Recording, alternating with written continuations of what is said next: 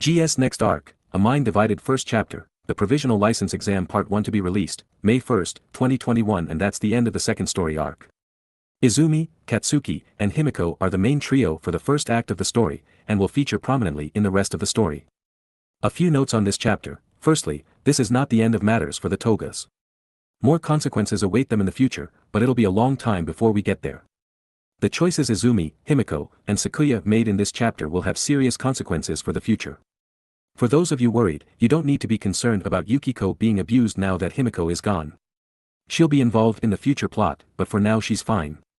One last note, while I added that last bit about Izumi for some levity, it wasn't only a LOL she's mad because periods thing, but rather to demonstrate that her maturing is having an effect on her godly nature too. Previously, she had a full-grown wolf body with a puppy's mentality. Now that puppy is growing up and getting its more vicious instincts. I hope you enjoyed. Please comment and review, it really encourages me. 3-1, The Provisional License Exam Part 1. After Himiko Toga was officially adopted and became Himiko Midoriya, life quietened down quite a bit for the Konohana household and Bakugo family. The stresses of mental illness, volunteer hero work, and abuse were mostly wiped away to be replaced by the more normal stresses of schoolwork, hero training, puberty, and their own sense of identity. Katsuki maintained his monthly therapy meetings, which were mostly just used to talk out the feelings that came along with puberty now, including his growing interest in other boys. Homosexuality hadn't been seen as a negative thing since the early 21st century, so Katsuki had plenty of support from his family and friends, though he steadfastly refused to try dating any of the boys that showed interest. He wanted to wait until he was a hero, so any dating wouldn't interfere with his training. Beyond that, puberty did surprisingly little to Katsuki other than deepen his voice and make him sweat more, a boon for his quirk. Himiko's life had improved by leaps and bounds under the care of the Konohana household, and the blonde girl had never been happier. She no longer kept her quirk a secret, and while her fascination with blood scared some of her former friends away, most accepted it as a part of Himiko and found that the new, genuinely happy and mischievous Himiko was a lot more fun than the old one. The girl no longer hid any part of her true nature, and it allowed her to convert a few of her old, shallow friendships into a collection of real, close friends. Himiko even tried a bit of dating, though it was fairly casual.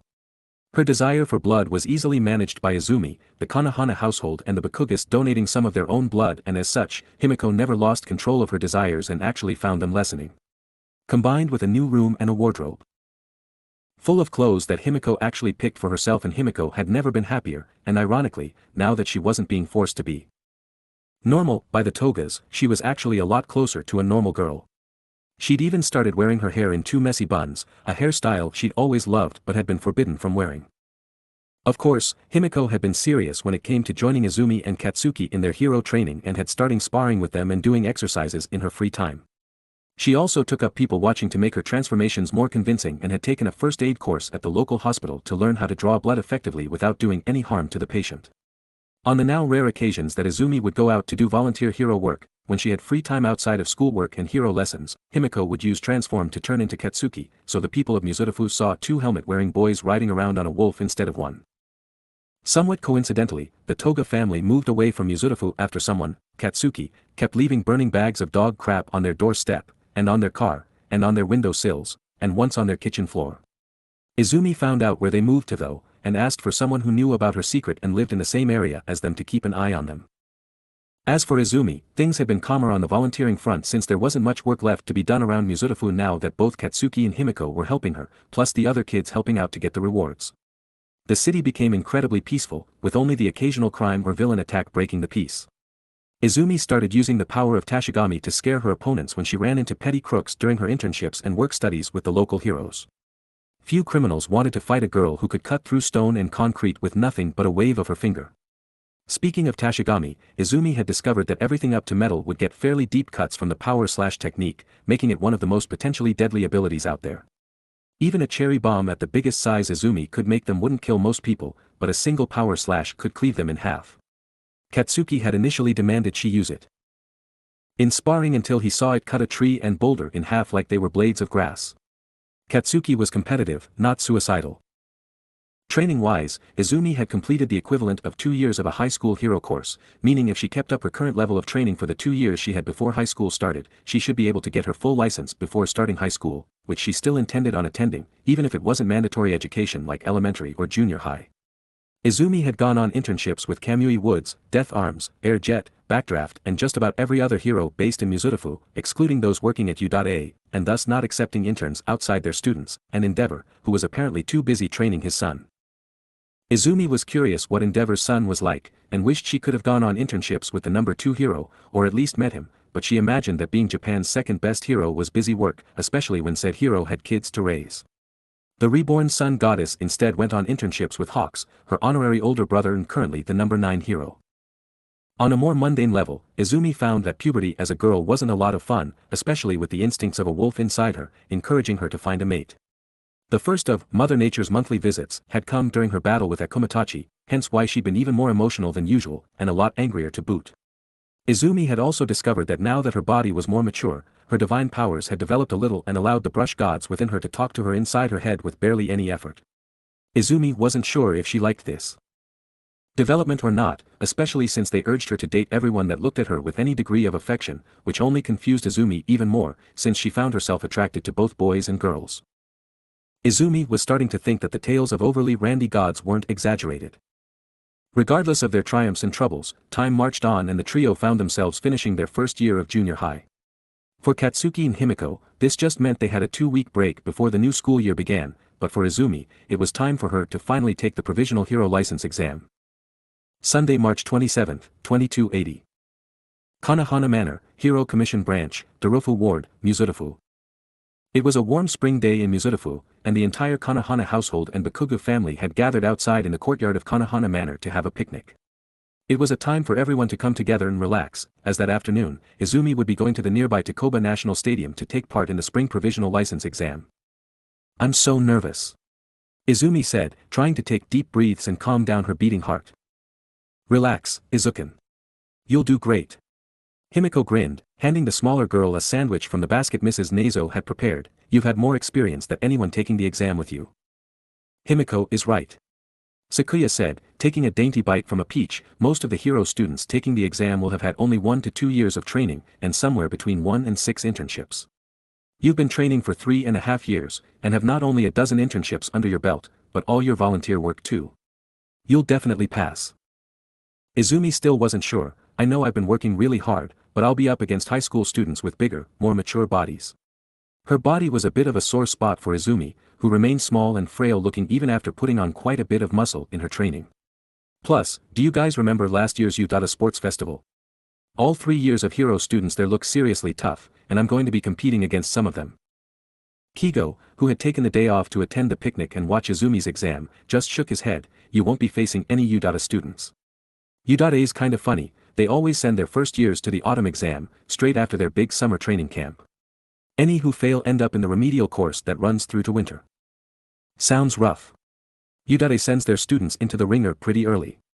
Mitsuki mused. "Udada is the number 1 hero school in Japan for a reason. They have top-notch education, so they'll probably do well." "But what about the other hero schools?" Masaru asked. Kigo hummed. "If I remember right, there's also Shiketsu High School, Ketsubutsu High School, Seijin High School and CI Academy. There will also be independently trained students too. Only Udada and Shiketsu are nuts enough to send first years though. The other schools only send second years and above, and with this being the spring exam, only second years and up will be participating." Izumi groaned. "Great. I'm 13 and will be up against 16 and 17-year-olds. I managed when I was 11, and I'm not a reincarnated goddess. Just do your best and kick ass." Kigo grinned, chomping on a bit of fried chicken. Katsuki, who had been quiet until now while he ate his special spicy ramen, wiped his mouth and grinned. "Facing off with all those hero wannabes would be awesome. Man, I wish I could take part and mow them all down. Considering how damn strong you are when it comes to fighting, you'd probably do well in the first phase." Kigo mused, "But you'd definitely fail phase 2. "Oh. Can you tell me about the exam, Kigo?" Izumi asked. "Sakuya and the others won't say a word about it to me," she added, throwing a pout at her guardian and the servants eating with them. Sakuya chuckled nervously. "Please don't be upset, Izumi. The Hero Commission runs the exam. If I used my position to give hints to my favorite applicant, that would be a gross conflict of interest. People could argue that your pass was invalid." "She's got a point," Kigo admitted. "Auntie Ryuko wouldn't give me even the slightest hint when I took the exam." "Of course not. You passed just fine without it. Ryuko Torikego hummed, eating some roasted meat off a small stick. Vice President Torikego rarely appeared at Kanahana Manor outside of official business, but she had been invited to the picnic today, and so had happily visited. She and Kigo had grown a lot closer over the years since the Akumayomi incident, to the point that Kigo actually began considering the woman to be family, and she in turn viewed him as her beloved, if infuriating, nephew. Still, without a hint, Izumi was left pouting again, her stomach tying itself in knots with worry. If she failed the exam today, she'd not only have her training pushed back by 6 months, but she'd have to take the hellish remedial course as she'd heard it called, and it would disappoint all her friends and family. They were all so confident in her that Izumi couldn't let them down. Seeing his pseudo-little sister looking so worried, Kigo couldn't help but relent. I'm not an actual commission employee, so there's no ethical problem if I give you a hint. There are 2 major stages to the exam, with the first revolving around combat and the second around rescue. It's the provisional license exam, so they only bother testing how good you are in the 2 most important aspects of hero work. Beyond that, the exam changes a little each year. I'm sure you can pass, just work hard. Hawk said, giving Izumi a reassuring thumbs up. Do I get to go in there with her? Ishiko asked. Unlike the other kids, Izumi doesn't have a costume yet, so she won't have any supporting equipment, and technically, I could be considered a support item. Izumi didn't have a costume yet due to needing it to be specially made. Because of her aversion to artificial materials, any equipment she wanted would need to be specially made for her, otherwise it could give her a rash after prolonged contact. In addition, to stop Izumi from having her clothes destroyed by her own techniques, the actual fabric was being woven from her hair, which was difficult to work with due to the curls and how long it took to grow out. She'd gotten it cut short when she first turned 10, but neither Sakuya nor Mitsuki had let her cut it that short again, thinking she looked much cuter with long hair. Izumi didn't mind either way, but it did mean she had to wait longer for her costume, so she would be taking the exam in her favorite green tracksuit.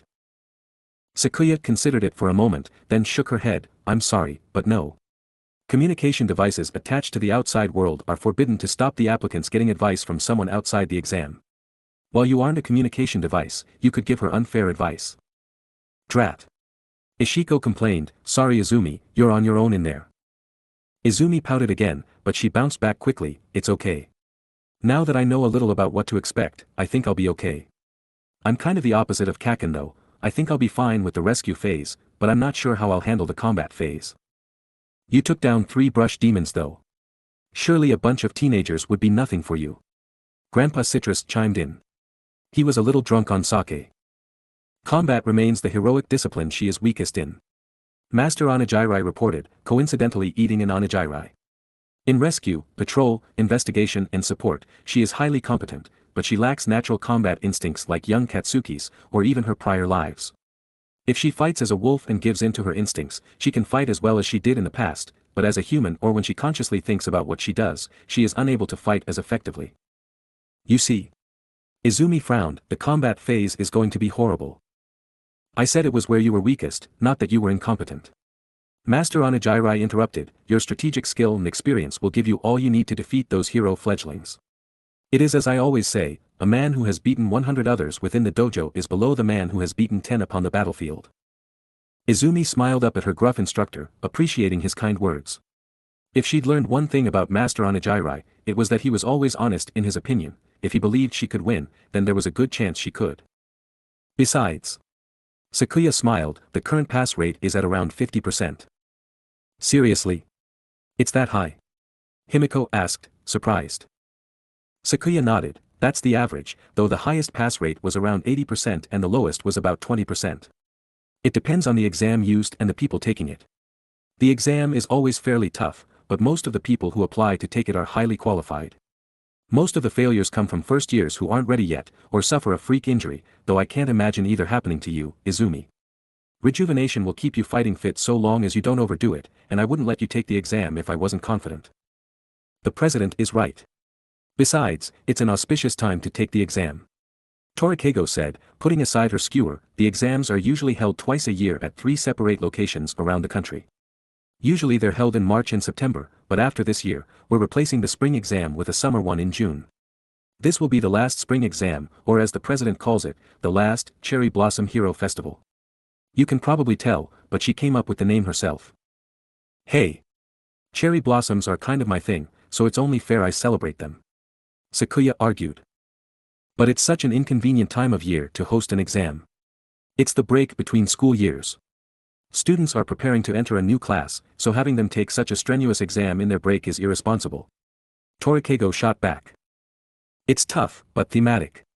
Sakuya began to pout. This time of year is all about new beginnings. What better time is there to go from hero students to provisional heroes? Literally any time. Torikeigo yelled. As the president and vice president bickered, the rest of the group just laughed and ate all the food. Izumi was still nervous, but with tasty food in her stomach and good company around her, she was able to relax some. Focusing for a moment, Izumi closed her eyes and spoke to the brush gods. Today is going to be tough. I'll be relying on you guys, she said. Our power is yours, Great Mother, we are merely the vessels that hold it. Yamagami replied. My children and I are cheering for you. You'll burst through this trial like a firework. Bakugami added. You may not be facing demons you can simply cut down, but you have managed to defeat our demonic forms without severely harming our poor hosts, so you will win here. Keep your mind as honed and sharp as my blade, and we will carve out a victory. Tashigami said poetically. Izumi grinned. The brush gods tended to sound a lot like each other at times, as they had all once been a single being, along with Izumi, but occasionally their own personalities shone through. Yamagami was the quiet grandfatherly type, while Bakugami acted like a jovial and light-hearted father figure. Tashigami was the somewhat dramatic type, who enjoyed sounding sophisticated and often tried to speak like an old-fashioned samurai. I got it, guys. We'll win today. Izumi said. She was determined, and the support from her friends had energized her. She could do this. With the food soon gone, the whole group went down to the lobby to see Izumi off. She, Sakuya and Kigo would be heading to the exam alone, as no one but heroes, commission staff, hero school teachers and applicants could attend the exams, leaving Himiko and Katsuki to offer their final words of luck to Izumi outside the commission building. Even the Onikawa brothers were staying behind, making this the first time outside of school that they hadn't been secretly following Izumi. Izumi smiled at everyone and thanked them for their support, then got into the waiting car. Kabuto drove them to Takoba National Stadium, and during the entire ride over, Hawks and Sakuya gave Izumi all the last-minute advice they could without cheating.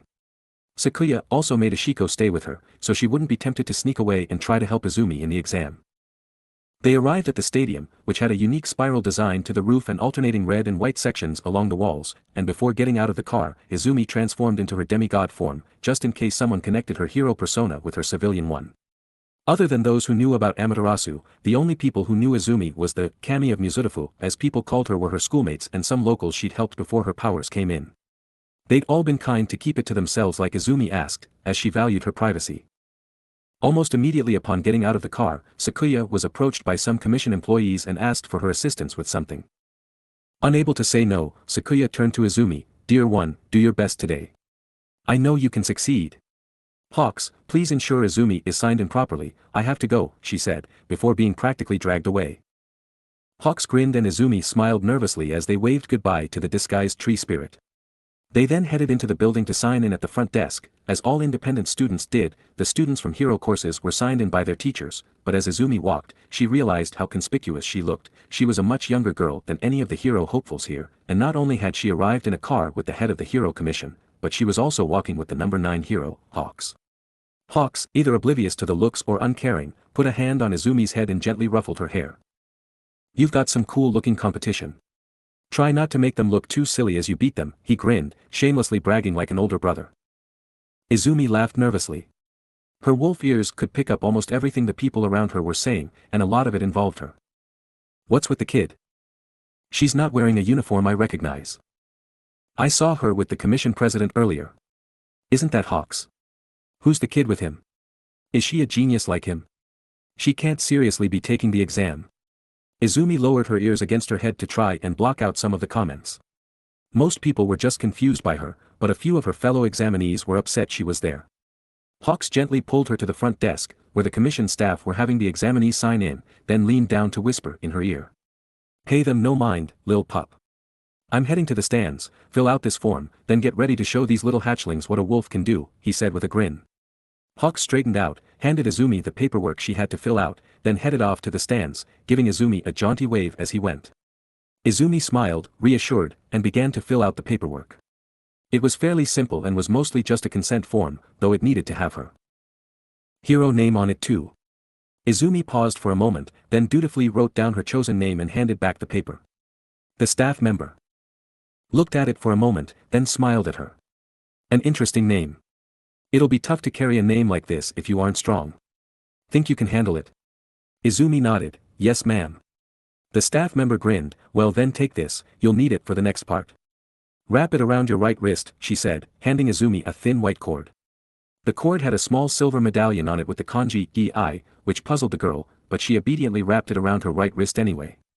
With the cord secured, Izumi was then given a pair of wrist bands made of a flexible plastic, and was told to slip one onto each wrist, then ensure the medallion on the cord was touching the band on the same wrist. Izumi did so, and found the medallion being magnetically attached to the band, which made a happy bleeping sound. You're all set up.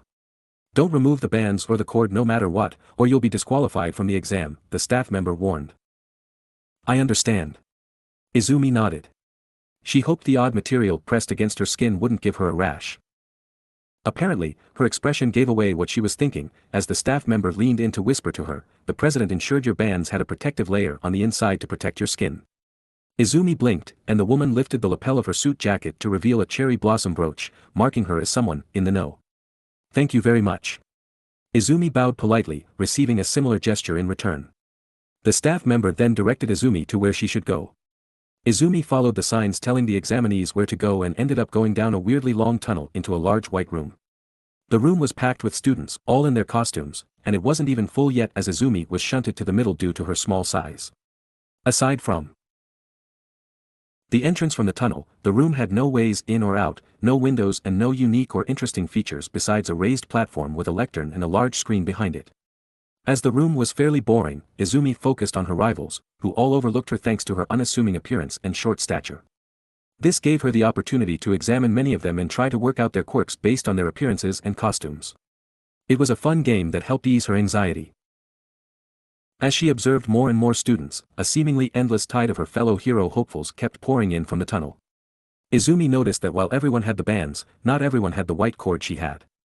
In fact, only about half had it, and the other half had a red cord on their left wrist instead, though Izumi couldn't see what the medallion on them said. After the flow of new arrivals stopped, the doors to the tunnel slid shut, preventing any of the examinees from leaving. At the end of the room where the lectern was, Sakuya and an extremely tired-looking man stepped up, silencing the room with a single hand gesture. Welcome examinees. My name is Sakuya Kanahana and I have the honor of being the president of the Hero Public Safety Commission. Sakuya introduced, immediately captivating everyone. A few people dared to mutter things like, why is the president herself here, and, whoa, the president herself is overseeing our test, but most were silent as they looked at the woman. I am here today to personally oversee this exam, seeing as it is the last provisional license exam we'll be having at this time of year. The spring is my favorite time of year, and I can think of no better way to spend it than watching you fine young heroes. Sakuya smiled, I hope you will all work hard and do your best today. I wish you all good luck. The crowd of students clapped politely as Sakuya bowed to them. Once the applause died down, she gestured to the tired-looking man. Izumi was fairly certain she'd seen him around before, but aside from having shaggy beige hair and a zombie-like demeanor, he didn't stand out much. Everyone, this is Yukomura Mera, one of the commission's valued employees. He'll be explaining the exam and acting as commentator. Sakuya explained as she moved aside to let Mera take the spot in front of the lectern. Right, the licensing exam. That's what you're here for. Mera said sleepily, yeah, like the president said, I'm Mera, an employee of the commission. I enjoy non-REM sleep. Nice to meet you. Mera groaned and began muttering about how tired and overworked he was, but he was too close to the microphone and everyone heard what he was saying. Sakuya didn't seem concerned though, and Izumi felt that she should ask her foster mom to get the man some assistance to ease his workload. Once Mera was done grumbling, he got on with the explanations. In this room, there are approximately 1,140 examinees. For the first part of the exam, you'll all be competing against each other in one massive free-for-all exercise. The examinees began muttering, and Izumi gulped as nerves began to kick in. Mera continued, this probably sounds simple, and to be honest, it is. We live in a golden age of heroism, with All Might shining like a beacon. Villainy is lower than ever since the beginning of the Quirk era, and the number of heroes has risen each year. In this age of peace, we can afford to be a little picky about who we let become full heroes. That's why in this test, only a maximum of 500 students can pass. What? But that's under 50%.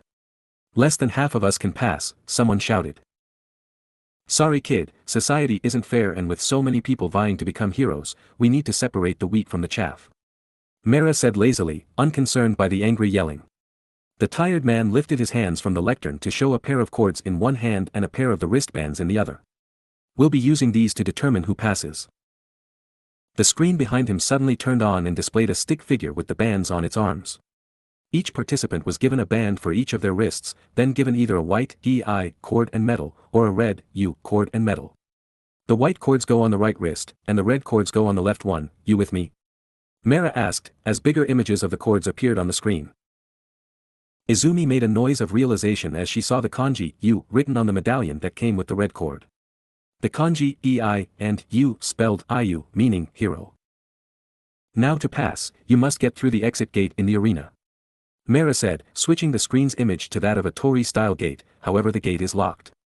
Breaking it down will count as a failure, so you'll need the keys. To unlock the gate, you need to have both cords tied to your wrists and have the medals attached to the bands. If a matching set of bands have the right medallions on them, they'll let you through the gate. Naturally, you each only have one or the other, so to win you'll need to take the right medallion from someone else.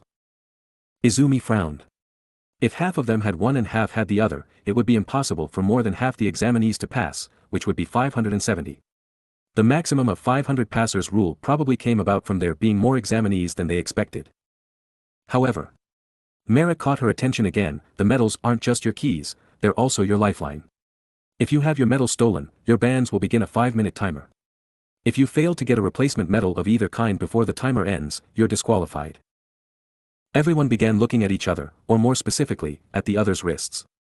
The test hadn't even begun, but they were all picking targets already, and to Izumi's annoyance, quite a few of those with red cords were grinning at her, while those with white cords took one look at her wrist, then frowned and began looking elsewhere.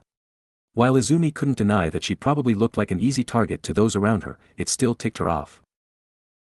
So in summary, you win if you collect both types of medals and make it through the exit gate, and you lose if you fail to reach the gate before the 500 pass mark, or if you have no medal for 5 minutes straight. The only rules are no attacking the exit gate, no attacking those who've been disqualified, and no attempting to leave the arena by other methods. For everything else, you should already know the hero rules of engagement, so just stick to them. Now brace yourselves while we open up a little. Mera said. Izumi tilted her head, curious what "open up a little" meant. She got her answer when the ceiling split in half and opened up, followed by the walls collapsing outward. The entire room had been nothing but a giant box in the middle of a massive arena. Izumi gaped at her new surroundings. There was various city blocks, an industrial area, a faux mountain, and a huge collection of other types of terrain, all picked out to mimic just about any setting a hero could be expected to work in. As the examinees gawked at the massive arena, Mera sighed, "We put this place together so you could make full use of your talents. The exit gate is somewhere.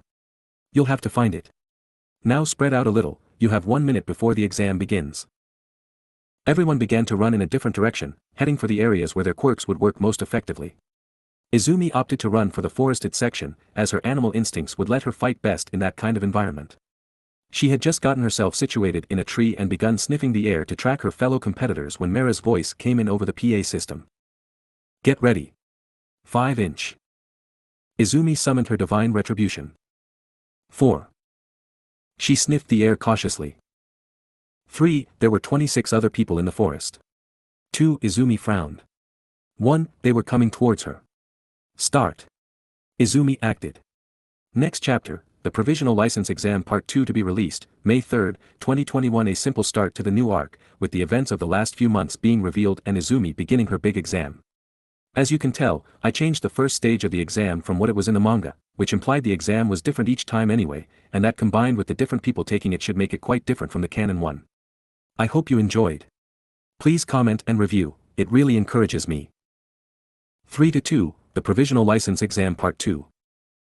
Sunday, March 27, 2280. Takoba National Stadium, Muzutafu. During the 1 minute that examinees had to escape to a more advantageous position in the arena, Sakuya went up into the stands and quickly found Hawks, who was smiling up at one of the screens showing the different areas of the exam ground. His eyes were focused on the one displaying the forest area, making Sakuya realize that was where Izumi had run to. "How's she doing getting herself situated?" Sakuya asked, taking a seat beside Hawks. "She climbed a tree to give herself elevation and is already sniffing the air by the look of it," the wing hero replied. "See there, he pointed to where the screen was now showing Izumi, sat concealed amongst the leaves of a tree. Her wolf ears were pointed directly up and her tail was slightly raised, indicating she was prepared to attack. She's worked up and letting her instincts fight for her. She's already surrounded. Sakuya noted, spotting quite a few other students in the forest. Some were wearing the signature hats of Shiketsu High, while a few others were wearing the white combat uniforms required by CI Academy.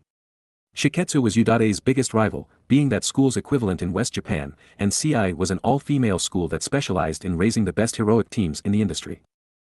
Almost all the independent students are.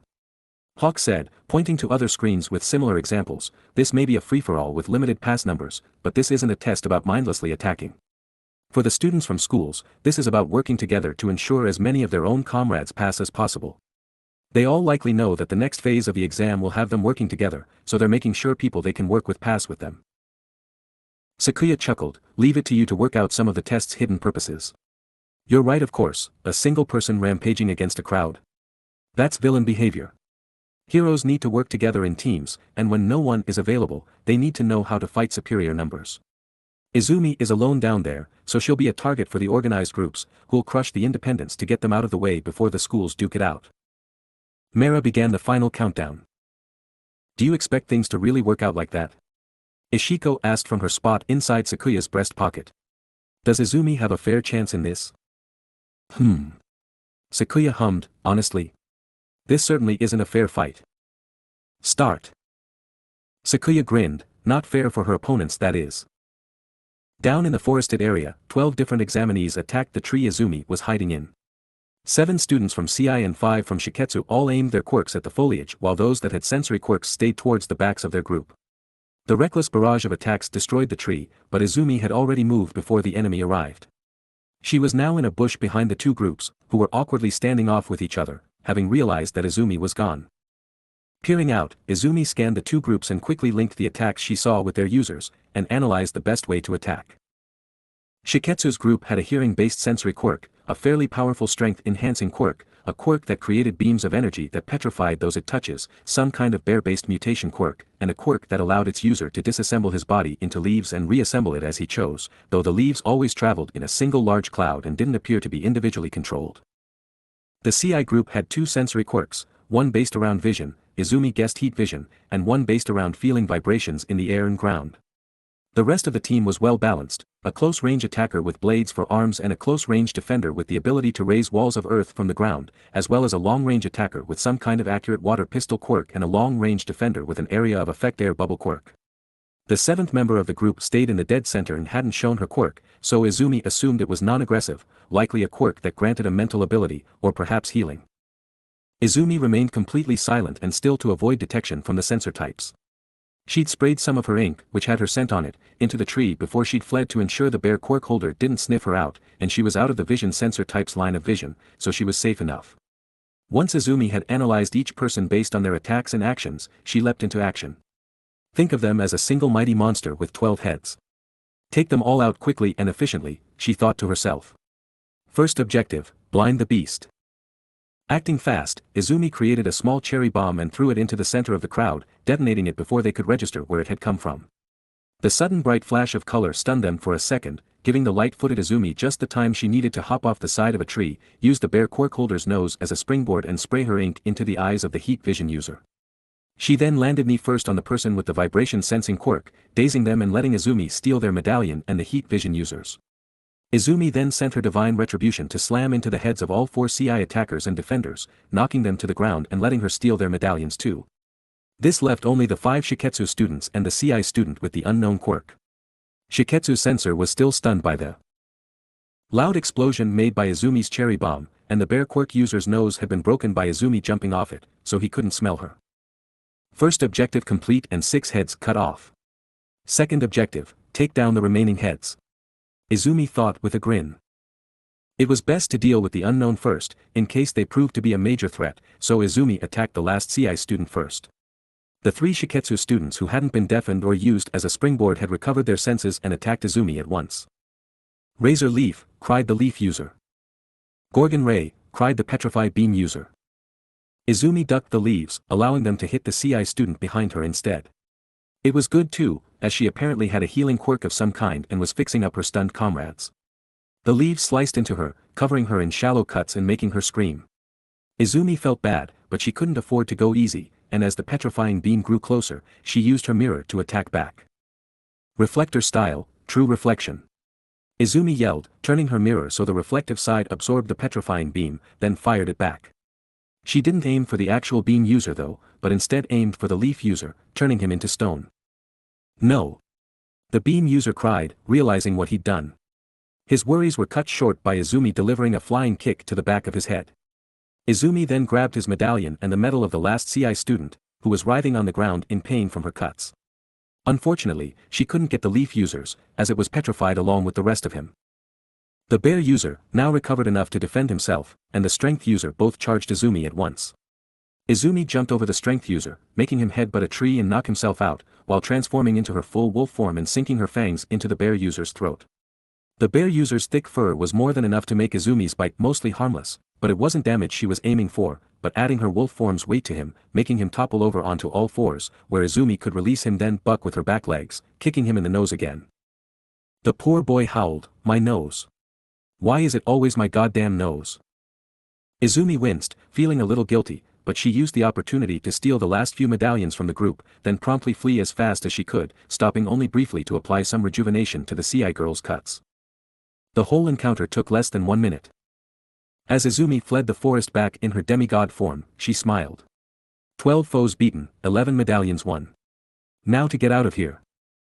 Up in the stands, the teachers from Shiketsu and CI were gaping at the display, while Sakuya and Hawks were laughing uproariously. Holy crap. She really took them apart. Hawks laughed. Who the heck is that girl? What kind of crazy power does she have? The Shiketsu teacher cried. Sakuya grinned. Izumi has one major weakness in that she's not a particularly great instinctive fighter. She hates hurting others and often hesitates. As a wolf, she's damn strong in a fight, but otherwise she tends to overthink and hold back too much. However, if she has time to observe her opponent, work out their quirks and come up with a strategy, she can defeat all but the most formidable foes. Combined with her only having to steal their medallion and not actually having to render them unable to fight in order to win, she can be tough to beat. Oh man. The CI teacher complained, she's an analytical fighter. No one down there's going to expect that from a kid like her. Hawks chuckled, no one down there's going to be fighting her now. She's got her medals, so there's no way she'll fight now. Anyone without a speed-increasing quirk is going to be left in her dust, he said proudly. Being a speed type himself, Hawks always loved watching Izumi's quick thinking and fast combat style. Back in the field, Izumi had run from the forest to the neighboring industrial area so she could pause and take stock of the medallions she'd gotten. Despite taking down 12 people and getting 11 medallions, Izumi found that only 3 of those 11 were the red ones she needed. The colors may have been spread evenly across the examinees, but that didn't mean they were spread evenly among the schools or the teams those students made. With a shrug, Izumi tied one of the red cords around her wrist and made sure the medallion was attached to the magnet in her left wristband. The band made a bleeping noise, then a computerized voice said, "Both medallions detected. Please proceed to the exit." Izumi grinned. Now all she had to do was escape the area before someone could take her medals. She didn't know where the exit gate was though, so she instead tried to find and follow a scent that she knew belonged to a commissioned staff member, reasoning that there must be some around the gate. Izumi placed the spare medallions into her pocket and once she found a suitable scent, she began carefully creeping around the arena to the scent's origin. Only a few minutes later, Mara's voice began commentating. We already have a mess of people eliminated due to losing their medallions. Looks like 40 people have already lost, with a huge group of 11 losing all at once in the forest. Careful kids, just because it isn't a real forest doesn't mean there aren't wolves. Izumi's sweat dropped. Mara must have seen her fight. She felt kind of bad that she'd taken those 11 people out of the exam and made them take the remedial course, but they had all ganged up on her. When Izumi reached the source of the scent she was following, she was disappointed to find herself at the bottom of the arena wall, with a commission employee watching her curiously from the stands at the top. She groaned, I should follow a scent closer to the ground. No need. You won't be escaping. Izumi turned to see a trio of boys, all with animal-based quirks. One appeared to be a Komodo dragon, the second was some kind of predatory feline and the third was an elephant. They didn't have the signature hats of Shiketsu, so Izumi couldn't tell what school they were from, but they clearly appeared to be familiar with each other. Oh, you all have animal-based mutation quirks. That's quite cool. Izumi said nonchalantly. She looked at their wrists to see that all three had red cords. That's right. We're the beast triad of Ketsubutsu's class 2-1. We tracked your scent from the forest. We already have red cords, so if you hand over that little white cord of yours, we'll leave you with the red one, the Komodo dragon grinned. So you don't want to fight me any more than I want to fight you, that's good. Izumi mused, I'm not giving you this though, she said, tracing a finger over her white cord. The feline boy purred, then we'll just have to take it. Sorry, puppy girl, but you'll have to go get another one. Izumi, a little peeved by the feline's condescending tone, put her hand in her pocket and pulled out one of the white cords she'd taken earlier. I'm a puppy, huh? Well then, let's see if you'll play fetch with me, she yelled, tossing the cord into the distance. Seeing the precious cord fly into the distance, the boys turned and ran to catch it, forgetting Izumi for just long enough for her to get away. By the time they'd retrieved the medal, she was long gone. For the rest of Izumi's brief time in the first phase of the exam, the same thing played out a couple more times. Izumi would follow a scent to where she hoped the exit gate would be, only to occasionally find a dead end or be interrupted by someone aiming to take her cords. Not once did she bother fighting them, each time they made threats or launched half-hearted attacks, unwilling to be too serious against a kid so much younger than them, and each time Izumi would dodge and throw a medal into the distance, sending the enemies away. By the time Izumi finally found the red torii gate that marked the exit, she only had 3 extra medals left. Izumi approached the gate, and her wristbands bleeped, causing the metal wall behind the gate to open up, allowing Izumi inside. Just before entering, she tossed the 3 spare medals she had left into the distance, then hurried on through. She found herself in a large antechamber where some tables had been set up with food and refreshments. A nice male commission employee quickly came over and congratulated her, before taking her wristbands and medallions. Free of the bands, Izumi looked around. There were only 4 other examinees present, and as the examinees couldn't leave the room, that meant these were all the people who had passed. Izumi looked at her watch, it read 2:42 p.m., the exam had started at exactly 2:30, so Izumi had managed to pass in only 12 minutes. Phew! It felt a lot longer. She mumbled to herself, taking a seat and relaxing. The other passing examinees didn't seem too interested in her, so she didn't bother trying to introduce herself. Instead, she grabbed a drink and watched the monitor that displayed those still fighting it out. As she watched the battle raging outside, Izumi felt really glad she'd opted to hide in the forest area, as the vast majority of other examinees appeared to be avoiding that location, likely due to it not playing into their quirks or combat styles very well. Most heroes did their work in the big city, where crime was a problem and natural disasters could have drastic effects on the population, leaving very few heroes to operate in the countryside. The city parts of the arena, along with the smaller town areas and the industrial area, had the most people fighting, to the point that a lot of the buildings had been destroyed, which Izumi personally felt was a poor showing. A hero couldn't risk destroying their surroundings when they fight. Gradually, more and more people were eliminated as they lost their medallions and failed to get a replacement within 5 minutes, and those that already had both medals began to group together to search for the exit, as they had no reason to fight amongst themselves once they had both medals, and traveling in a group made them more difficult for stragglers to pick off. Once they found the exit gate, a representative from each school stayed outside to signal their comrades, showing them where the exit was. Naturally, there was no such person for the other independent students, making Izumi wish she'd thought of it. By half an hour into the exam, the number of passed students had reached just over 400, signaling a mad dash for the final 100 passers. Once fewer than 10 slots were left, those that had acted as guides for others immediately ran into the exit before they lost their spot, and then just like that. It's over, screamed Mera, showing an uncharacteristic amount of energy. 500 examinees have successfully passed the first phase of the exam. Everyone in the antechamber reserved for passers cheered and applauded, celebrating their successful conquering of the first hurdle. Izumi felt so giddy she almost jumped up and down, but managed to hold it. She wasn't able to hold in her excited AWO, though, which made her blush crimson as everyone turned to look at her, some with grins and some with scorn. Izumi hid her face in her hands. I'm so sorry. When I get overexcited while using my power, I sometimes make wolf noises, she apologized. A Ketsubutsu student snickered. Local wolf girl goes a wool. Izumi, not getting the reference, just tilted her head curiously, which made those that did understand giggle. Someone even pet her head, but Izumi didn't see who it was. Commiserations to those that failed. Better luck next time. Could everyone left in the arena please leave? Passers, you have a few minutes to catch your breath before phase 2, so use them well. Mera announced. Izumi's fellow passers didn't need to be told twice, and all began to relax and split off into their school groups, leaving Izumi and the few passing independent students to stand awkwardly by themselves. Izumi didn't mind though, as she was too shy to just go up to strangers and talk to them, especially serious-looking people like her fellow examinees. She was glad to see a few of the people she'd thrown medallions had passed, with a few giving her smirks or nods when they caught her looking at them. In particular was the Ketsubutsu Beast Triad, who were stood with the guy that made the wolf girl joke. All of them were grinning at her and waving, but they seemed friendly, so Izumi waved back. "Hello," said a deep, rumbling voice from behind her. Izumi squeaked in surprise and quickly turned around to find herself face to face with the student from Shiketsu with the bear quirk.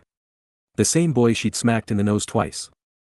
The boy was extremely intimidating, as his quirk didn't just make him look a bit like a bear, no, it made him an actual bear, to the point Izumi wouldn't have been surprised if he was actually a real grizzly bear with an intelligence quirk.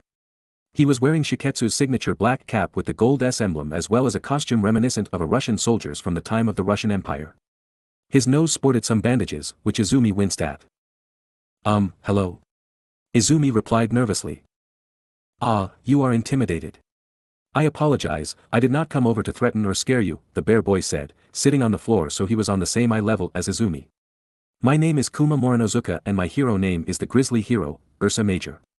My quirk is, as you can probably guess, mutation type, simply called bear." "Oh. That's a cool quirk. My name's Izumi Midoriya. My quirk is called Okami, and lets me turn into a wolf and produce ink that I can use to make different things happen, based on the image I draw." Izumi introduced politely.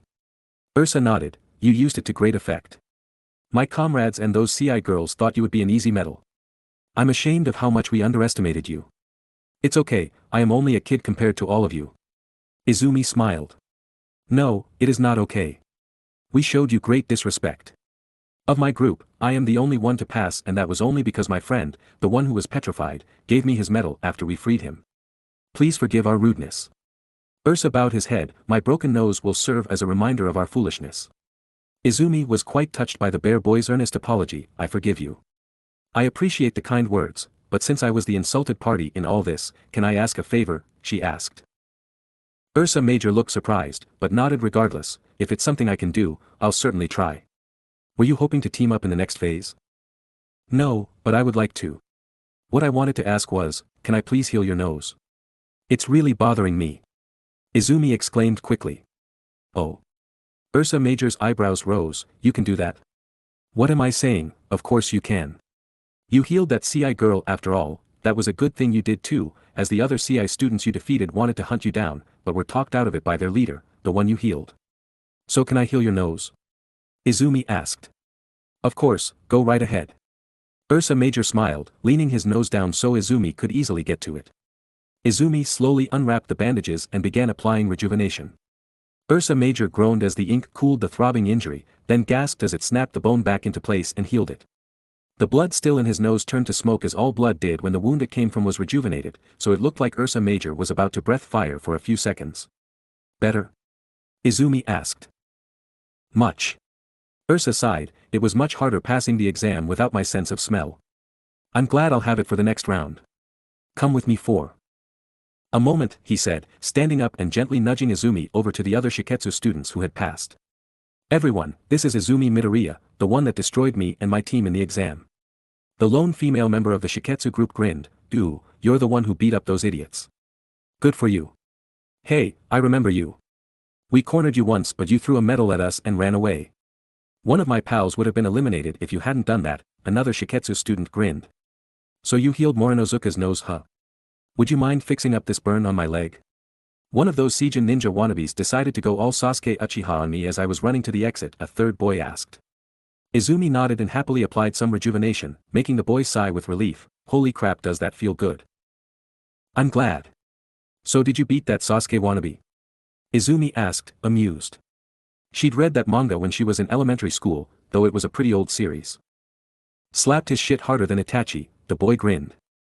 Izumi giggled while the rest of the Shiketsu students jokingly mocked their formerly burnt comrade. The wolf girl couldn't help but like these Shiketsu guys, they were a lot of fun. Meanwhile, the streets of Darufu Ward, Mizurufu. Himiko hummed a cheery tune to herself as she explored the streets of Darufu Ward, the big rich area of Mizurufu. Before becoming a Midoriya, she had always wondered what it was like to live amongst all the glitz and glamour, where people like Endeavor lived. The Togas had been upper middle class, living in Asakura Ward, but compared to Darufu, that place was practically a slum. The ash-blonde girl was skipping merrily around the area, taking a good look at everything that she could without trespassing into anyone's property. Without Izumi around and with most of her other school friends on vacation before the new school year began, Himiko was bored. She'd have liked to play with Katsuki, but the explosive boy didn't want to do anything but train, and Himiko wasn't about to spar with him when Izumi wasn't there. Fighting a boy with explosive hands wasn't very fun without her helpful healing sister around. Himiko wished she could have gone with Izumi to cheer her on, or perhaps join the junior hero program that Izumi took part in and Hawks had completed, but unlike Katsuki who refused it, Himiko was too old by the time she came into the family. By the time she'd have finished the equivalent of 1 year of high school level hero training, which took 2 years in the junior program, she'd already be starting high school for real. With it being dubbed pointless, since Himiko would have to go to a hero course in high school anyway, she had decided just to stick with some extra training to give her an advantage over the other kids gunning for UA. To think this time last year I was still being whipped into submission by my asshole parents, life sure has a funny way of turning around. Himiko mused with a smile. As if the universe wanted to prove her statement true, Himiko wandered to the Darufu Ward Shrine, which was usually empty outside of festival times, and promptly found herself being dragged behind the shrine by a pair of strong arms wrapped around her, one of which covered her mouth to stop her screaming. Himiko struggled a little, but once she found she couldn't break free from her attacker's grasp, she went limp and allowed the person to drag her. Himiko was terrified, but did her best to stay calm and evaluate the situation. She had a switchblade and a few syringes secreted about her person in order to defend herself and use her quirk, so she had options to escape if she needed to. For now, she'd see what this attacker wanted. If they were a kidnapper or sexual predator, she'd slip the blade from her skirt pocket and give the fool some unwanted new orifices, and if they were just a plain mugger or some stupid teen playing a prank, she'd either kick them in the crotch or let them take her money. She didn't carry much anyway, what with Sakuya always willing to buy whatever she wanted and giving her a credit card. Once they were hidden behind the shrine, Himiko was tossed against a tree and had just enough time to spin around and face her attacker before he slammed a hand down on the tree beside her head and threatened her with a knife. "Sorry miss. I don't want to do this. Gimme your money, bitch," the attacker apologized/demanded. Himiko blinked, that was different. The attacker, apparently some kind of armed mugger, was a man dressed in a tattered wife beater, an old black jacket and some faded blue denim jeans. His shoes were falling apart and he reeked of cigarettes, but most oddly of all, he was wearing some kind of paper bag over his head with eye holes cut into them, revealing his manic grayish-blue eyes. The man before her was shaking and appeared to be extremely reluctant to actually use the knife in his hand. Himiko had discovered a talent for wielding knives once she began training with Izumi and Katsuki. She didn't have an offensive quirk like them after all, and it bugged her a little to be threatened by someone who was using his knife so badly. "Huh.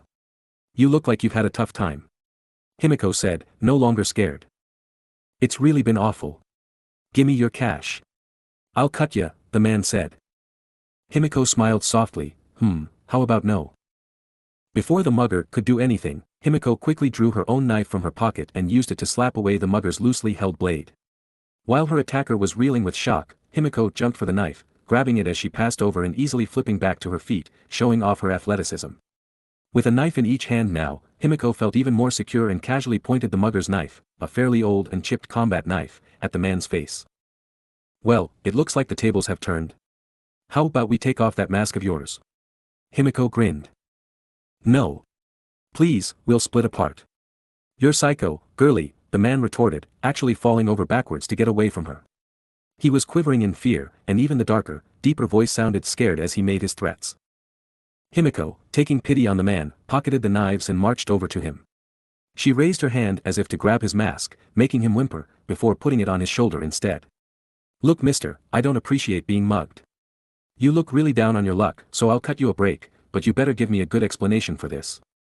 The mugger stilled. "You won't take my mask off. You're lying." Himiko ignored the aggressive voice, since it seemed the less reasonable one. "I won't take it off. Why'd you try to rob me? Did you need money for drugs or something?" "No, I don't do that stuff. Crack is whack, yo. I just want some food. I'm full, I wanna smoke." "Hungry huh? Well you certainly don't look like you've eaten recently." Himiko frowned, taking in the man's skinny shape. "What's your name?" "Jean. Jean Babaigawara. I'm Twice, the villain." Jean/Twice introduced. Himiko's eyes widened. Twice was a semi-infamous villain. Known for a multiplication quirk that allowed him to pull off armed robberies and terrorize the wealthier parts of Tokyo, Hosu, Korosantu and Muzodafu. He'd never been called insane though, and Jean certainly wasn't right in the head. Something must have happened since his crime spree stopped a few months back.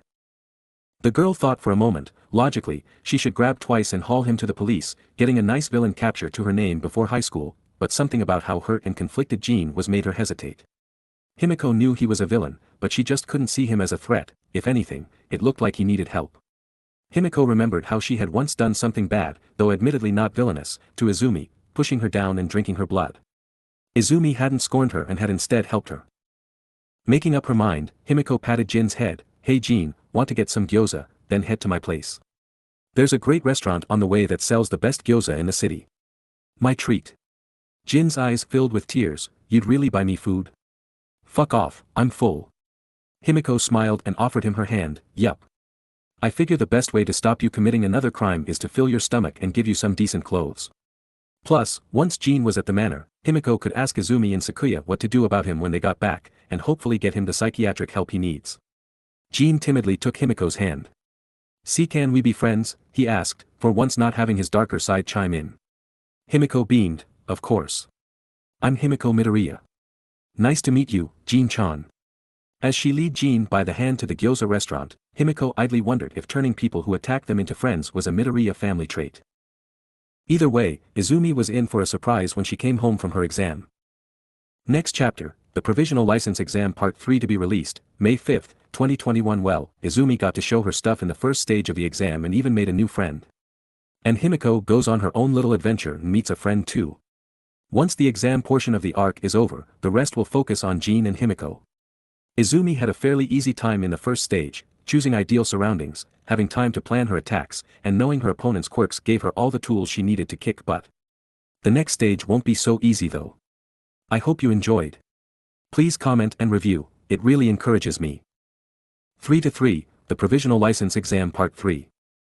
Sunday, March 27, 2280, Takoba National Stadium, Muzutafu. Izumi spent the break between exam phases happily talking to the Shiketsu students and getting to know them a little. They were fascinated by her quirk and asked her to heal all manner of minor ailments until Izumi warned them that it reduced her stamina to overuse rejuvenation, which made them stop asking. When Izumi told them she was going to go to Udate when she became a high school student, a few of them pouted and said she should go to Shiketsu instead, but Izumi pointed out that Shiketsu was far from her home and with them all being second years, they'd have graduated before she started there. They still wanted her to go there, simply out of rivalry with Udate, but they had to accept it wouldn't be practical for her. As Ursa Major was telling Izumi about some of the Shiketsu teachers, Mara's voice came in over the PA. "Now that those that were eliminated have cleared off and you've had a few minutes to catch your breath, it's time to start the next round. Will all 500 students remaining please look at the monitor in the break room?" Izumi and the rest of the examinees obediently looked at the screen, which was now showing a wide shot of the entire arena. "It's just the field," one student mumbled. "What's gonna happen?" another asked. Suddenly, to the shock of everyone in the room, a series of explosions began detonating all over the testing ground, in both the urbanized areas and the simulated wilderness areas. The Faux Mountain was blasted to rubble, and the city was utterly destroyed. Even the forest was hit with explosives, though those bombs appeared to be more about setting things on fire than destroying them outright, resulting in the forest going up in flames. Izumi winced at the sight. "I know those trees were only put there for the test, but it still bugs me to see them being so callously destroyed. I suspect they were grown with a quirk, but I understand your feelings. It irks me too." Ursa frowned. "Geez, you animal types have it rough when it comes to environmental damage." One of the nearby Ketsubutsu students said, noticing similar reactions from the Beast Triad. "Phase 2 of the exam is the last one. If you pass this, you'll have your shiny new provisional licenses. As Phase 1 tested your combat ability, Phase 2 will test how well you can rescue. You'll all be venturing out into this disaster area to save people," Mara's voice announced. At that moment, everyone in the break room spotted people beginning to roam around in the rubble. They looked like children and the elderly, and they were all covered in dust and dirt from the disaster zone, with some even appearing to have major wounds pouring with blood. "What the hell? There are kids and geezers down there. Even if this is an exam, it's way too dangerous," someone shouted. Everyone currently positioning themselves in the testing area are employees of the Help Us Company, also known simply as HUC. They're highly trained professional rescue victims who are hired for tests like these. Izumi frowned a little, spotting one old man near the camera applying fake blood to a painted-on wound. Her rejuvenation would normally be invaluable in a rescue situation, but how would that translate if the injuries were fake? As if reading her mind, Mara spoke again. every one of the HUC employees helping us today have been made aware of those who have healing abilities, so no need to worry about your quirks working on fake injuries. Your objective today is to save the victims, and you will be scored based on how well you do. Those who have enough points after all civilians have been rescued will pass. Izumi took a deep breath and focused her mind. This would be where she shone brightest. Rescue was her real talent, and it was one she hadn't really been able to exercise outside of training, though the fights with the brush demons could be considered rescue from the point of view of the hosts. As the HUC employees got themselves into position and finished applying their fake wounds, Ursa Major gently pulled Izumi over to him. We'll work together. Your healing ability is vital here, so conserve your strength and leave the heavy lifting to us. Izumi nodded, I've got it. This is what I've been waiting for. Up in the stands, Sakuya and Hawks were eagerly awaiting the beginning of this test. They knew this would be where Izumi shined, so both were confident she would pass. It's kind of funny. This is the exact same scenario as my provisional license exam. Hawk said. Sakuya nodded, truth be told, this part is almost always the same. There simply isn't a better way to test their skills in rescue. The Commission has been using this particular exercise as the exam's second phase pretty much since its inception. Hawk hummed, makes sense. I think I ended up passing with something along the lines of 85 points. Izumi should be able to match that, the wing hero said. He thought for a moment, then frowned. Wait a second, is there going to be a twist in this test? Something unexpected happened in my test. Sakuya smiled ominously, oh yes, we can't have this test without the twist. Though it'll be a little different from yours. What's different? Hawks asked. Sakuya's smile widened, not what? Who? Back in the break room, a nervous silence had come over everyone. Mera's announcements had stopped and the screen had turned off, leaving them all to wait anxiously for something to happen. Someone tried the door but it was locked, making it impossible to leave. Just as people were beginning to worry if something had gone wrong, a loud siren began going off, and a new voice appeared over the PA. Terrorists have launched a massive assault against the city and the surrounding area, causing widespread destruction to all sectors. We have confirmed civilian casualties. The roads in and out of the city have been destroyed and emergency services are currently unable to reach the scene. Until they arrive, it's up to you heroes to take charge and rescue the civilians. Just like the massive waiting room before the first phase of the exam, the break room began to unfold, exposing the hero hopefuls to the now destroyed training ground. Immediately, everyone rushed out into the thick of the disaster as the new voice on the PA shouted one final line. Heroes, save every life you can. Izumi lagged behind a bit, focusing on what she needed to do. The priority is to save people, but it's not that simple. We need to find the victims, successfully extract them from the danger and heal them, but we need somewhere safe to extract them to. Everyone, she suddenly yelled, set up an evacuation center and first aid station in the break room. Bring everyone you find there. Got it, a few people yelled. Izumi may have been a child in most of their eyes, but in this scenario they were all heroes, and no true hero stood around quibbling over details when a disaster was happening. If they saw the sense of her commands, they would obey. Izumi and those with healing quirks quickly began setting up the unfolded break room as their base camp, while Ursa Major and the Shiketsu group began clearing some of the rubble in the area directly surrounding it. Put up barricades and defenses in case the terrorists are still at large, one Shiketsu student ordered as he and Ursa Major began hauling pieces of concrete over to build makeshift walls along the perimeter of the camp. We'll clear spaces for rescue helicopters. Someone head to the roads leading out of the area and clear them. The faster the emergency services get here, the better, a Ketsubutsu student said, leading the members of the Beast Triad to clear a large space beside the base camp. It only took a few minutes for Izumi and the combined Shiketsu/Ketsubutsu group to get their base camp operational, and by that point, the first of the victims had begun trickling in. The heroes dropping them off would briefly report the injuries they observed, then run back into the fray to save more people. From the moment the first victim stepped into the camp, Izumi was at their side. It was a young woman whose small size made her appear to be a little girl. She was fake crying, but didn't appear to have any serious injuries. Izumi had darted her eyes back and forth over her body as she approached, and now she knelt beside the victim and gently put a hand on her shoulder. It's all right, little one, you're safe now. Take a few deep breaths and I'll make you feel right as rain. Izumi said with an earnest smile, treating the test like a real disaster.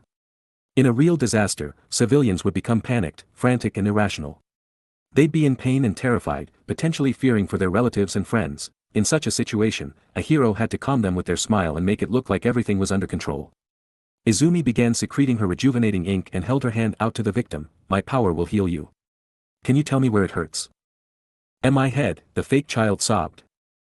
Izumi couldn't see any injuries on the person's head, nor was she bleeding, so Izumi gently ran her hand through the girl's hair, partly as a calming gesture and partly to gently touch her scalp for signs of injury. She didn't find any, but as this was a simulation and there was no real injuries anyway, she couldn't be certain, so she applied some of the rejuvenation to the girl's entire head, temporarily turning her blonde hair black, at least until the ink was gone. There now, you'll be alright. I made the pain go away. Can you be a good girl and wait over there? Izumi asked, gesturing to the chairs that had been placed towards the back of the camp. The fake child sniffled, and my mommy is still outside. She got hit by a rock. She's hurt. Izumi nodded, I'll make sure she's found. Your mommy will be fine and with you soon. The girl sniffled again, then her entire demeanor changed. You're acting a bit too timid, the child said, suddenly speaking in the voice of an adult. You're not doing badly, but you've got to sound braver and more confident. Children can pick up on when adults are overly nervous and it scares them. Izumi flushed, but maintained her composure. I'll do better, ma'am, she said, still leading the fake child over to the chairs. The HUC employee nodded approvingly. I won't deduct too many points here, now get to it. Izumi turned and got back to work. Over the next 5 minutes, more victims arrived, but due to there being only 3 people other than Izumi with healing abilities, they began to get stretched thin. They had to prioritize who was treated based on their injuries, and a few other heroes with less useful quirks began doing basic first aid and operating a triage center just outside the first aid station to assign priority to those that needed healing. The more combat-oriented heroes took shifts guarding the camp, with them swapping places with others as the rescuers grew tired and needed a break. Once a quarter of the victims had been saved, Izumi decided to head out. She grabbed several of the plastic cups that had been in the break room and filled them with her rejuvenating ink, ensuring her will was properly imbued into it. So long as her will was in her ink, other people could mimic her techniques by using that ink the same way she did. My ink will act as a salve that instantly heals any injury it is painted over. Use it only on those with serious injuries, don't waste it on minor scuffs and scratches. Izumi told her fellow medics, handing over 10 cups filled with her ink. Where are you going? A male Ketsubatsu healer asked, not looking up from where he was treating an unconscious victim. My quirk can be used to destroy rubble and carry people as well as heal. I'm going to go help heal those that can't be safely moved, and support the others. Izumi informed him, before transforming into a wolf. She'd gotten a good whiff of the fake blood the HUC was using, so she began following her nose to find those civilians hidden beneath rubble where the heroes couldn't easily see them. It turned out that she was much more useful in the field than she had been at the camp, and soon she had a small team of heroes, including Ursa Major, following her to assist. She would lead them to the victims with her nose, then depending on how the victim was trapped, she'd use divine retribution to help them hold up rubble while they extracted the victim, or she'd dig them out with her claws. Occasionally she even used sunrise to create small balls of light to see into dark areas, though she tried to limit that due to the stamina draining effect it had on her.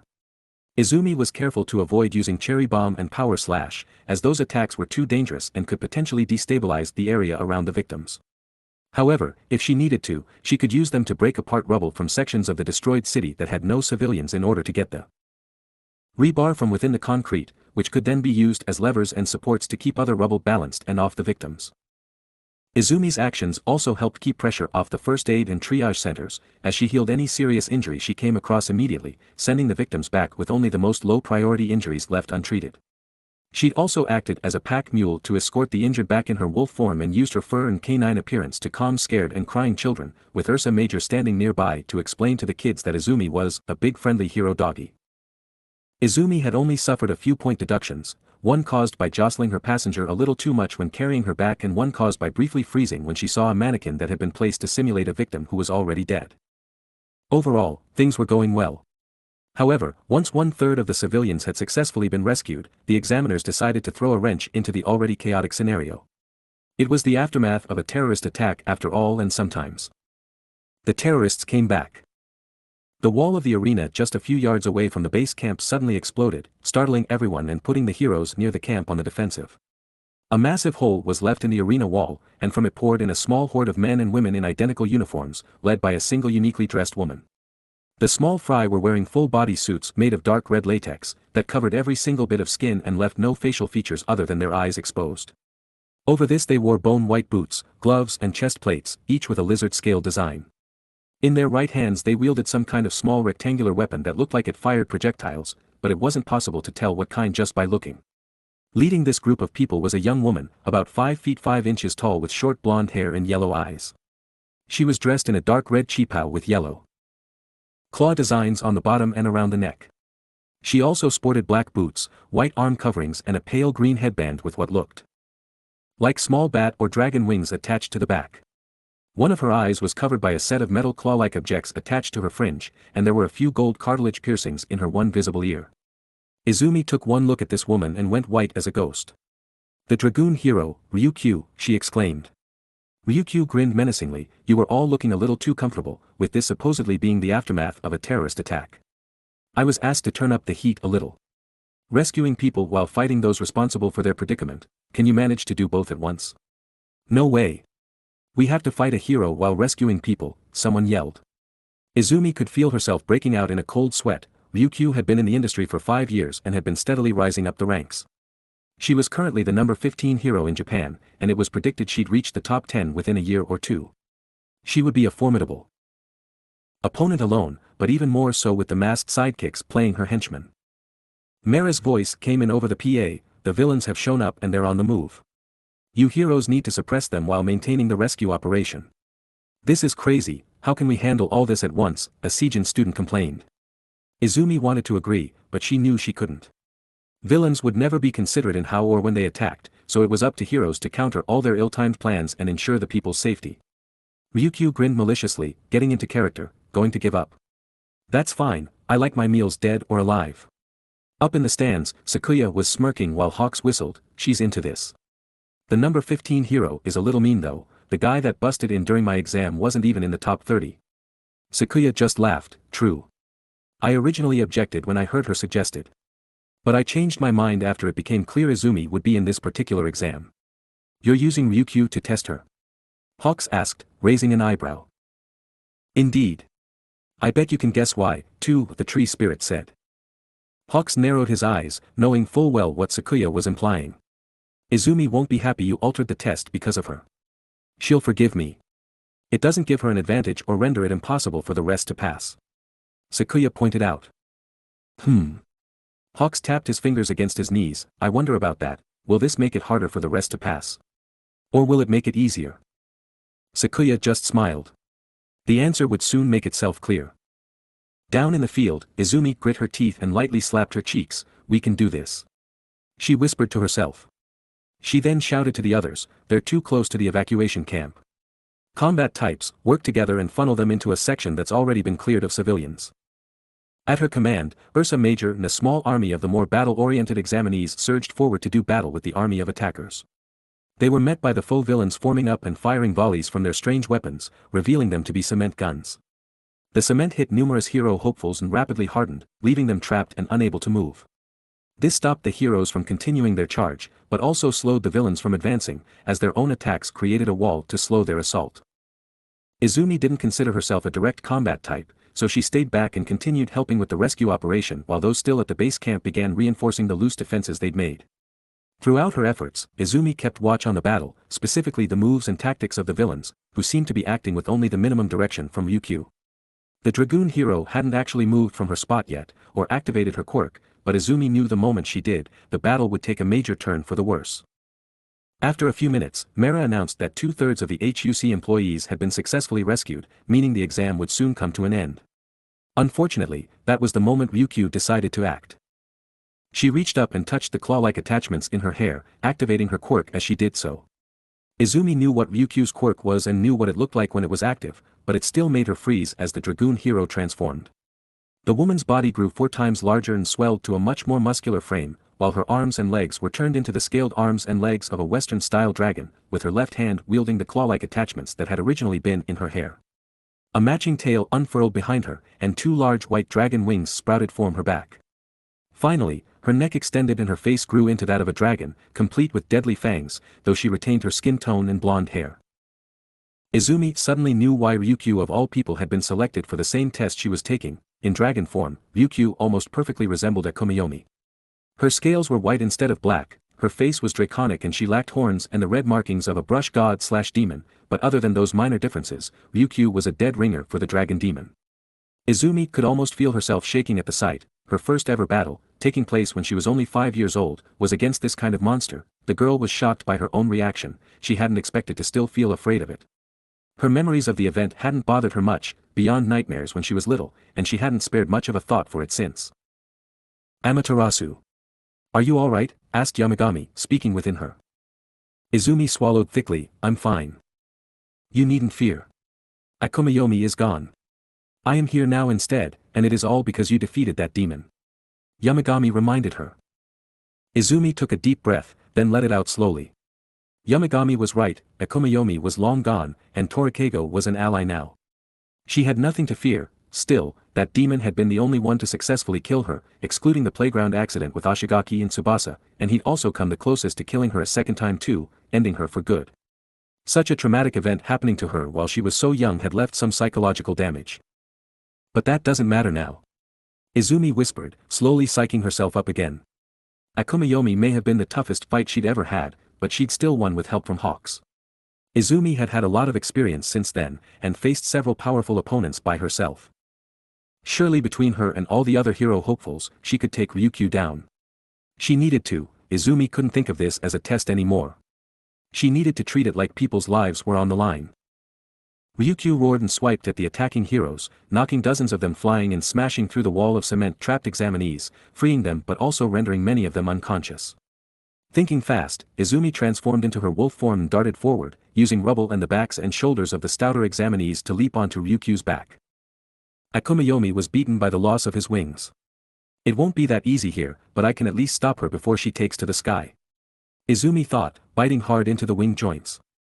Ryukyu's scales were tough as iron, but Izumi's wolf jaws could bite through steel with enough effort, so she was able to bite in deep. Gah! What the dash! Ryukyu howled, turning her head to see Izumi. This showed a major difference between Ryukyu and Akumayomi too. The former had a traditional dragon's head and neck, allowing her to see and reach her own back, while the latter hadn't been able to. Ryukyu snapped at Izumi with her fangs, managing to catch her before she could flee, then tossed her at Ursa Major, who was running to grapple the dragoon hero. As she was being thrown, Izumi tried to hit the heroine with her mirror, but was blocked by Ryukyu's forearm, which made an odd clang as Izumi's mirror struck it, as if metal had struck metal. Izumi didn't have time to think on this as she was tossed through the air. She yelped as one of Ryukyu's fangs grazed her arm, and she transformed back into demigod form before landing on Ursa Major, allowing him to catch her easily without being knocked over. We can't be reckless here. Ursa Major yelled, both to Izumi and the others, an enemy like this can't be taken lightly. Everyone focus on her. No. Izumi suddenly yelled, those with range and speed attack the henchmen. Aim for their weapons. They're not using their quirks and only attack with the weapons, so if you destroy them, they're unable to fight back. Slower and tougher types focus on Ryukyu. But Dash, the bear boy went to argue, but Izumi leapt at Ryukyu again, yelling as she carefully flipped onto the dragon's back. We need to whittle down their numbers before we get overwhelmed. Those attacking Ryukyu, go for her underbelly, face and the wing membranes. The scales in these areas are thin and weak.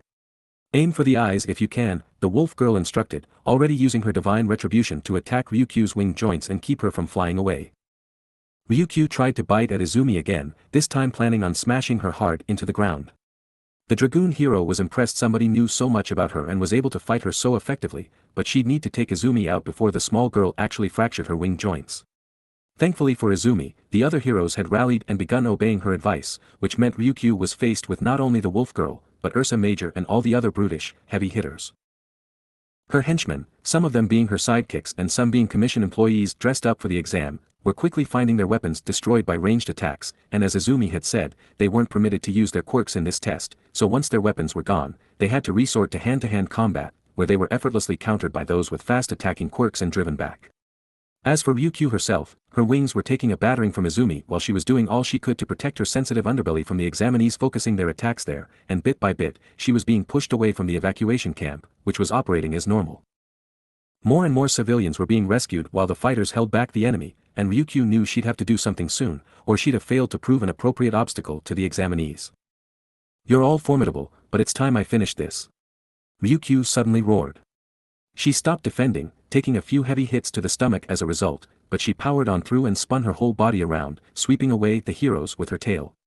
A few of the nimbler ones were able to leap back or over, but the majority of the heroes attacking her were swept aside, knocked flying or smashed into the wall of the arena. Once her attackers were stunned, Ryukyu reared back and then slammed herself into the arena wall back first, smashing Izumi against the concrete and making the girl scream in pain. Ryukyu then spun around with speed one would never expect from such a huge body and grabbed Izumi before she could fall from the crater she'd left in the wall. Ryukyu held her in front of her jaws and called to the rest of the heroes, "Surrender now, or I'll barbecue this girl," she threatened. The heroes froze, unsure what to do. They knew this was an exam and Izumi wasn't likely in danger, but they couldn't just act like it was a bluff. A real villain would definitely do it, so the examinees had to take the threat seriously. Ursa Major and a few of the animal quirk users began puffing themselves up and growling, trying to put on a show of intimidation, but it was an empty threat against the mighty Ryukyu. Seeing no way out, some of the fighters were about to surrender and allow the henchmen to trap them in cement, when Izumi suddenly screamed at them. "Attack with all your might. She doesn't have a breath attack. It was my own fault I was captured, so fight back and let me worry about healing myself if I get caught in the crossfire," Izumi yelled. The heroes hesitated for a moment, before Ursa Major released a mighty battle cry and lunged at Ryukyu, slashing his claws at her chest. Ryukyu roared in anger as she dodged backward, now forced on the defensive again by the reinvigorated heroes. She tried flapping her wings hard to kick up winds to blow the heroes back, but Izumi's earlier attacks had bruised the joints, making it hard for her to move them properly. "This girl, she knew all my abilities and weaknesses from the start." Ryukyu frowned, looking at Izumi, who was struggling to escape her palm. Izumi looked up at Ryukyu, suddenly grinning impishly, "Oh, I know a lot more stuff than that." The dragoon hero raised an eyebrow, but didn't rise to the bait. Izumi just kept grinning, "Don't want to know? That's too bad. Hey boys." She suddenly shouted, "Ryukyu's cup size is MF. Quiet girl." Ryukyu hissed, blushing a little as she put her palm around Izumi's face to silence her. A few of the boys in the group groaned, while a few others used the opportunity to land some more heavy hits against the heroine, knocking her back a few steps. Ryukyu growled, but quickly grimaced and pulled her hand away from Izumi's face as she felt something wet. With her face free but her body still trapped, Izumi stuck out her tongue at the dragon holding her. "That's gross. How old are you?" Ryukyu yelled, rubbing her licked palm against her thigh. As she did this, she noticed the spot Izumi had licked had something black on it, and Izumi's stuck-out tongue was slightly blackened at the tip. "What is this?" Ryukyu muttered, swiping her tail to drive the heroes back a bit so she could look at the mark on her hand. It was small, so Ryukyu had to bring it quite close to her face to see what it was. When she noticed what it was, Ryukyu was mildly amused. It looked like Izumi had drawn an upside-down Q, or perhaps some kind of fruit with a stalk. Izumi grinned, "Bakugami art, face palm firework." Suddenly, a small cherry bomb popped into existence from the mark painted on Ryukyu's hand and exploded right in her face, not dealing much damage but flashing brightly enough to blind the dragon. Ryukyu shrieked and let go of Izumi so she could cover both eyes and try to rub the spots out of them. Now free, Izumi was caught by Ursa Major and quickly healed the injuries she'd suffered from Ryukyu slamming her into a wall, as well as any injuries Ursa Major and those around him had suffered. "Midoriya. Are you alright?" Ursa Major asked. "Yeah, I got lucky. It'll be at least 30 seconds before Ryukyu can see properly after that flash. Everyone, land your heaviest hit at the spot I point at." Izumi yelled, not naming the spot so Ryukyu couldn't block blindly. She pointed at her sternum, where the thin scales of Ryukyu's throat and breasts joined, leaving an overlapping section of softer scales that was weak enough to deal significant damage to Ryukyu when hit, but still strong enough to sustain major punishment without potentially causing the hero serious harm. Unable to see where to block, Ryukyu began to thrash around to stop the heroes getting a clear shot, but Ursa Major and two Ketsubutsu students with minor gigantification quirks leapt on her, with one grabbing her tail and left leg, another binding both her arms behind her back, and Ursa Major biting hard into her one free leg. Completely immobilized, Ryukyu was helpless. "Attack!" Izumi screamed. All the remaining heroes in the attacking group unleashed their toughest super moves, aiming right for Ryukyu's soft spot. One after the other, they smacked into her, leaving the dragoon hero wheezing, and just as the last attack landed, Izumi struck out with her own attack. "Reflector style, 4 wins," she cried, directing her divine retribution to attack. The mirror smashed into Ryukyu's chest, then whirled around to hit the back of her head, then flew behind her to smack her in the small of her back, before finally going down, between Ryukyu's legs and then shooting up her front side to end with a mighty uppercut to her jaw. The combined assault had the desired effect, and Ryukyu went slack in her captor's grip. "Did we win?" a CI student asked timidly, eyeing the seemingly defeated dragon. Suddenly, Ryukyu looked up, locking eyes with Izumi. Izumi paled as Ryukyu grinned. Get away, the girl yelled, but it was too late.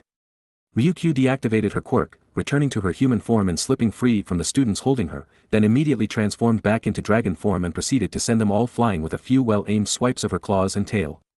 She then flapped her wings hard and fast, blowing away those who couldn't get a good grip on the ground, and took off into the sky, apparently not as bothered by her bruised wing joints as she'd led them to believe. Ryukyu flew gracefully through the air, then dive-bombed Izumi. The wolf girl, who had transformed into her full wolf form so she could grip the earth with her claws and avoid being blown away, leapt up to meet Ryukyu, gripping her mirror in her mouth and using her full strength to swing it into Ryukyu. The dragon's attack was stopped, but Izumi was almost blown away, barely able to hold her ground. Izumi, as frightened as she was, couldn't help but be a little excited too. This is the power of a real pro, she thought. Thankfully for Izumi and all the other examinees, the last civilian was successfully rescued at that moment, and a loud buzzer sounded across the stadium. Mera's voice spoke out from the PA, "Attention all examinees. All HUC employees have been rescued from danger. Therefore, I declare the second phase of the provisional license exam to be over." The examinees all began screaming and cheering with joy and relief, especially those that had been stuck fighting the fake villains. The HUC employees laughed and clapped good-naturedly, congratulating everyone on how well they did. "Oh, thank God." Izumi sighed, turning back to her demigod form. "I was seriously about to get my butt handed to me." Ryukyu turned back to her human form, and aside from being a little bit scruffy, she was mostly unharmed. "You did quite well. I was impressed, especially since you're so young." Izumi beamed at the compliment. "Thank you so much. That means a lot to me. If I had my notebook, I'd ask for an autograph." Ryukyu chuckled. "Well, feel free to come get one from me once you go pro. I'd be happy to work with you," she said, offering her hand for Izumi to shake. The girl eagerly took it, almost bursting with joy. Even after all the heroes she'd met and worked with, she was still a hopeless fangirl at heart. Suddenly blushing as she remembered what she'd said earlier, Izumi bowed to the dragoon hero. Sorry about that trick earlier. I don't actually know your bust size, I was just bluffing." "I'm glad to hear that. I was expecting a lot from this test, but not that particular tactic." Ryukyu giggled. Izumi smiled, glad she hadn't upset the hero. As she spoke with Ryukyu, she heard Mera telling everyone that their final scores would be announced soon, and that everyone who needs it should seek medical attention. The rest of them were to get changed and wait outside. Izumi wasn't hurt thanks to her earlier healing, and normally she'd jump at the chance to help the other examinees to heal too, but she was running so low on power at this point that she barely had the strength to maintain her demigod form. "You should get yourself outside and collect your results. I have a good feeling about you." Ryukyu smiled. "Ah. Thank you so much. But first, I wanted to ask something of you," Izumi said nervously. Ryukyu raised an eyebrow. "Oh. What is it? What are you wearing beneath those white sleeves?" Izumi asked, pointing to the cloth sleeves Ryukyu wore on her arms. When she'd hit them with her mirror earlier, Izumi was sure she'd heard a metallic clang. Ryukyu grinned, observant. "Aren't you? I'll show you." She pulled off one of the sleeves, revealing a set of strange metal braces. "They're restraint equipment, designed to stop me from acting at my full potential. I have them on both arms, in my shoes and around my waist." "So you really were being held back? I thought this was too easy, even though it was still really tough," Izumi said.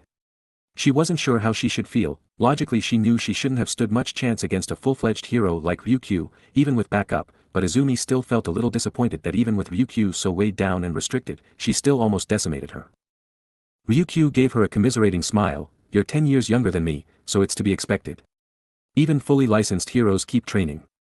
I'd wager most heroes don't reach the peak of their strength until between 5 and 10 years into their careers. You'll get there one day, young lady." Izumi, cheered up a little, bowed and thanked the dragoon hero, before being sent on her way.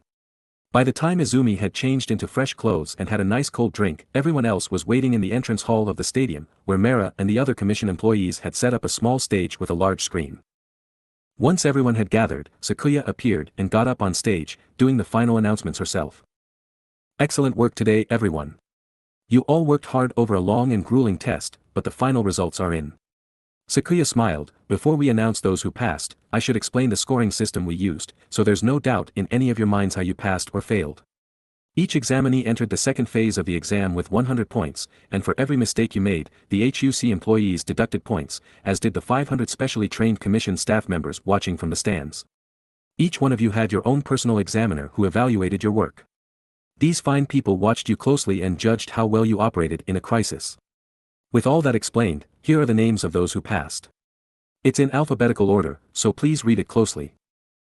The screen behind Sakuya displayed a huge number of names, and Izumi began scanning through it as fast as she could, searching for her own name.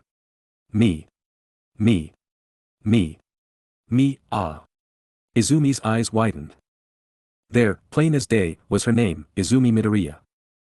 Her jaw hung open and happy tears flowed down her face. She had passed. After all her training and hard work, Izumi had successfully earned her provisional hero license.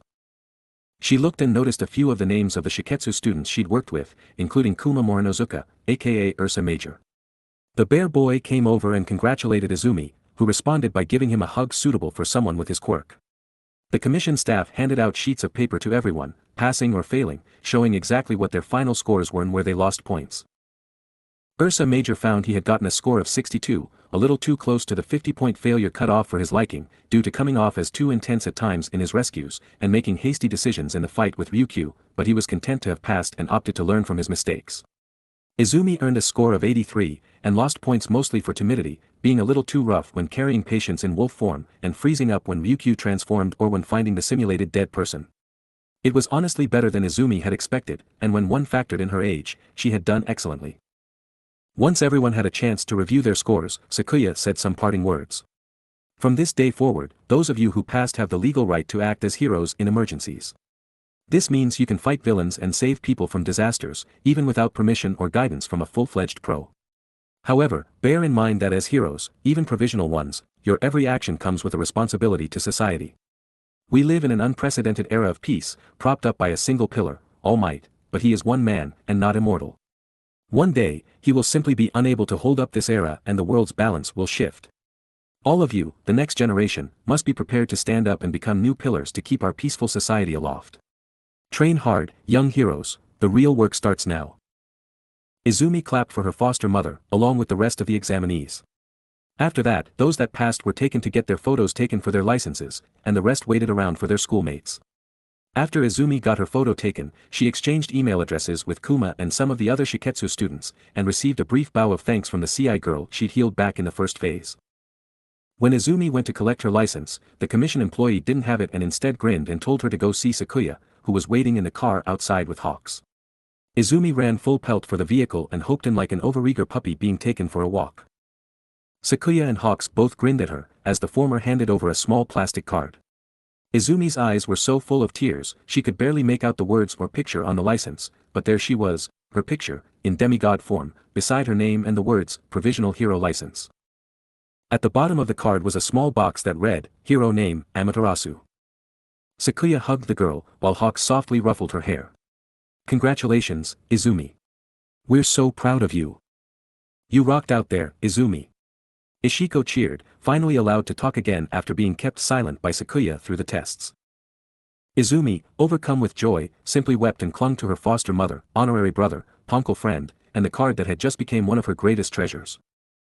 In her hands was solid proof, lonely, quirkless, little Izumi Midoriya had become something great, something worth the love and support she'd been given. She had shown her stuff, and now she was a provisional hero. Izumi wiped her eyes, fiery determination burning within them. Now it was time to get serious.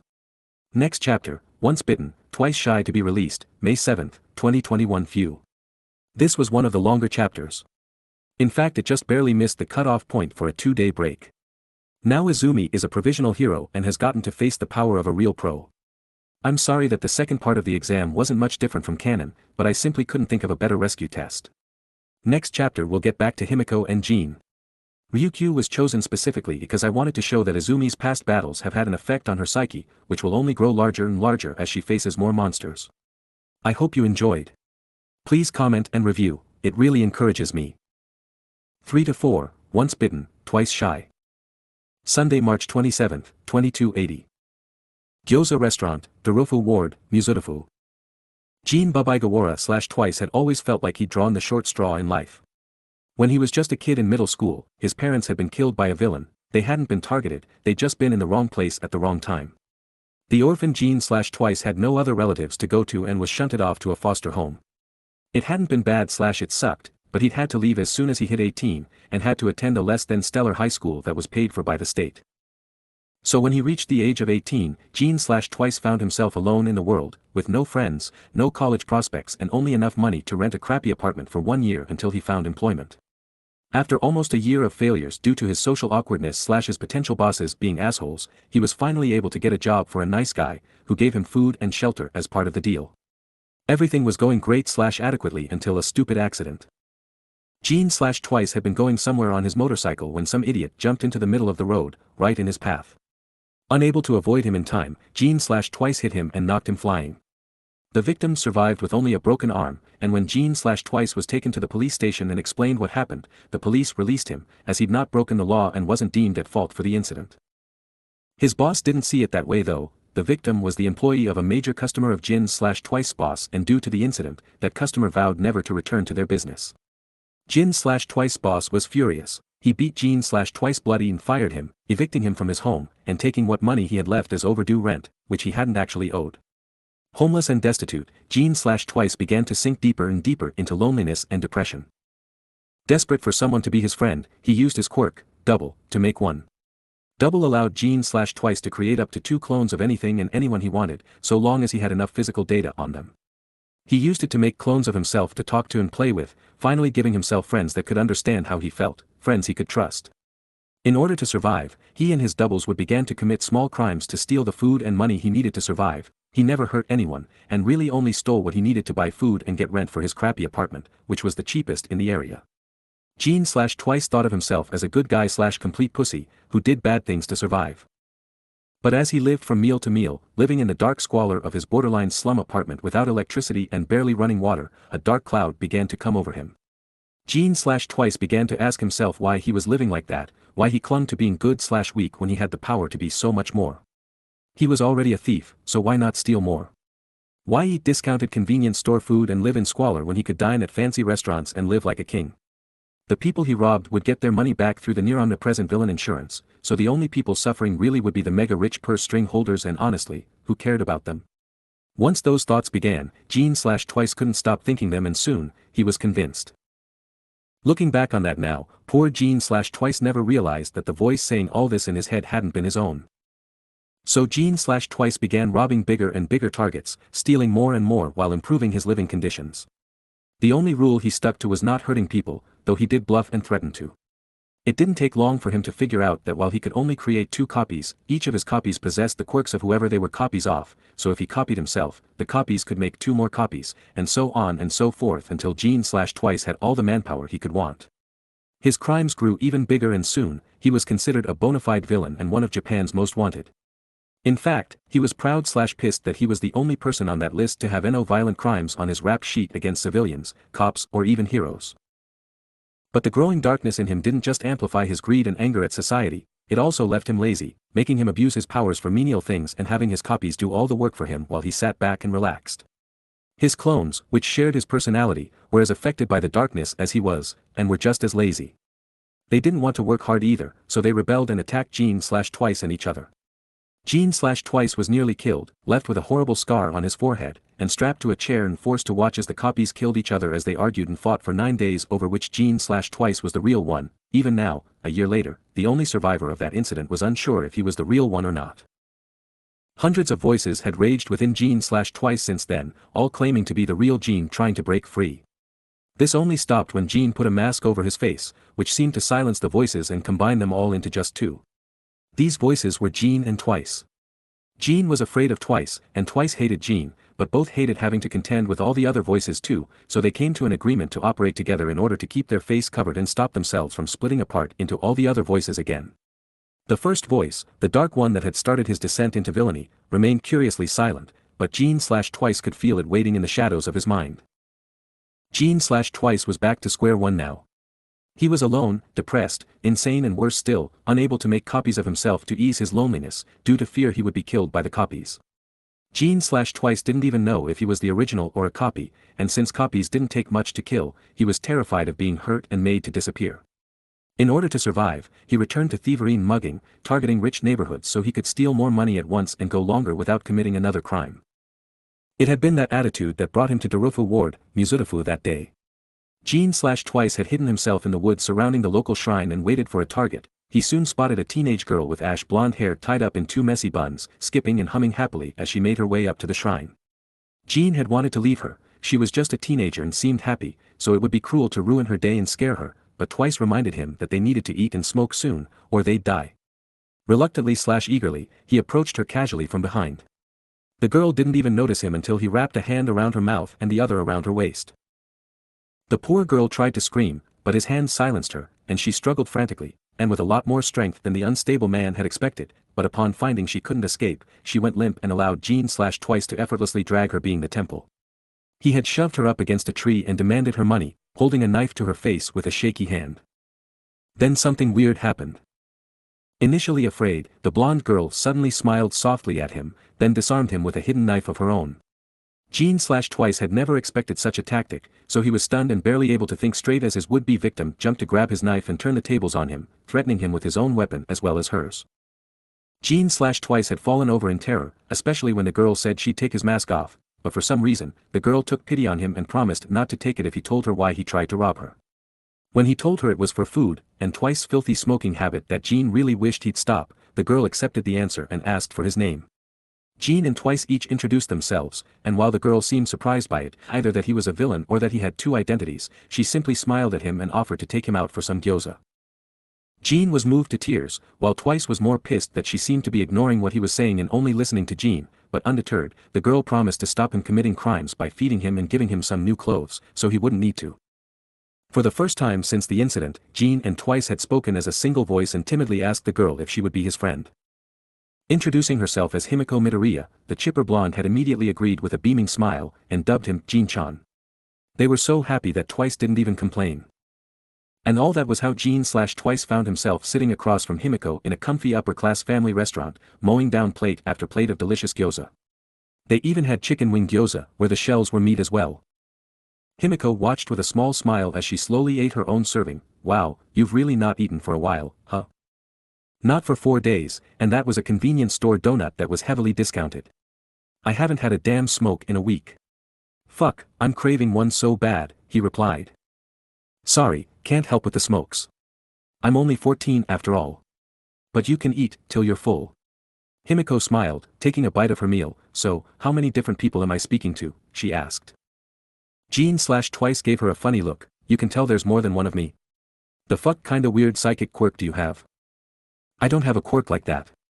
I just figured that since you say contradictory things in different tones of voice, you must have more than one person living in your head. Himiko explained, I'm not trying to judge you or anything, I just want to show proper manners to the people I'm dining with, she grinned. Jean beamed, even as Twice used their mouth to scoff. I don't believe you. You've got ESP or some shit. I believe you, Himiko. You're a nice person. Well, I'm glad one of you believes me.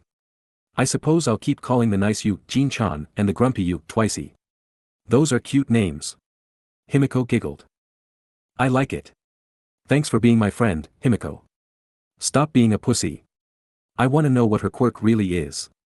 Jean/Twice said. Himiko shrugged, I'd be happy to show you, but I need something from you first. A single drop of your blood. Is that okay? Fuck no, that's weird.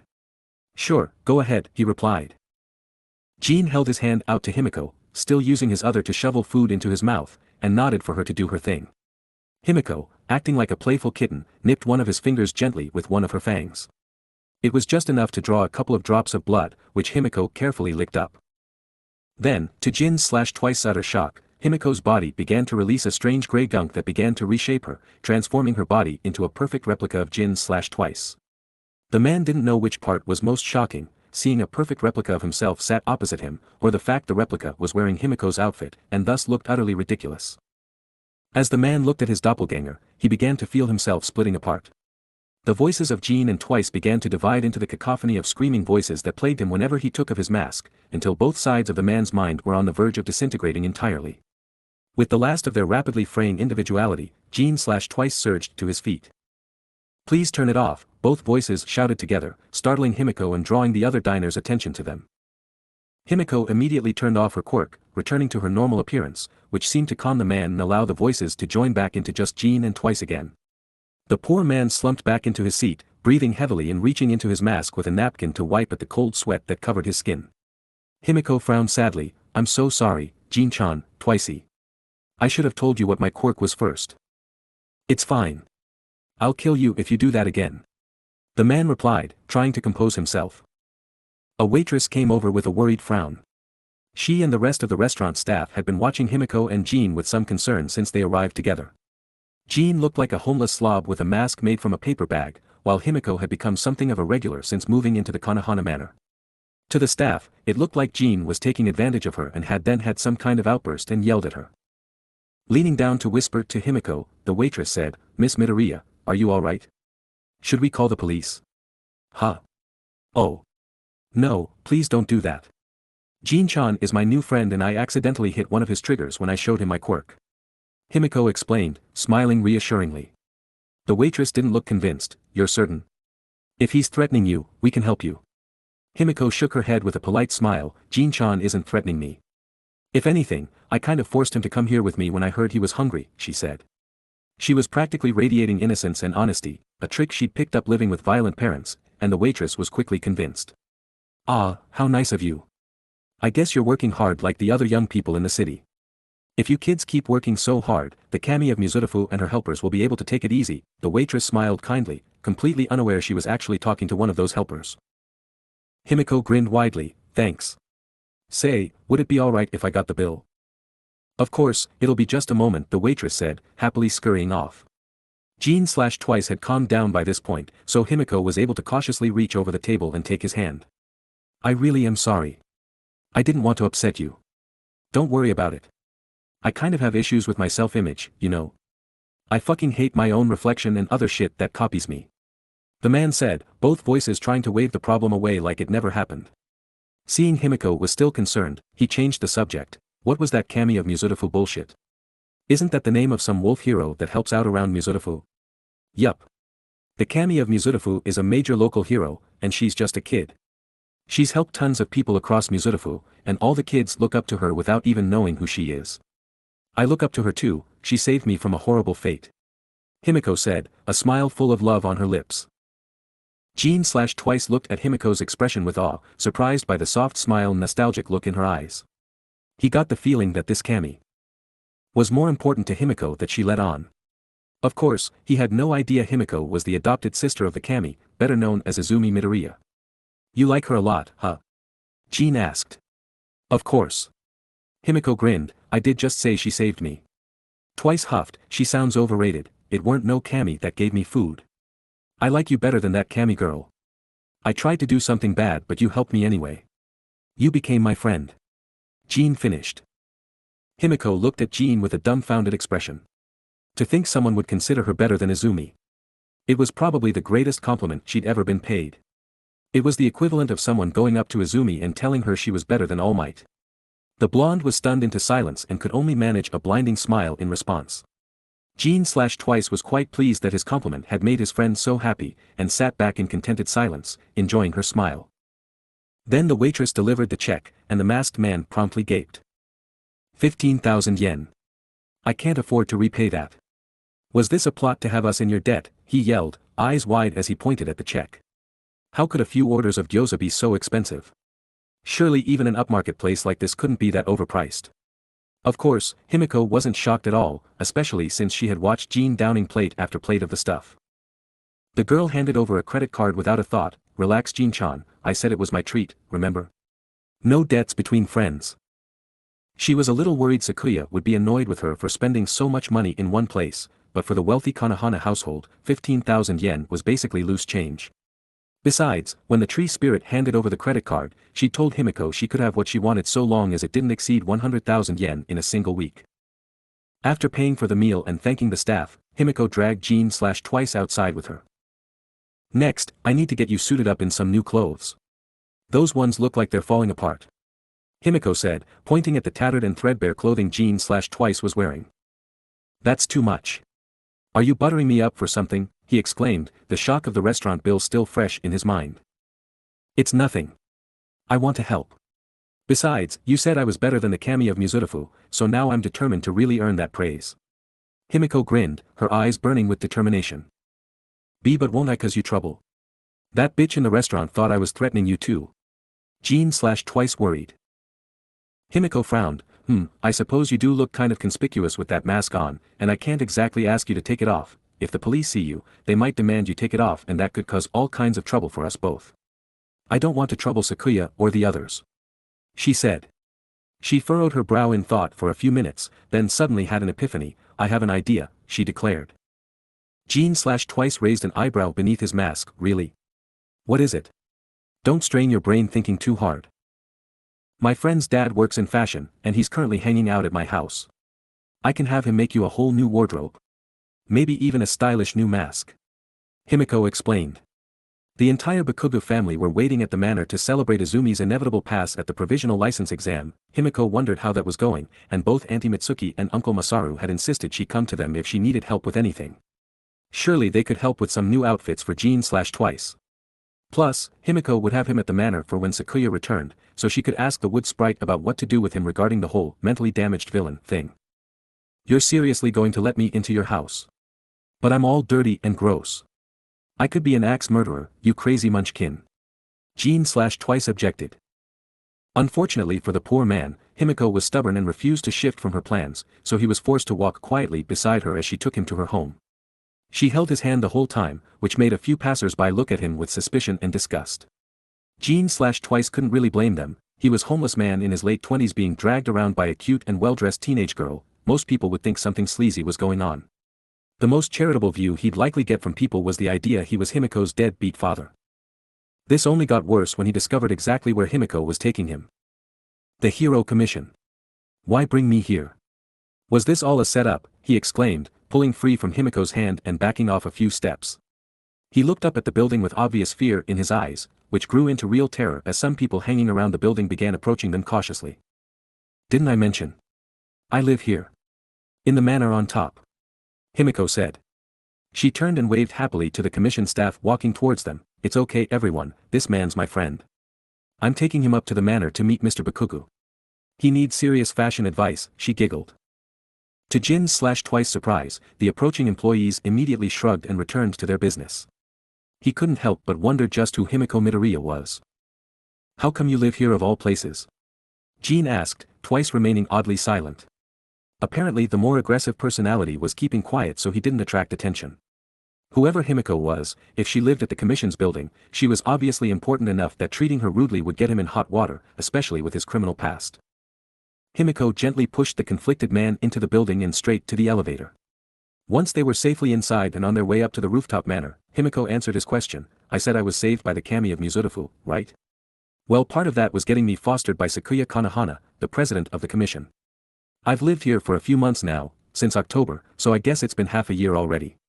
Time sure flies living here, she smiled. Jean/Twice couldn't help asking, what happened? Were your blood parents shitty? Yeah, they sucked. As for what happened exactly? Himiko smiled coyly, if you tell me your story, I'll tell you mine. I don't want to talk about it. I'd tell you, but I don't trust you. Himiko nodded, that's fair, but my offer stands. Oh, a quick word of warning, one of the guys hanging out at the manor right now is kind of intense.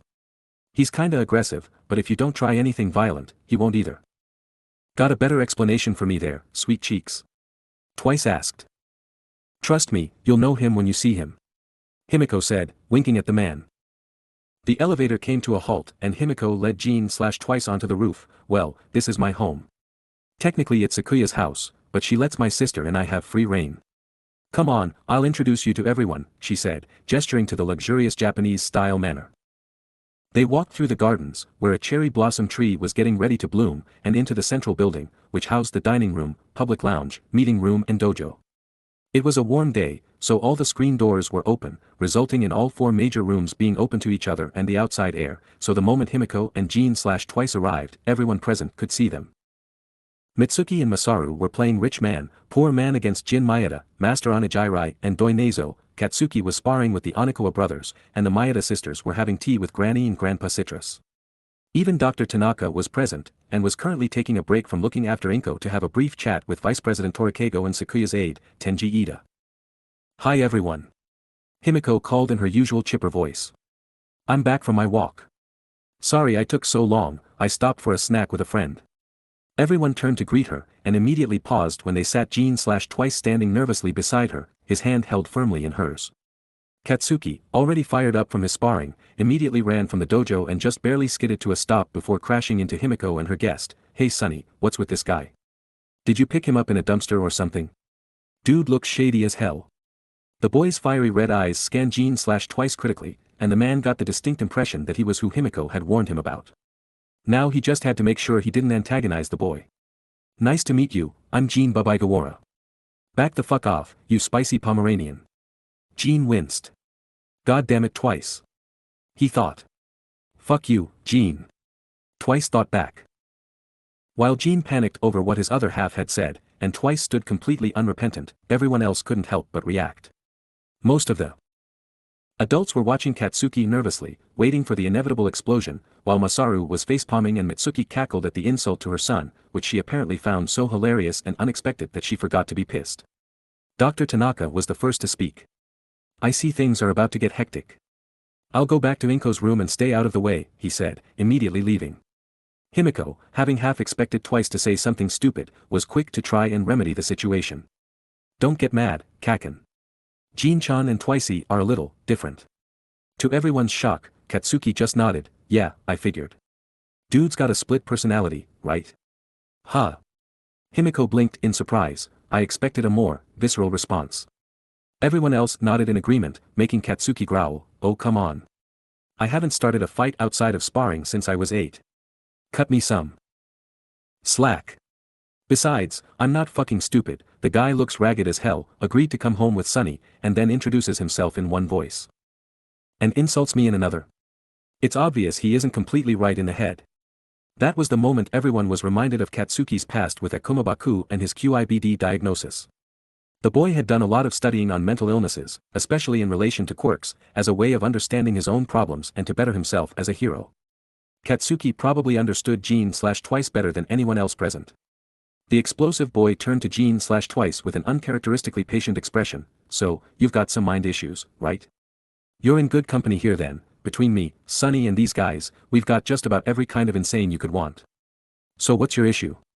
Quirk? Trauma? Stress?" he asked, a little bluntly. He may be understanding of the man's feelings, but he was still the same blunt and oftentimes rude boy he'd always been.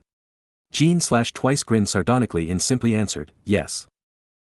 Katsuki smirked. "Fair enough. I'm Katsuki Bakugu, a friend of Sunny's.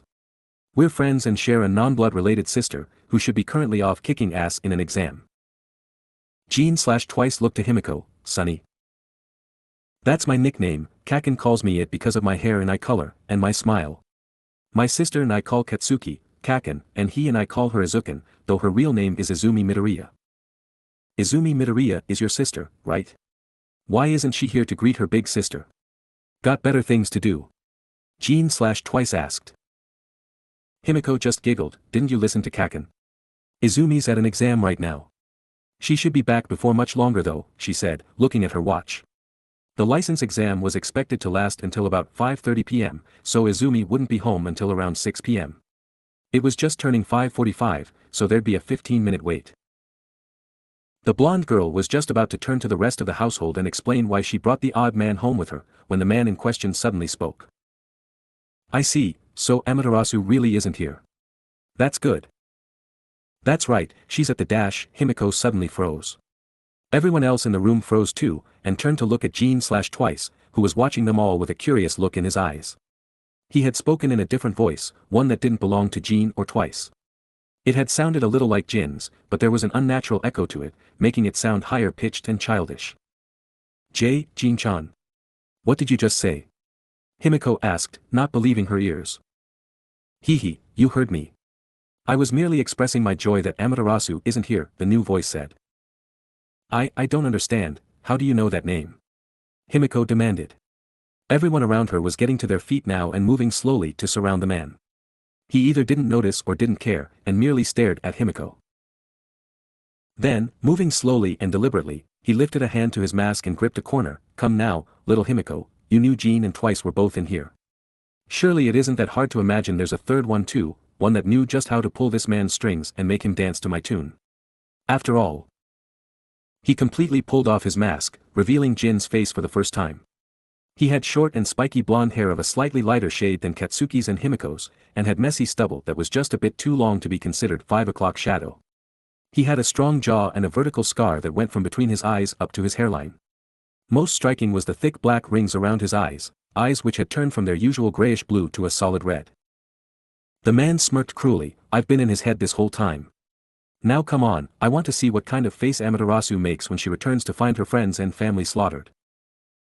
Next chapter, OkamiHeroAmaterasu Part 1 to be released, May 9, 2021. Dun dun duyuin. Looks like another demon has come to cause trouble, and this time Izumi isn't around to help. This will also be the longest and toughest demon battle so far. This chapter was a bit short, but considering the last chapter and the next few are longer, I think it makes up for it. I mostly just wanted to show Jin's psychosis and give his backstory, which is one of the few I haven't really changed beyond the demon element. I hope you enjoyed.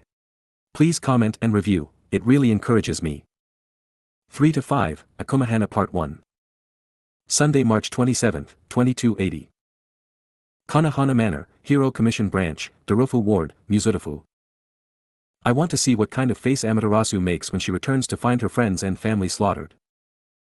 Jin, his eyes burning red, held out his hands and immediately created 2 clones of himself, which formed from some kind of strange grey sludge flowing from his hands. The clones were identical right down to the clothing, but retained Jin's usual light color. Then, to the shock of the watching Konohana household, the original Jin released a thick black smoke from his mouth, which twisted like a serpent through the air before dividing in half, with each half diving into the mouth of one of the clones. The clones choked and writhed, then began to move in strange, unnatural jerking motions before finally calming down and looking up to reveal their own eyes were now solid red too. "You're a demon!" Himiko exclaimed, backing away from the possessed man. "You work for that evil one that Izumi has to defeat." "Outstanding deduction, my dear," the possessed man said sarcastically, throwing in a mocking clap. "Now, does anyone else have some amusing shouts and claims? How about a 'we'll beat you,' or 'we'll never lose to you, demon,' or perhaps my personal favorite, 'Izumi will save us'? Come on, toss out your best lines. Make this fun." "And what purpose would such words have?" Master Onigiri said, stepping between Katsuki and Himiko, then getting into a combat stance. "Amaterasu may be our ace against demons, but we are capable fighters in our own right. Even with your clones, you are outnumbered." With that declaration, the Bakugas and all the Konohana household members present moved to encircle the possessed Jin, who just smirked and watched without concern. Even though Mitsuki, Masaru, Jin Maeda and Doi Nezo had no combat quirks, they still helped encircle the demon, leaving only Granny and Grandpa Citra standing off to the side, taking cover from the battle to come.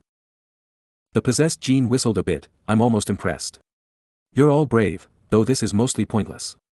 You do realize I'm a demon, correct? Demons cannot be slain by normal means, only spiritual beings like gods or other demons can kill us, and the only people like that around here are off at that exam. We don't need to kill you.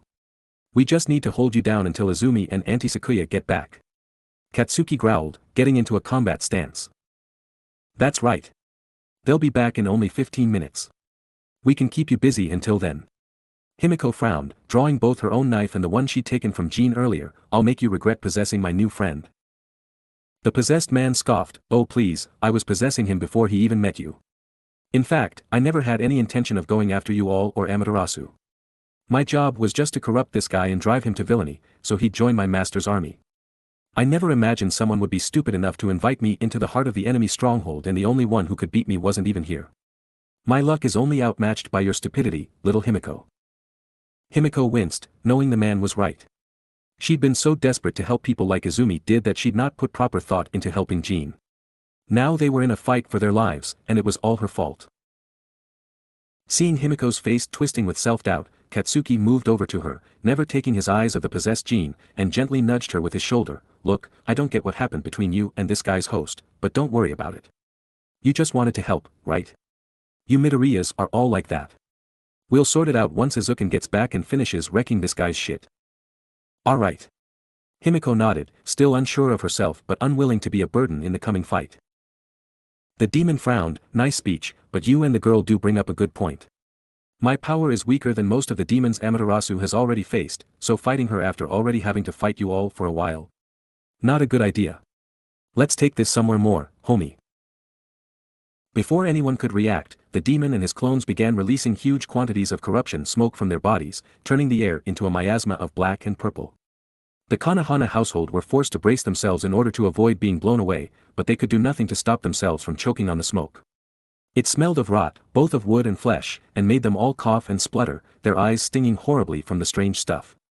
They tried to remain on guard, but with them all unable to see or even breathe, they were essentially sitting ducks. Suddenly, a bright divine light began to shine from each of them, or more specifically, their pockets. The light expanded outward and drove back the smoke, allowing the group to breathe and regain their bearings. They found themselves standing atop an enormous sea of stormy gray clouds, with a blood-red sky overhead. Most of the group were confused, but Torikeigo, Katsuki and Himiko all recognized where they were, having been here before. This was the astral plane, in the appearance that came about when it was corrupted and under the control of a brush demon. The three former demon hosts had never actually seen this version of the plane properly, having only seen it in the purified state or through the haze of their own demon possession. What in the blazes just happened? Grandpa Citrus shouted, trying to help his wife catch her breath. The demon warped us into the astral plane. That guy isn't any normal demon, he must be one of those brush demons, Izuku's old allies that got corrupted. Katsuki said, looking around for the possessed Gene, who'd disappeared. I figured he might be one when he said he was possessing that Gene guy to make him a villain. It's the same shit Akomatachi pulled with Sunny. Then this demon is the second of the 4 demons sent to possess those predicted to become villains. Master Onijirai stated, drawing a wooden katana from within his training GI. This is some seriously crazy shit. Mitsuki gaped. What the hell was that light that saved us from choking? She asked, pulling out her phone, which had seemingly been the source of the light coming from her. Katsuki, Himiko and Masaru did the same, with Katsuki paying special attention to the small charm that hung from it. On New Year's, Izumi had gifted every one of her friends and family a little charm and told them to carry them at all times. The charms were all identical, little bags made of pale blue cloth with a red swirl on them, and tied shut with a hand-woven blue cord. Katsuki, his parents, and Himiko all wore them as straps on their phones, while the rest of the Konohana household kept them in their pockets or tied to necklaces or bracelets. Katsuki noticed that the little charm was glowing faintly. What exactly are these things? Izuku said they were good luck charms. Katsuki muttered. These are traveler's charms. The red swirl is drawn with Izumi's blood and the sealed bags contain a lock of her hair. They can supposedly drive off corruption and prevent possession or the theft of your soul. Master Onijirai explained, they enabled us to survive the trip here, to the astral plane. Where did the demon go? Himori Maeda asked fearfully. He is likely observing us from a distance. Without Amaterasu's sunrise technique to wrest control away from him, he is in complete command of this realm. Onijirai frowned. Everyone, form up. Mr. and Mrs. Citrus, get in the middle of out circle and everyone else, make a tight formation. With your backs to the citruses, we can't allow ourselves to be taken by surprise. The group all nodded and obeyed, with the elderly citrus couple huddling together and the rest of them forming a tight circle around them, leaving just enough room for them all to move. Katsuki, Onijirai and the Onikawa brothers were the best fighters, so they stood at the circle's 4 cardinal directions and got into combat stance. The Onikawa brothers activated their quirks, turning their bodies into even larger, more muscular forms. Akainu's skin turned red and he gained 2 short horns on the sides of his forehead, as well as having his upper canines grow to the point they didn't fit in his mouth. Akiji turned blue instead, and gained a single horn in the middle of his forehead while his lower canines grew larger. To complete their transformations, Akainu's hands lit on fire, giving him flaming fists, while Akiji created a massive spiked bat out of ice. What do we do now? Should we try to escape? Mitsuki asked.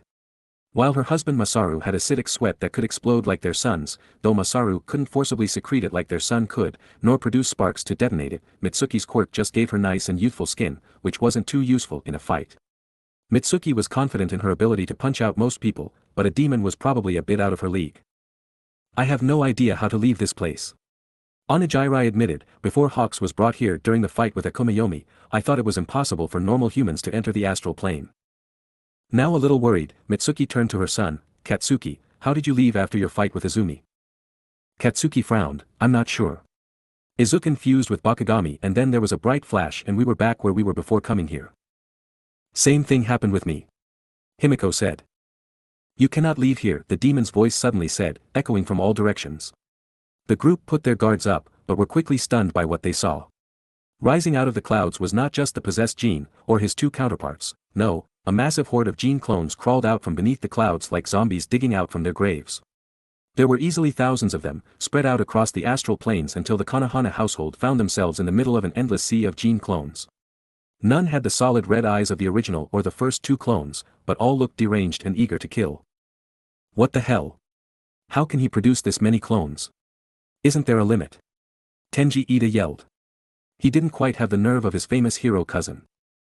The demon laughed, his voice coming from every clone. Jin's quirk is called double, and allows him to produce up to 2 clones of anything he has significant knowledge of. The problem for all of you is, being possessed by a demon improves these quirks, and being in the astral plane while we control it improves them even further. Here, I can use his quirk to produce 10 clones. I think there's a few more than 10 here. Hikari Maeda squeaked.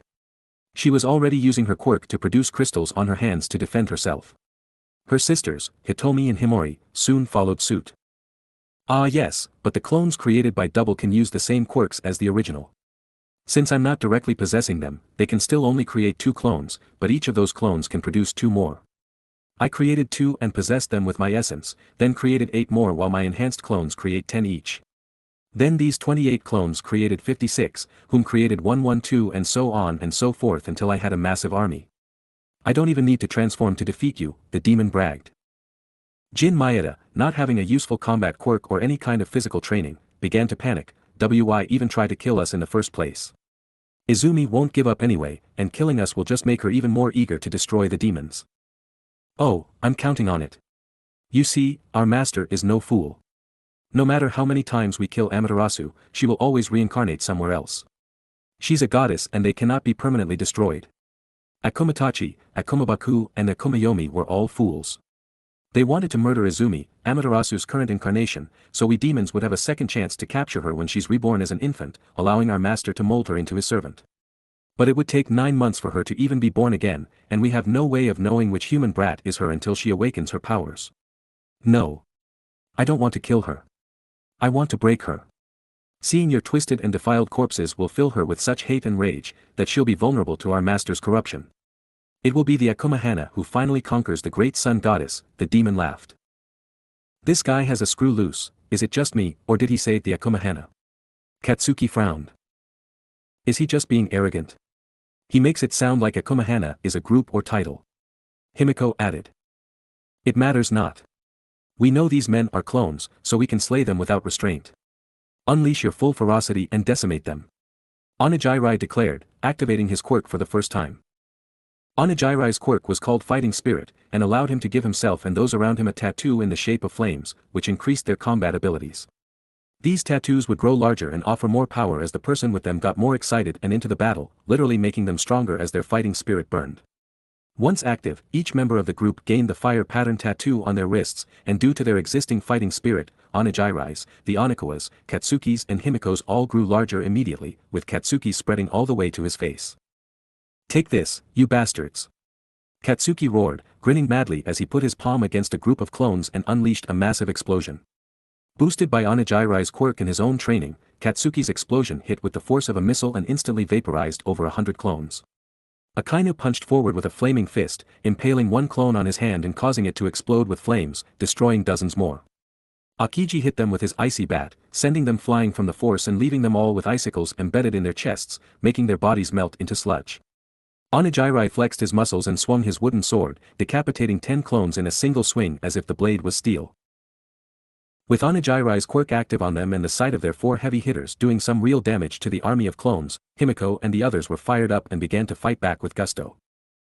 Tenji Ida used his version of the Ida family's famous engine quirk, which sprouted from his back rather than his limbs, to give him incredible bursts of speed right as he was landing a punch or kick, which would give him enough force to puncture the bodies of the clones as if they were just sacks of mud. Tenji had to be careful, as unlike his famous cousin Ingenium, his engine was connected directly to his heart, and he'd die from a heart attack if he used it too much, or his heart would stop entirely if he made it stall, leaving him unable to use their family's signature, Recipro Burst, move. He was still trained in self-defense though, and was one of the smartest employees at the commission, hence why he was Sakuya's aide. The clones are nowhere near as strong as real humans. Their bodies break down really easy when struck. Tenji shouted to his comrades. The others shouted brief acknowledgements, but otherwise kept fighting. Doi Nezo, whose quirk only let her grow turnips from her arms, couldn't really use her quirk to fight, outside of using turnips as makeshift clubs, and she had no combat experience whatsoever, but she did have one hell of a right hook, and knocked more than a few clones into sludge piles with a well-aimed punch. The Maeda sisters were doing well too, covering their fists with their crystals to make knuckle dusters. They could also rapidly grow the crystals to turn them into spikes and lances to help them fight enemies at a distance.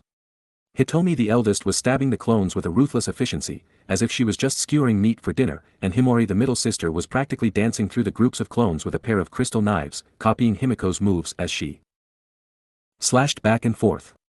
The youngest, Hikari, was frantically making spikes of crystal and throwing them at the enemy, so she wouldn't have to touch them. The Bakugas were both terrified and, secretly, invigorated by the battle.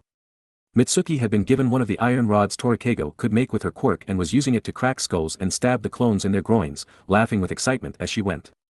Masaru, who was the more mild-mannered member of the family, showed that he'd contributed to Katsuki's personality just as much as his wife by screaming, "Die," every time he hit a clone.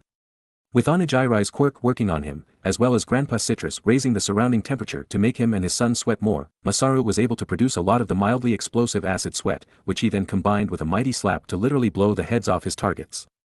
The raw power, which Masaru had never truly experienced before, was a rather heady tonic for the quiet man, who began to really understand why his son enjoyed fighting so much. The last few members of the Konohana household were mostly in the core of their circle, due to having no real combat ability or skills. Granny Citrus was praying quietly and trying to spot the real Jean through the throng of enemies. Her husband was raising the temperature on the Bakugan males while lowering it on everyone else, helping to keep them cool in the melee. Jin Maeda, whose quirk was just turning his canine teeth purple, was clutching one of Torikego's iron rods and fearfully stabbing at those clones that got too close to the inner circle. He was ashamed of himself for his weakness and cowardice, especially as his daughters were fighting so valiantly, but he was a fat and aged man who'd lived a peaceful life of commerce. He was no warrior. Similarly, Torikego, who was actually starting to feel her advanced age, was struggling to keep hitting back against the clones. Using the last of her iron rods, she could only make 3, as a crutch as often as a weapon. Himiko was fighting with a particular fervor, furious that a demon had possessed her friend. In combat training, Izumi had once referred to Himiko as a ballerina with blades, and Himiko was certainly living up to that name now. Of all the fighters, she ventured furthest from their circle formation so she could dance through the enemy with her knives. Clone after clone fell to her deadly dance, most not even seeing her before they were reduced to puddles. She had just dodged a lunge from 2 clones, and slashed both of them across the back with her knives when she noticed something. One of the clones melted immediately, but the other managed to linger and attack again. Himiko easily dispatched it with a second slash, but it made her think. The blonde began to pay closer attention to how many slashes it took to kill each clone, and found that sometimes the same slash, with the same blade and in the same location would destroy some clones outright, but leave others able to attack again. This allowed her to come up with a theory: everyone, these clones aren't all the same, some are weaker than others. I think each generation of clones is probably weaker than the last. There's no way to tell them apart. Just keep fighting. Try to kill as many in one blow as you can. Onijirai shouted, rapidly separating the top halves of clones from their bottom halves. Be mindful of their eyes. If they have glowing red eyes, then they are likely the real one, or one of those 2 clones he gave extra power to. We can't kill those ones. Jin-chan's a nice person, he doesn't deserve to die. Himiko yelled. We might not have a choice. Onijirai yelled back. The clones were weak and had no weapons or way of attacking other than their fists, and the Konohana fighters were able to kill hundreds in seconds thanks to their heavy hitters, but despite the clones' heavy losses, their numbers weren't decreasing. Along the edge of the army were clones specifically creating more of themselves over and over, meaning that no matter how many the Konohana fighters slew, there would always be more to take their place, and their stamina was slowly beginning to fade. From the back of the clone army, the original demon-possessed Jin smirked to himself, it's only a matter of time. My stamina is infinite while I control the astral plane, so my clones can continue multiplying forever. Soon, their energy will run out and they'll be swept away like ants in the sea. I have no need to fight hard or even fight personally. Hell, I don't even need to transform or rely on the other 2. The master was a genius to choose Jin as a vessel, he thought, already supremely confident in his victory. However, at that moment, the demon felt something strange twist at his chest. He looked up just in time to see Himiko, who had been distracted by Onijirai's insistence that killing Jin might be necessary, take a punch to the back of the head. Himiko recovered immediately, swinging around and decapitating the clone with a single slash of the combat knife she'd taken from Jin earlier. It was the first blow the clones had landed, and for some reason, it twisted at the demon's heart. He briefly wondered if it was annoyance that his clones were taking so long, or irritation that they'd only landed one strike so far, but he quickly shrugged it off. Is Babaigawara fighting back? Is he trying to get some control back, he thought. He could hear Jean and Twice screaming in his head, but in the time he'd been possessing Jean Babaigawara, he'd learned to drown out the incessant voices that plagued the man. Still, the odd feeling in his heart might just be proof that his host could force some control back over his body. Irritating. My victory is assured, these people cannot leave here by themselves, and Amaterasu is likely unaware that there's even a problem. Even if these fools could reach me, they cannot purify me without the sun goddess, and should they work up the nerve to kill Jean, I can immediately possess one of them instead and force them to kill each other. Still, that would cost us. Jean and my master would be furious. The feeling in his chest when Himiko had been struck shook the demon's confidence. I shouldn't take risks here. Time to step up the assault and slay the girl with my own hands, before this fool can regain any control of his body. With a snap of his fingers, he summoned his dark instrument. The weapon dropped right into his hand, while similar weapons dropped into the hands of his two red-eyed clones, who also bore demons within them. The original possessed a flute carved from black bone, and which had a sharp spike on the end. His first clone, who was attacking the Konohana fighters from the left side, also received a musical weapon, though this time it was a sho, an instrument similar to a pan flute. It too was made of black bone, just as the original's flute was, and was used as a kind of cudgel. The second red-eyed clone, attacking from the right side, received a set of cymbals made from black steel, with edges sharpened into saw blades. Once their dark instruments were in their hands, any new clone they created received a copy of the weapon, and before long, the Konohana fighters were facing an army with actual weapons. When every enemy could only throw punches, you had room to make mistakes, but once those enemies could stab you, bludgeon you, or saw off your limbs, it became imperative to keep your focus. Unfortunately for the Konohana fighters, this was coming after they'd been fighting non-stop for several minutes and now their strength was lagging. Katsuki had to make bigger and bigger explosions to keep the enemies away from him, which began to damage his arms. The melee fighters began receiving cuts and grazes too, and had a much harder time destroying the clones, especially as the enemy used their weapons to defend as well as attack. We're being creamed. Doi shouted, nursing her hand after her last punch was blocked by a symbol clone. Our formation is getting in the way now. We can't dodge as effectively when we're packed together. Hitomi added, struggling to dodge the frenzied stabs of some flute clones while searching for an opening to strike back. Thankfully for her, the clones got in each other's way too much and gave her clear windows to dodge. If the clones weren't so disorganized, they'd have wiped the defenders out already. If we break formation, those on the inside will be killed. We can't afford to carry them as we fight. Tenji said, struggling more than the rest. He couldn't use his quirk now at all, as he couldn't stop or brake fast enough to avoid crashing into his target's weapons if they saw him coming. He'd already been grazed by a symbol clone that he'd attacked simply holding its weapon in front of it as he charged at it. Himiko, who had mostly been fighting away from the others so her knives wouldn't cut them, began to panic. That panic only grew worse when the original demon Jean began walking towards her, the clones making way for him as he went. You are making it harder than necessary to control this man. I'll use his hands to slay you and end his rebellion, the demon growled. Akumahana. Himiko screamed, leaping at the man. Perhaps if she knocked him out, it would be enough to stop the clones. Unfortunately, in the moment she put her focus solely on the demon before her, several clones struck at once. A pair of sho-wielding clones struck at her hands, with one bruising her left wrist and the other breaking a finger on her right hand. Himiko's knives fell from her hands and were quickly kicked away.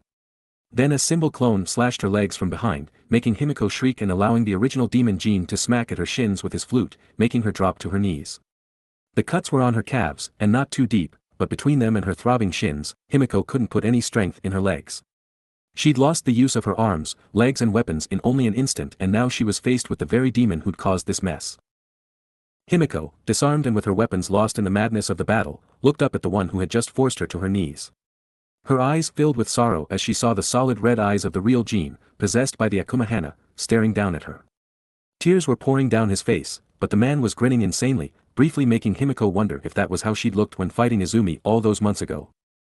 Jean, the real Jean, was still in there, and he was weeping for what he was doing and about to do to his friend. The demon-possessed man raised the flute of bone he wielded and pointed it at her heart. He pulled back his arm, and Himiko saw her life flash before her eyes. What would Izumi do in this situation? Faced with someone she cared about getting ready to kill her against their will, what would she do? What would she say? Himiko thought, everything happening in slow motion around her. She couldn't dodge in time, she was surrounded and there was nowhere to go. She couldn't block, she had nothing to defend with, and her clothes would provide no protection. She couldn't fight back, she had no weapon now, and even if she did, she couldn't bring herself to really hurt Jean. The poor man, driven to insanity by a demon, his quirk and his own loneliness, he was exactly what Himiko would have been if she'd not been saved. Himiko smiled, she couldn't do anything, but she could at least try to stop Jin's heart from breaking further. It's okay Jin-chan, Twice. No matter what, you're still my friend. The demon's weapon plunged forward, Jin only managing to get control over his own tongue for long enough to scream, Himiko. Himiko's smile did not waver, and her eyes did not leave Jin's. The bone flute made impact, and there was a thud against the floor. In that moment, the entire battle seemed to freeze. Everyone, Konohana household and demonic clone, turned to see what had happened in their midst. Jin's eyes streamed tears even faster than before as he saw what had happened. The bone flute had hit something, but it was not Himiko. It was the carved iron back of the divine retribution. Himiko's smile grew wider and the Konohana household cheered uproariously.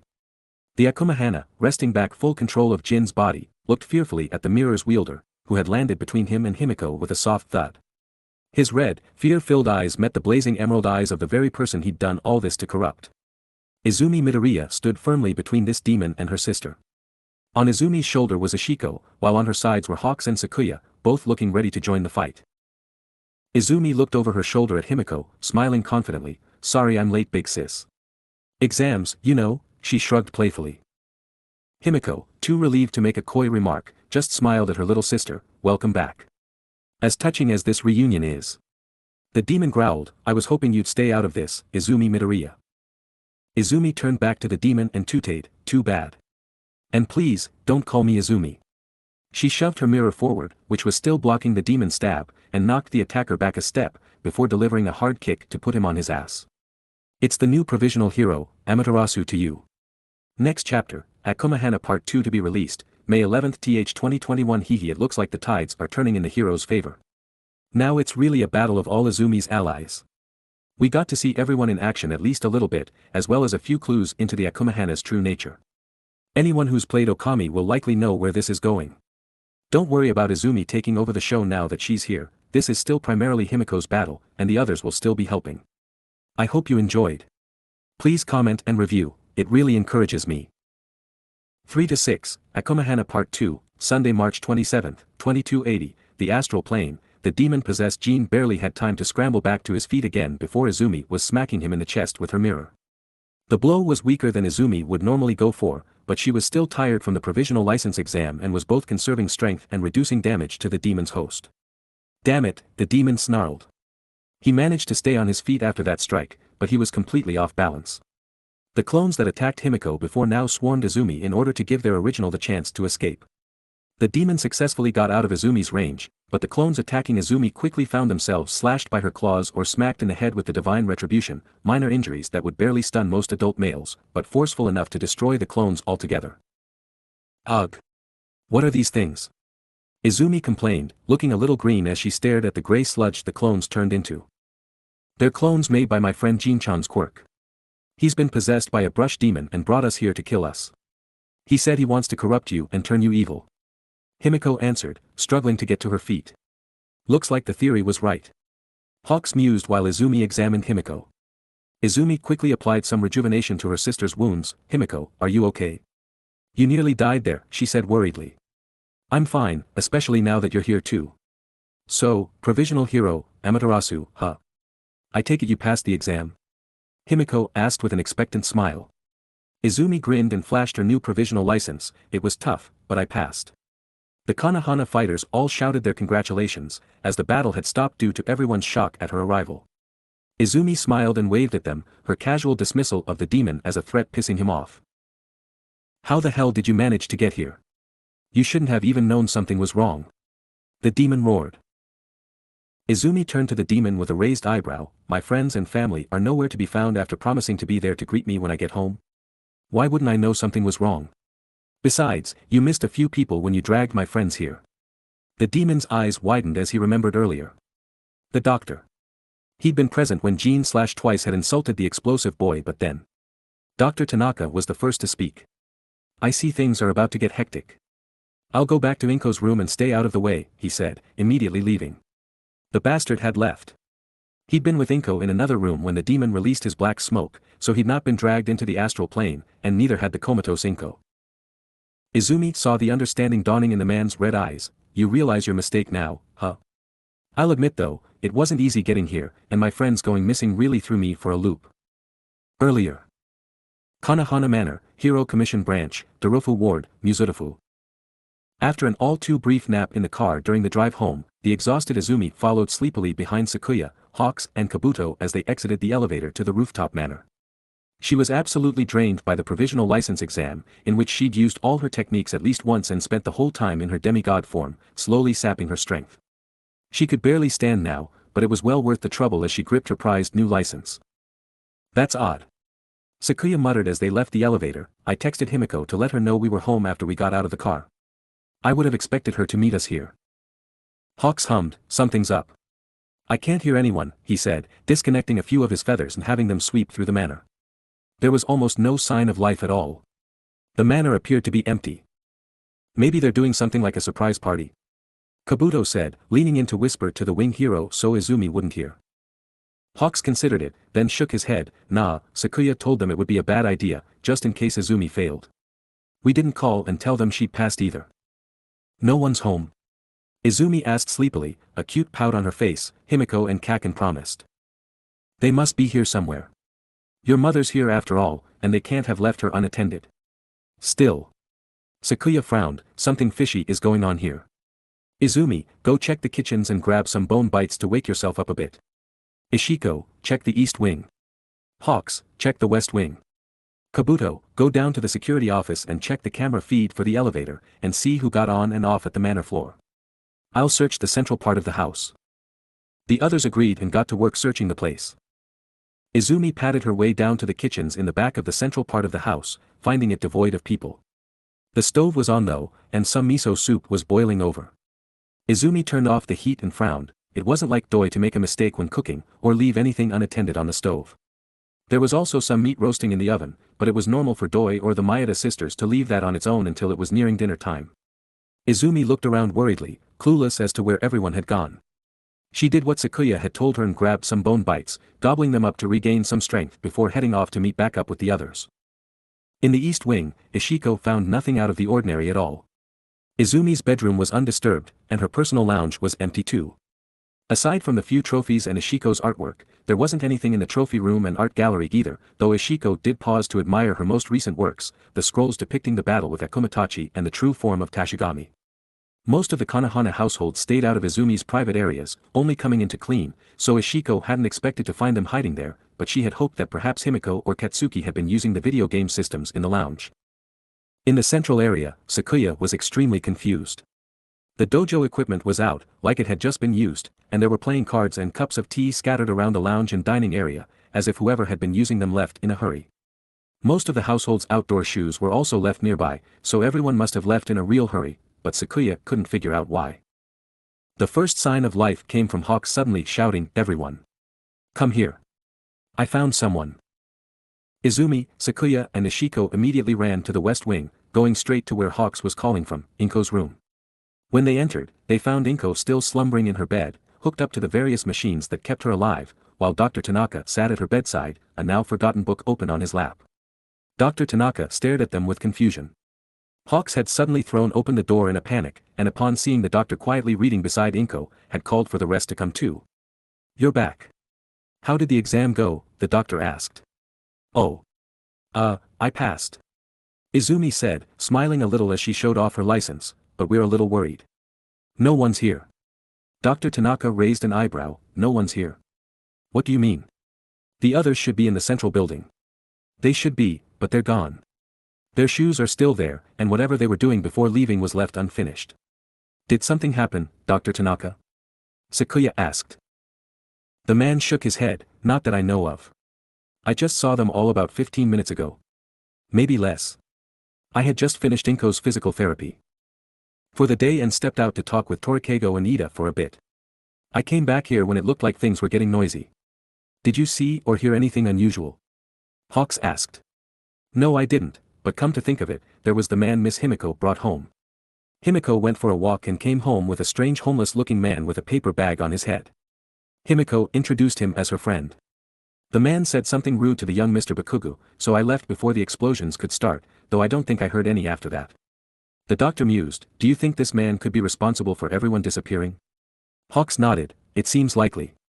A strange man comes home with Himiko and the next moment, every goes missing. It can't be a coincidence. Izumi was beginning to panic now, who knows what could have been done to everyone. They might really need help. Stay calm, Amaterasu. This is a potential crime scene now. Hawk said, putting a comforting hand on Izumi's shoulder, if we're going to find everyone, we need to do this right. Called by her hero name, Izumi snapped to attention. Hawks was right, she had to act like the hero who earned the license in her hand. She transformed into her demigod form again, now that she had some energy again, following her snack, and sniffed the air. I can definitely detect everyone's sense, but there's no recent trail leading away from the manor. They must have been spirited away from the manor through some kind of transportation quirk. Their scents all vanish from the same general area in the central building. Izumi said, easily detecting the scents even at a distance. It's unlikely that they were taken willingly. The stranger may have had a transportation ability. Doc, did the guy give his name? Hawks asked. Yes, actually, the doctor said, I believe it was Jin. Jin Bushido? Jin Bu. Babaigawara. That was it, his name was Jin Babaigawara. Hawks and Sakuya gasped, while Izumi just looked confused. Do you guys know him? She asked. Not personally. He's a wanted S-rank villain. Hawks exclaimed. Izumi's jaw hung open. S-rank. Aren't those reserved for nationwide threats? Only super dangerous villains have a rank like that. True, but his rank is more based on his quirk than his actual crimes. Sakuya explained, as the Hero Commission president, I take part in biannual meetings with government officials and police chiefs to discuss villains that are still at large and are considered S or A ranked. Jin Babaigawara is something of a sore topic at these meetings. He's considered a small-time criminal, no violent crimes beyond threats that he never carries out, no assaults on heroes or police, and nothing beyond robberies really. That would normally make him a C-rank villain, but he got bumped up to S-rank because of his powerful quirk, which allows him to create clones of himself and anyone else he has enough information on. He can only make 2 clones, but each clone has the quirk of whoever they're a clone of. Izumi's eyes widened. If he cloned himself, those clones could use the same power, he could essentially create an army in seconds. Plus, imagine if he were to clone someone like Endeavor or All Might. He'd be invincible. Exactly. We still argue at those meetings if the rank is appropriate given his actual crimes. I'm mostly against it due to me believing it's wrong to rank criminals on what they could do rather than what they have done. That's the same principle that leads to people being treated as criminals with villainous quirks, even when they haven't done anything. Sakuya explained. But on the other hand, we heroes use villain ranks as threat levels, and just because Babaigawara has only committed crimes worthy of a C rank doesn't mean he can't put up an S rank fight. Hawks added, I considered hunting down twice, that's his villain name by the way, a year or 2 back, but decided against it after his crimes dropped off. I figured he'd gotten out of the criminal life or been killed by another villain. Never dreamed he'd be picked up by Himiko of all people. It doesn't explain where everyone went though. Izumi pointed out, they disappeared completely, a power Babaigawara doesn't have. It can't have been him. It was either someone lying about being him, or someone else who came with him. Hawks and Sakuya both frowned. Izumi had a point, Twice wasn't known to possess a quirk that could make people vanish.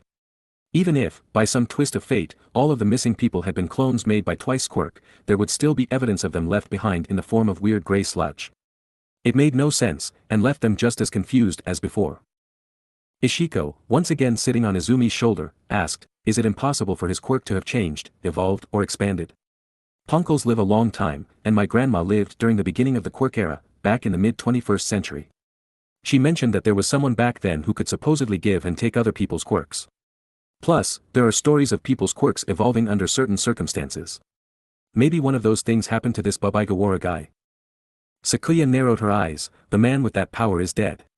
He died back when you were about 9, Izumi, she said, a bit too sharply.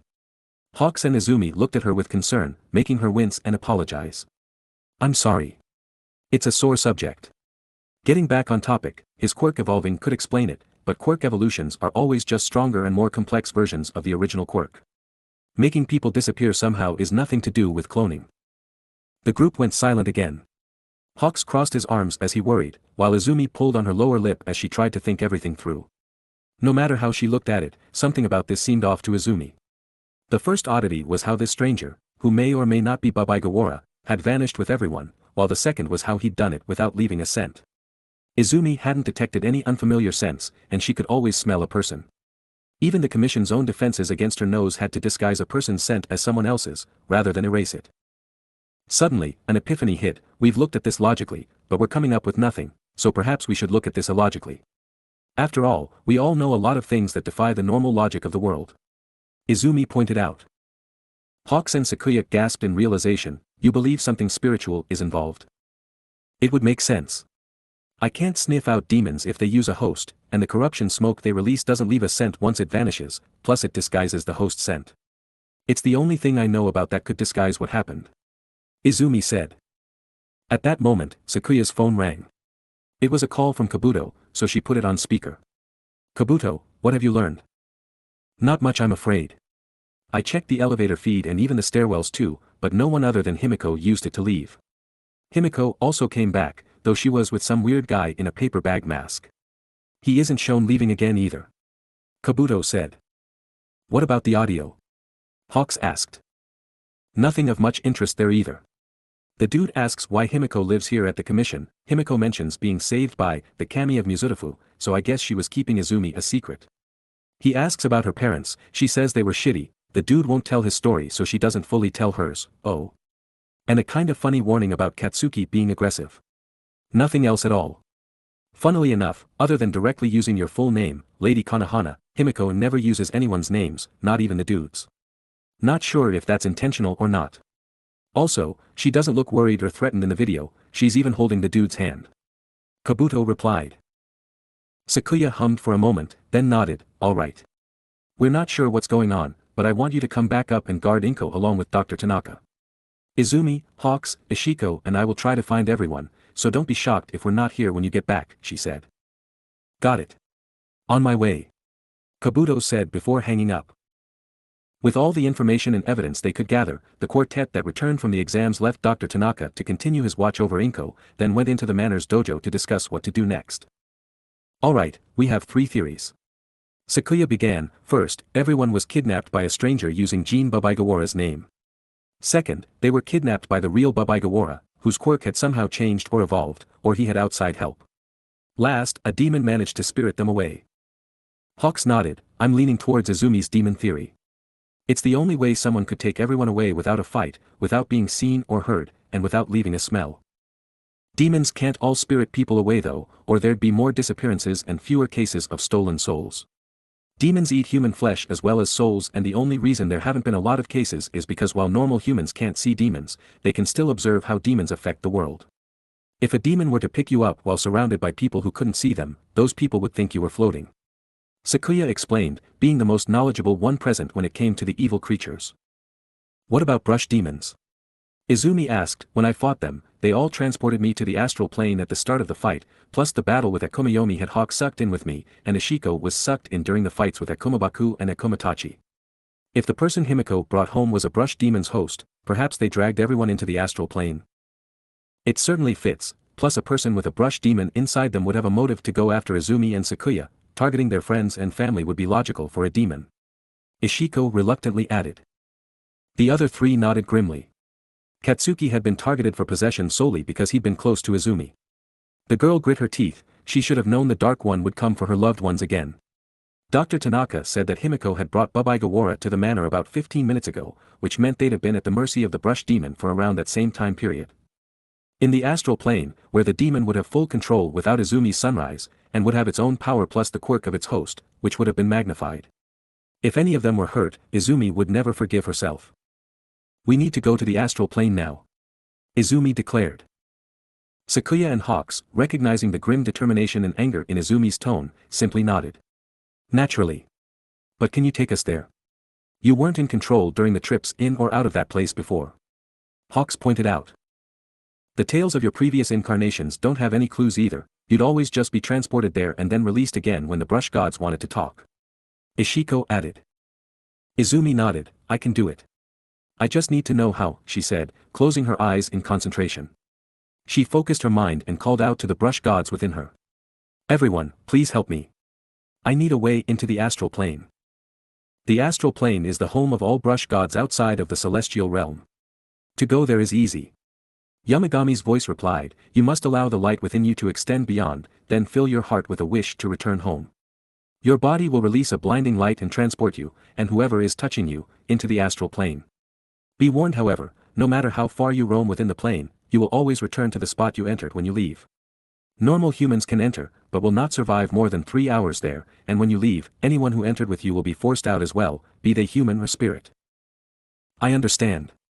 Izumi thought, thank you, Yamagami.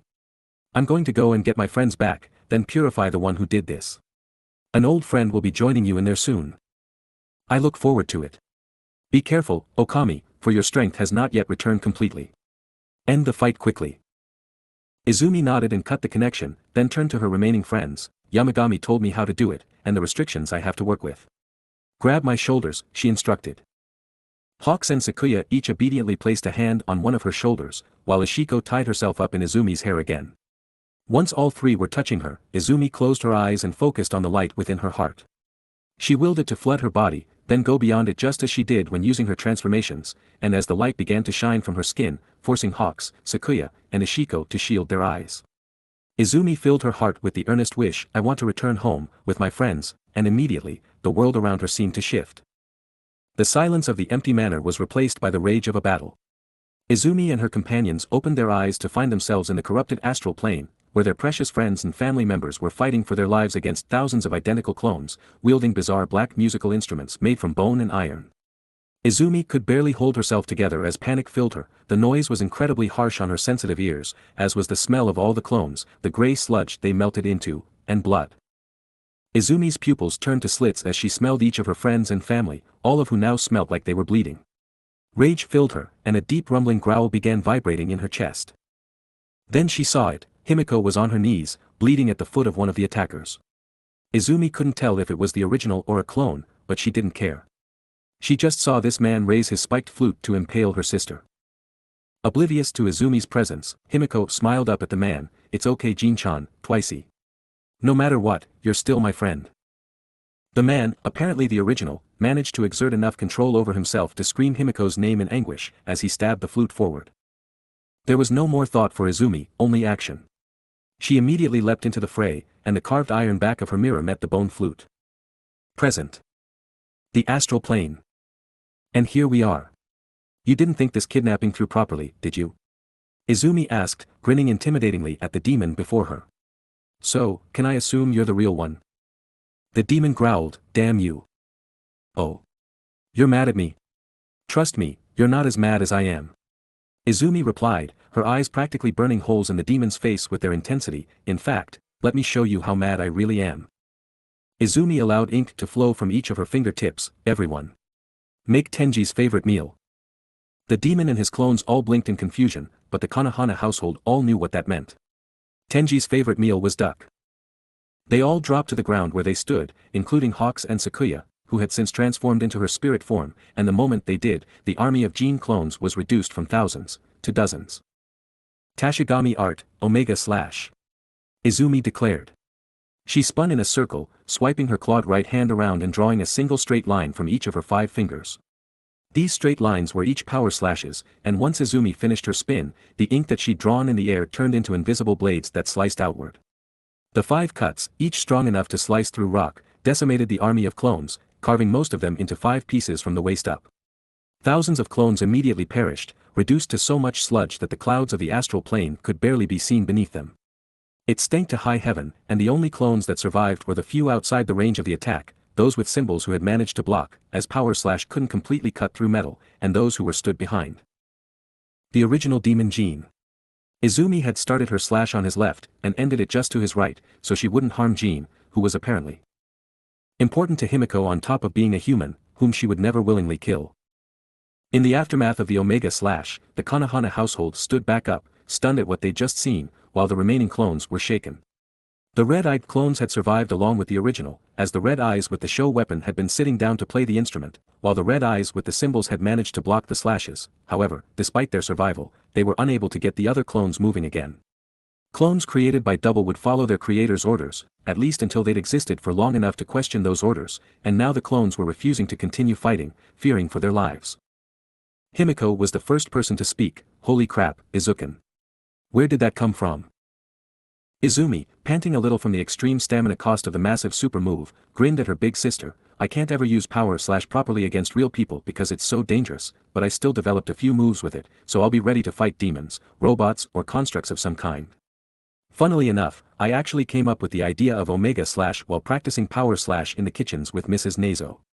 Why cut a carrot with one blade at a time when you can do it with 5?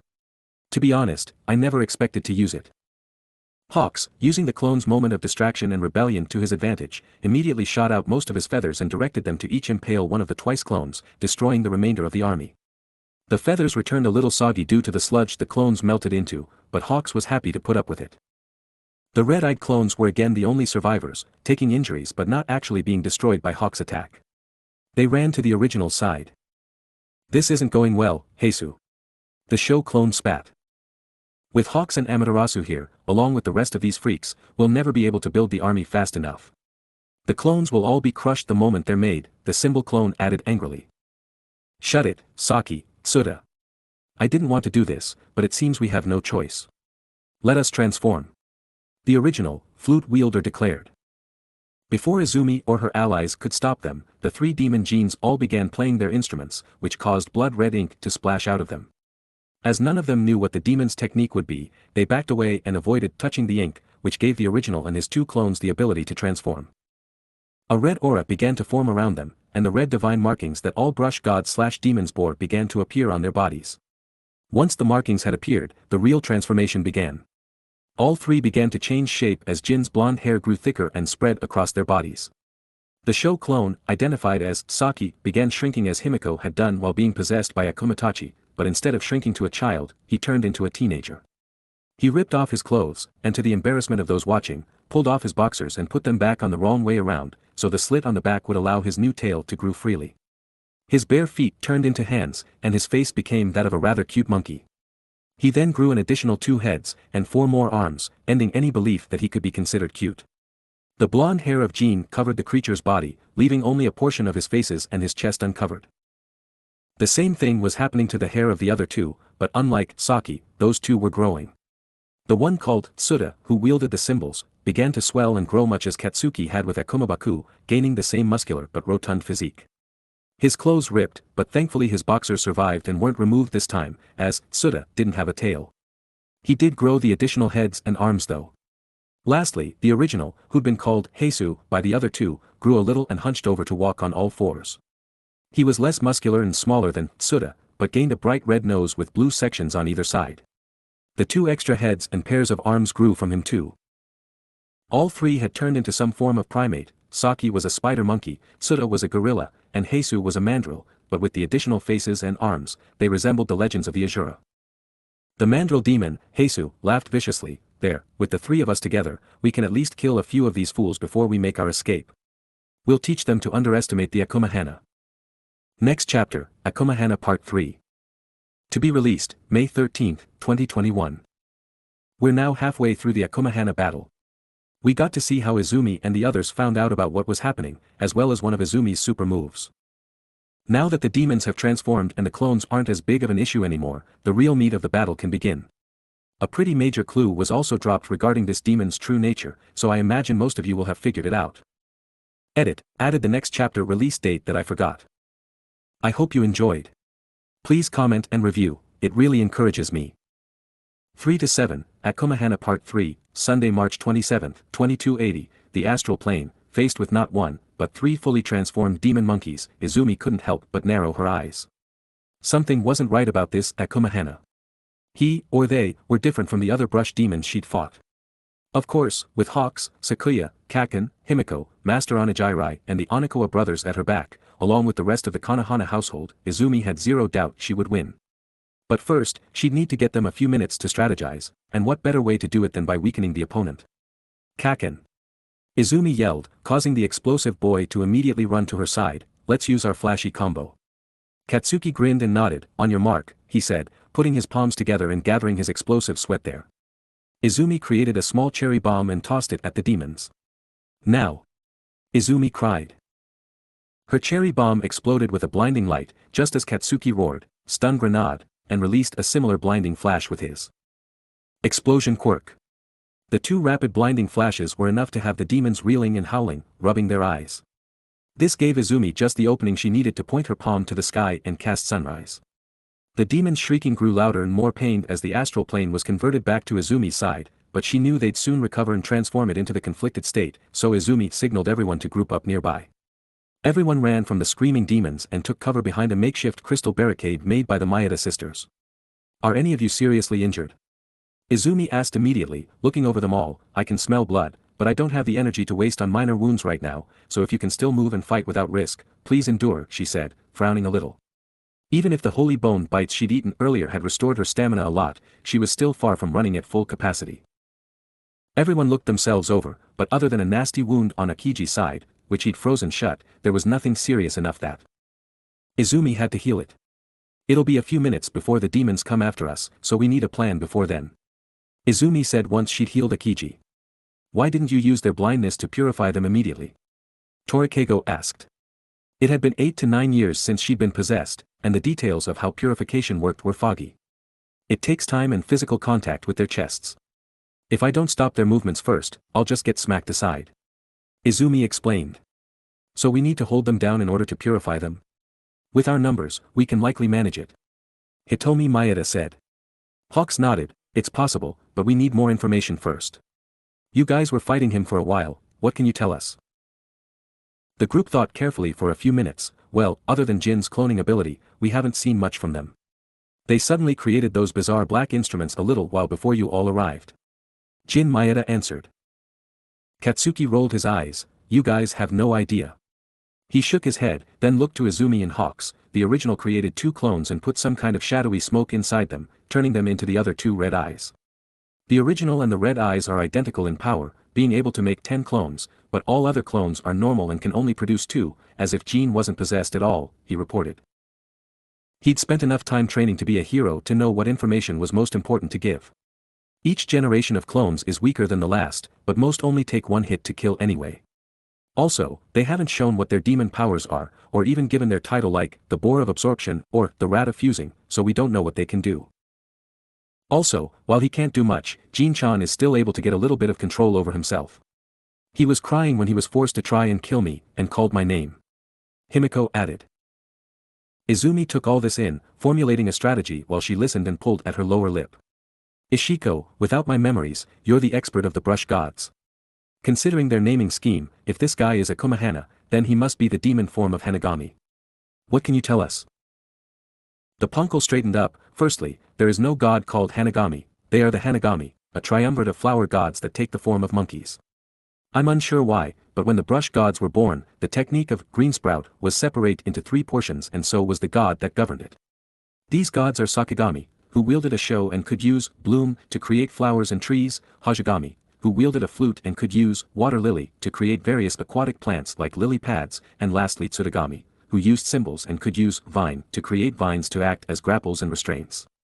All 3 gods make up the Hanagami, and their techniques make up Greensprout. The only other thing I know about them is that they're very closely connected with one another. I suspect that what Katsuki explained, about the shadows going into the clones to make the other 2 red-eye clones, was the demon's way of creating more vessels so all 3 could have their own. Ishiko explained. So, should we just blow up the possessed clones? It's not like destroying them would hurt Jin. Katsuki asked. Sakuya shook her head. Bad idea. Destroying the clones may send the demon inside back to twice, or it may try to possess one of us instead. We shouldn't risk it. What do we do then? Doi Nazo asked. We should split into 3 teams. 2 teams will distract 2 of the demons while the 3rd team works with Izumi to purify the last demon.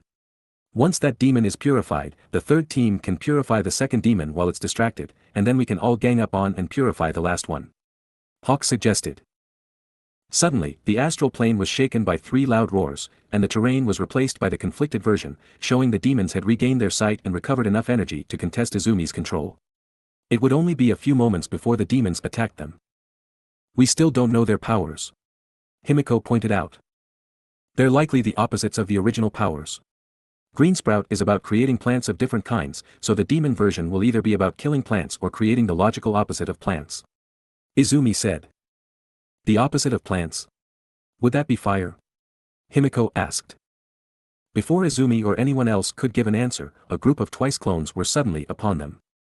The clones were completely human in appearance, so they lacked any demon powers, but they did still sport the weapons of the demons who created them. Izumi, Katsuki and Himiko quickly destroyed the group with some power slashes, explosions and knife strikes, courtesy of Himori's crystal knives, donated to replace the ones Himiko had lost, but the appearance of the clones proved the enemy was ready to fight. Izumi psyched herself up. We'll go with Hawk's team-up plan with one addendum. All non-combatants stay on the sidelines until I signal you, then come help me hold down whichever demon I'm purifying. Master Anajirai, stay and protect them. Akiji and Sakuya, go for the spider monkey demon. Akainu and Kaken, go for the mandrill demon. Hawks, Himiko, come with me. We'll take the big gorilla down first, she ordered. Right, everyone shouted, getting into position as Izumi ordered. In any normal disaster or battle, it would be Hawks who took charge as the senior hero, but when it came to demons, it was up to Izumi to lead them. Assembling into their teams, they jumped from the crystal barricade and took a good look at what the demons had created. They were pumping out twice clones, but could only produce 4 now, 1 from each hand at a time, which of course meant the original could only make another 2, since he already had 2 clones. With a lower number of clones, and the clones acting more reluctant to fight and create more of themselves, knowing they'd be instantly killed, the army grew much slower than before, so the 3 combat teams were able to cleave through them in only a few moves to get at their targets, while the reserve team of non-combatants followed at a sedate pace so they wouldn't be caught in the fighting until Izumi called for them. Akiji and Sakuya threw themselves into battle with Akumasaki, the spider monkey demon, while Akainu and Katsuki literally erupted as they attacked Akumahesu, the mandrill demon and the one possessing Jin's real body. Both demons were sent flying by the initial attacks, separating them from Izumi's target, Akumatsuda, the gorilla demon. Once Izumi, Hawks and Himiko were left alone with their target, they learned 2 things, the first being that facing a 6-armed gorilla with 3 heads to see you coming from any direction made it nearly impossible to perform any kind of flanking maneuver. The second was that Akumatsuda's ability was disgusting. The moment the trio engaged the demon, Himiko went to his left and Hawks took to his right to keep him surrounded, while Izumi stayed in front of him and focused on drawing his attacks with her mirror. Just as Izumi moved towards him, either to attack or bait him into attacking so the others could strike, the demon suddenly clapped his symbols together, causing red ink to splash out from them with every impact. The ink rained haphazardly around the battlefield, seemingly staining the ground at random. Akumatsuda didn't appear to have any control over where the ink fell, nor did he seem to care. Izumi's team dodged it and kept their distance, just in case, but the moment the demon was done making the ink, they learned the disgusting nature of his power. Intestines, fully formed human intestines shot from the ink, wriggling like giant pink worms and making horrible squelching sounds as they moved. The sight and smell of the organs nearly made both Himiko and Izumi puke on the spot, with even Hawks turning green at the sight of them. Worse still, Akumatsuda could control them completely and used the trio's disgust as an opening to shoot the intestines forward to bind them. The girls, too distracted by their protesting stomachs, couldn't dodge in time and were tied up, while Hawks barely managed to avoid the same fate by flying away and firing a few feathers at the disgusting tendrils, slicing them apart. Guts. Izumi shrieked, your power is making guts. Ehe, not a nice power is it? The Hanagami were the gods of flowers. We Akumahana are the demon apes of flesh. We possess the power to create and manipulate the very building blocks of life. I bear the power of the flesh itself, allowing me to make anything from meat to organs. Akumasaki's power revolves around bones instead, while Akumahesu is the ape of blood. Truthfully, our powers are weak and our transformations aren't strong enough to defeat you, Amaterasu, but you'll find we are impossible for you to defeat too. Our battle will rage forever, or until one of us escapes. Akumatsuda declared, clapping his cymbals with one set of hands while pounding his chest with another and using the last pair to try and swat the flying hawks. Hawks directed some feathers to slice at the intestines binding Izumi and Himiko. He successfully freed Himiko, whom promptly began frantically waving her knives at anything pink or wiggly, but Izumi was suddenly jerked out of his trajectory, so only her arm was freed rather than her whole body. Whimpering and shuddering at the disgusting task, Izumi used her free hands' claws to shred the remaining intestine bindings. The feeling of her claws cutting through what was likely an accurate copy of human intestines made Izumi tear up in disgust and begin shaking with distress. She wasn't squeamish by a long shot, her healing efforts around Mizutafu had ensured she had a strong stomach, but actually cutting guts with her own claws was taking things a step further than she was ready for. Composing herself as best she could, Izumi said, "Oh okay, new plan. This guy's a clone right? Let's just slice off his limbs and purify him once he's just a torso." "I am not dealing with this today," she declared. Himiko was fully on board with this. "Let's do it. Blood I can handle, but the squishy innards? No thanks." "Agreed. Himiko, your knife won't be enough here, so stay back while Izumi and I prune this gorilla," Hawks declared, drawing his now signature feather blades. The wing hero flew forward at incredible speed, lopping off one of Akumatsura's arms before the gorilla demon could even react. He flew in a loop and sliced off another, but when he went for the third, Hawks found his attack blocked by one of the demon's symbols. As his feather blade clanged against the black iron, the demon spun his other one like a buzz saw and slashed it at Hawks, forcing the man to fly away. With Akumatsura's eyes focused entirely on following Hawks through the air, Izumi had a clear shot to power slash his legs, felling the demon like a lumberjack felling a massive oak tree. The demon roared like a gorilla as he fell on his back, and Hawks used this opportunity to slice off 2 more arms while Izumi took the final 2 with another power slash. Reduced to nothing but a torso with 3 very angry and ugly heads, Akumatsura could do nothing as Izumi hopped on his chest.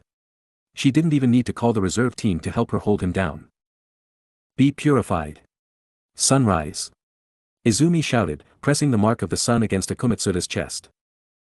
Akumatsura's body began to crack and darkness flowed out as mist, being chased by beams of light, just as the other demons had when Izumi purified them, but this time when he cracked, his host, a heavily damaged clone of Jin, simply melted into a puddle of goo, leaving the darkness to burn away in Izumi's divine light, and for the purified brush god to take shape. Tsuragami's body reshaped itself from the light that had chased the darkness from Akumatsura. The monkey god's purified form took the shape of an unknown breed of ape, with a plump humanoid body, hand-like feet and thick white fur. Its shoulders and wrists had large wing-like crests of fur, similar to Izumi's wolf form, complete with the signature red brush god markings.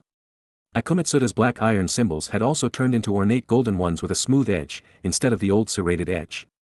Finally, unlike the other brush gods, Tsuragami wore clothes in the form of a pink neckerchief and a matching pink pointed hat, similar to those worn by ancient Japanese onmyoji. "We did it!" Himiko cheered, "Just 2 more to go." Izumi nodded and turned to speak to the purified Tsuragami, intending on having him wait off to the side while she and her friends focused on the 2 remaining demons. However, the moment Tsuragami was fully formed and standing on the ground, something horrifying happened. "Ah!" Tsuragami screamed, falling to the ground and writhing in horrible pain. Cracks began to appear in his pristine white body, and darkness flowed into him from Akumasaki and Akumahesu, seemingly without the other demons even noticing. "Tsuragami!" Izumi yelled, rushing to try and do something to help him. She tried rejuvenation and then another sunrise, but to no avail, as the darkness swarming into him quickly exceeded and smothered Izumi's light. Tsuragami, his body half distorted by the darkness, grabbed Izumi by the front of her shirt. "Get away from me, before I hurt you," he bellowed, then threw her away from him with all his strength. Hawks easily caught her and set her back on her feet, but by that time, Tsuragami had once again been fully corrupted, reduced to a shadowy black fog with no defining features beyond glowing red eyes. Akumahesu, having noticed all this while fighting Akainu and Katsuki, managed to blast them both back for a moment by using his ink technique to summon a small ocean of blood, ironically almost identical to the ink, and having it douse them, rendering them temporarily unable to use their fiery quirks. With his attackers distracted, the demon used twice quirk to create a new clone and toss it to the newly recorrupted Akumatsura. "Tsuda! Take this," he roared. "Oh no you don't!" Katsuki yelled, shaking the blood off him enough to try and shoot an explosion at the clone before Akumatsura could possess it. Before Katsuki could use his attack though, Izumi screamed, "Kaken! Don't!" This made him pause, and gave the recorrupted demon just enough time to possess the clone and transform back into the massive gorilla demon he'd been before, complete with his black iron, serrated symbols. The moment his transformation was complete, Akumatsura began to laugh mockingly. "Foolish girl, did you think I was merely bluffing when I said it was impossible to defeat us? We are the Akumahana. A single brush demon divided into 3 distinct forms. So long as even one of us remains filled with our master's power, your attempts to purify us will be reversed," he boasted. Izumi paled and her eyes widened. She understood now. Purifying a brush demon was difficult, but purifying 3 at once? Did she even have that kind of power left in her? Even if she did, could she successfully hold all 3 demons down long enough and close enough to use sunrise on all 3 at once? Izumi felt panic began to build in her chest. She needed time to think about what she should do. "Everyone! Fall back for a bit. Maeda sisters, make us a barrier with your crystals." Izumi yelled, turning to flee. Everyone reluctantly agreed, with the demons howling with laughter as they fled. They didn't even bother attacking or pursing them, knowing full well that they had all the time in the world to slay Izumi's comrades. Once the group were a good distance away, the Maeda sisters combined their quirks to create a large crystal wall, giving them some rudimentary protection from the demons and their clones, since none but Akomatsuda likely had the physical strength needed to knock it down. Things have taken a turn for the worse. Sakuya frowned. Izumi, do you still have the power to use multiple sunrises? Izumi nodded, though she looked unsure. I think I can manage 4 or 5, so our margin for error is slim. Katsuki frowned. Why'd you stop me blowing up that clone? Wouldn't it have been better to stop that monkey fuck from getting a host? If the clone had been destroyed, Akomatsuda would have looked for another host, namely one of you. That would make this fight even harder since not only would he have that person's quirk, but we'd have to hold back when fighting so as not to hurt the host. As long as he's possessing a clone, we could fight as hard as we like, so long as we don't destroy them completely. Izumi explained. Himiko peeked over the barrier with a worried expression. Poor Jin-chan, he must be suffering so much right now. Why aren't they attacking us? Izumi frowned. You guys have been in the astral plane about an hour by this point, right? They all nodded. Well, when I was learning how to come here, I was told that normal humans can only survive about 3 hours in this place, and they can't leave unless the person who brought them here leaves too. Those demons want to kill you all to break me, but so long as they can survive for a couple more hours without being purified, you'll all die without them even having to lift a finger. What's more, I can't just take you with me and escape. Everyone's faces turned grim. They hadn't mentioned it, due to the circumstances, but they were all feeling a little odd. It was becoming slightly harder to breathe, as if the air was becoming thinner, and their bodies felt heavier by the moment. They'd all independently dismissed it as the stress and exhaustion of the fighting, but now that they knew they couldn't survive here for much longer. Who the fuck cares? We weren't running away like little bitches anyway. Katsuki snarled. That dumbass ape admitted that we just need to purify all 3 at once, right? So why don't we just team up, beat the shit out of them and then smack them together so you can fix them all at once? Jean'll get banged up, but speaking as a guy who got possessed, a few bruises are better than being some demon fuck's little bitch for the rest of your life. Hawks nodded. Katsuki's crude, but he's got a point. Before he transformed earlier, OkamiHeroAmaterasu looked pretty scared at your arrival. If it really was impossible to defeat him, he'd have kept his composure. Ishiko jumped up and down on Izumi's shoulder. Hey, yeah. We know their abilities now, and we know what we need to do to purify them. Come on Izumi, you're our leader in this situation. You've got to have a plan. You took down Akumabaku and Akumatachi by yourself after all. Izumi flushed, feeling everyone's support. They all believed in her, so she wouldn't let them down. Closing her eyes in thought, Izumi analyzed everything she'd seen and heard from the demons, coming up with the best strategy she could to defeat them. With all her friends with her, she had plenty of different tools to work with, and her only limitations were her own dwindling stamina and that of her comrades. I think I have an idea. The core of it is the same as before. We split into 3 main teams and a reserve team, but we'll need to be precise with our timing. I'll need to fight at Kumasaki or at Komatsuda, so I can use Power Slash to defeat them quickly without wasting more power. Hawks-en or Kaken will need to fight the other one, since their quirks are the most damaging. Izumi began. I was busy with Akomatsuda, so I didn't see what Akumasaki could do. Sakuya, who'd thought the spider monkey demon, spoke up. He's fast and nimble, able to easily jump over someone of Akiji's height with a single bound. When he stops to play his show, red ink comes from the instrument's pipes and creates various types of bones. When Akiji and I fought him briefly, he used ribs as spikes and to try and cage us, while also making a giant skull around himself to protect his body from damage. He can freely erase the bones he creates as well, but he can't manipulate the bones once they're formed. The mandrill fuck can freely control the blood he makes, but aside from it being a fucking disgusting kind of hydrokinesis, it isn't that big of a deal. He's also tough, but not that fast. Getting stabbed with his flute will be the biggest threat when fighting him. Katsuki said, explaining Akumahesu's powers. The Onikawa brothers, who'd fought alongside Sakuya and Katsuki, merely nodded. Izumi gave a quick rundown of what Akumatsuda could do, making everyone a little queasy at the mention of entrails, before turning to Katsuki. Kaken, your explosions don't actually need your arms to be free to move, so even if Akumatsuda ties you up, you'll be able to break free. Akainu's fire attacks will work the same way, so you two should switch targets to Akumatsuda. Got it. Katsuki nodded. It's you and me again, Oni, the boy said, exchanging a fist bump with Akainu. Katsuki liked the Onikawa brothers. They were strong and didn't talk much, so they were his kind of guys. That leaves you to deal with Akumasaki. Your power slashes and cherry bombs should make bone meal out of his attacks. Hawk said, I'll support all three teams at range. So you should take Akiji or Sakuya as backup. Sakuya shook her head, my power is based in the natural world, so I'm weaker here in the astral plane. I'll hang back and assist Onijirai in defending the non-combatants. Akiji, you'll be fighting with Izumi. The blue Oni brother nodded, putting his fist up for a bump from Izumi, which she happily gave. Then it's decided, but I need volunteers for the team to take down Akumahesu. He needs to be handled carefully, as his body is the real Jin Babaigawaras. Izumi said, pulling on her lip. Let me do it. Himiko declared, Jin-chan is my friend, and none of us would be in this situation if I hadn't stupidly brought him home without calling you all first. I want to help him, she gave a determined grin, showing off her fangs. Besides, he's the one with the blood power, right? Who better to fight him than me? Izumi looked at her older sister with a small smile. She remembered what Himiko had said when she'd first decided to become a hero. Yeah. I was never interested before, but... Himiko paused, trying to find the right words, but I feel so happy and light, like all my troubles are gone, and it's all because I was saved by a hero. She looked at Izumi with a beaming smile. I want to give this feeling to others too. I want to live, love and die freely, knowing I've helped others do the same. I want that to be my new normal. The reborn sun goddess couldn't help but feel warm inside. Himiko was really trying hard to become a hero. She wanted desperately to save Jin Babaigawara, and prove she could live up to her dreams of sharing the joy she felt at being saved with others. Izumi dearly wanted Himiko to achieve that, to see the fruits of her labor come to fruition.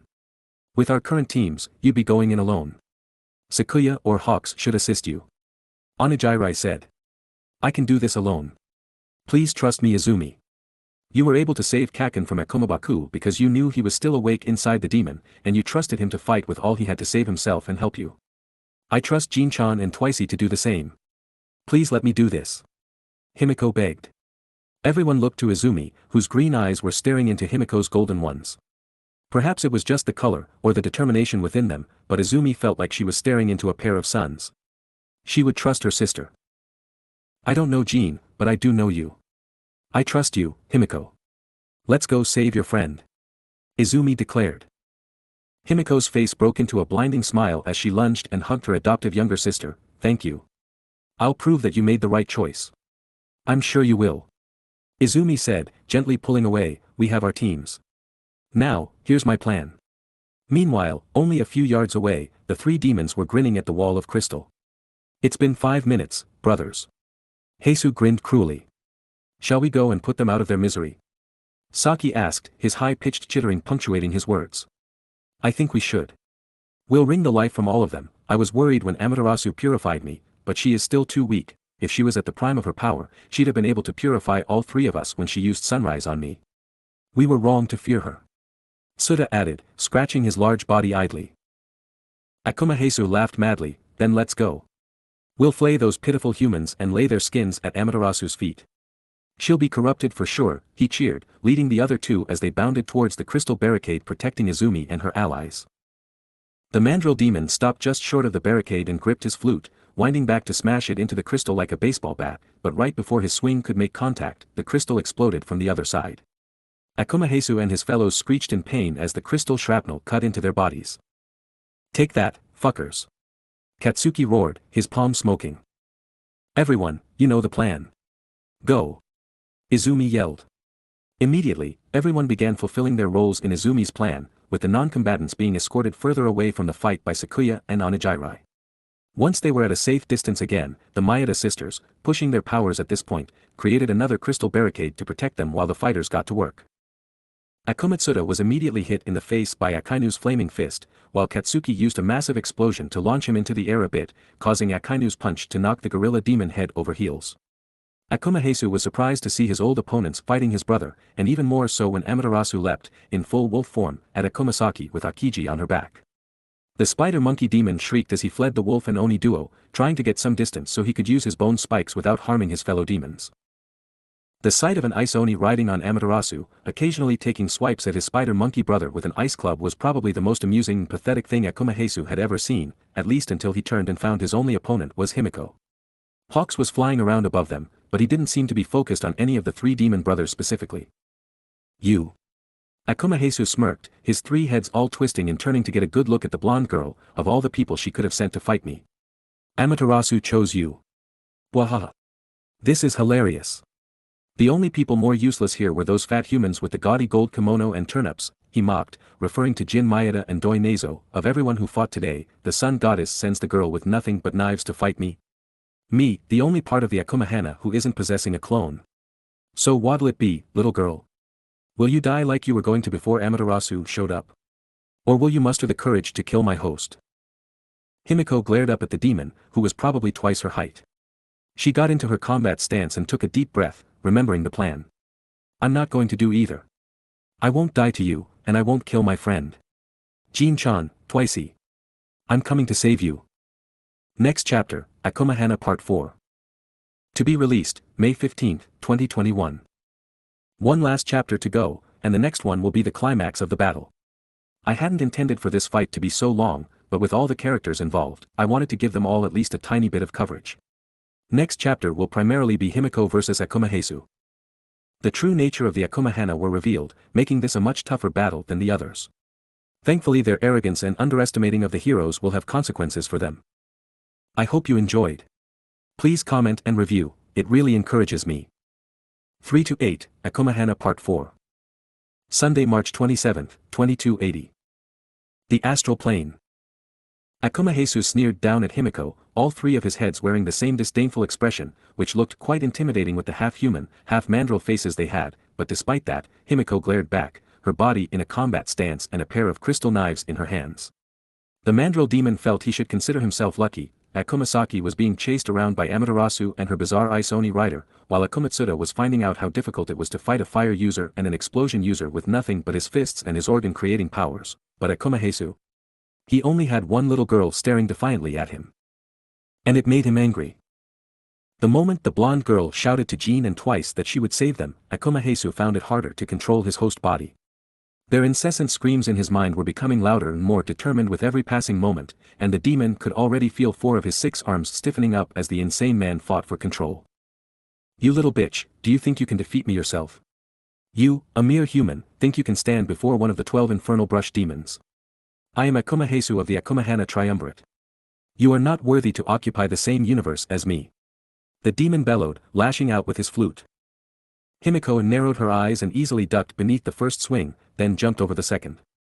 On the third swing, Himiko leapt even higher and landed on the flute as it sailed through the air beneath her. The mandrill demon was roughly twice Himiko's height when standing on his hind legs, but he tended to walk on 4 limbs by using one pair of arms alongside his legs, while the other pairs were used to punch and swing the flute. To accommodate his new size, his flute had grown too and was now just barely thick enough for Himiko to stand on. Of course, just because Himiko could stand on it didn't mean she could maintain her balance, especially as it was swung around, so almost as soon as Himiko landed on the instrument, she dropped down and gripped it with her arms and legs, holding on to it like a sloth. The demon snarled and shook his weapon, even banging it on the ground as hard as he could, but Himiko's grip wasn't shaken. Furious, AkumaHesu reached out to grab Himiko and pull her off manually, perhaps even crush her in his hand for good measure. His palms were the perfect size for gripping and crushing her head. Unfortunately for him, that was what Himiko wanted, and the moment the demon's hand reached towards her, she switched her grip so she was holding onto the flute like a circus performer on a trapeze, then swung herself at the extended hand. The audacious and acrobatic maneuver made the demon hesitate, and in that moment Himiko sailed over the outstretched hand and landed on his thick arm. She stabbed one of her knives into it, inwardly apologizing to her friend, then swung on the knife to launch herself further up the demon to its shoulders. From there, Himiko was able to grab one of the mandrill's snarling faces and force its mouth shut as she looked deep into its eyes. Jin-chan, I know you're in there. You need to fight. Kaken was able to regain some control when he was possessed, and he was only 8 years old at the time. If he could do it, I know you can. Himiko declared. The central head snarled and reached back to grab Himiko, but the girl simply flipped over the angrily flailing limbs and landed on the other shoulder, where she could force the left head's mouth shut and look into its eyes just as she had with the right. Come on, Twicey. I know you don't want to lose to that spicy Pomeranian.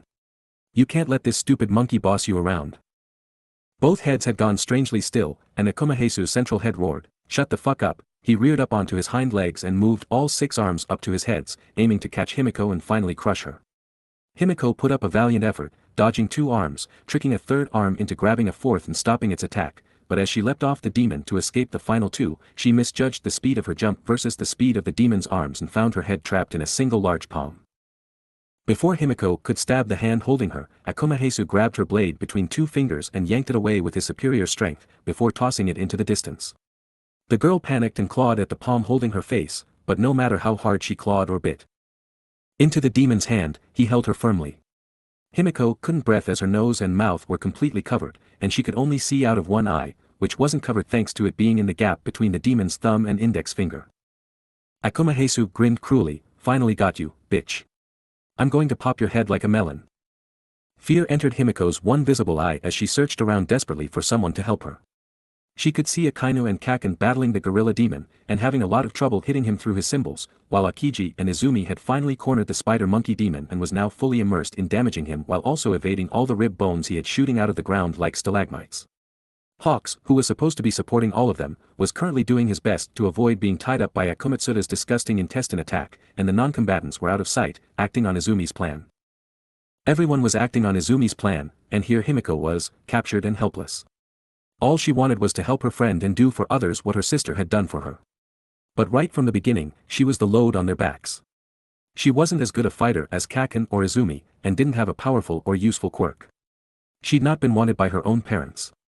She'd led a demon-possessed man into the home of the only people who loved her, and now she was failing in the one thing she'd promised Izumi she would do.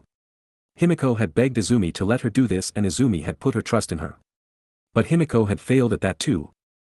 Tears began to fall from her eyes, and OkamiHeroAmaterasu laughed, "You're crying? Ha! Serves you right. You should have stayed as Akumatachi's little pet, then you might have found a place at our master's side. But you threw that way for Amaterasu and then you went and damned her friends by bringing me straight to them. Die, Himiko Toga, knowing this was all your fault." At that moment, something shifted in Himiko's mind. Her tears dried up, and she stopped struggling, making the demon pause, curious as to why she wasn't fighting anymore. Then, in a move that would horrify anyone, she slowly reached up and stabbed her nails under the demon's own fingernail.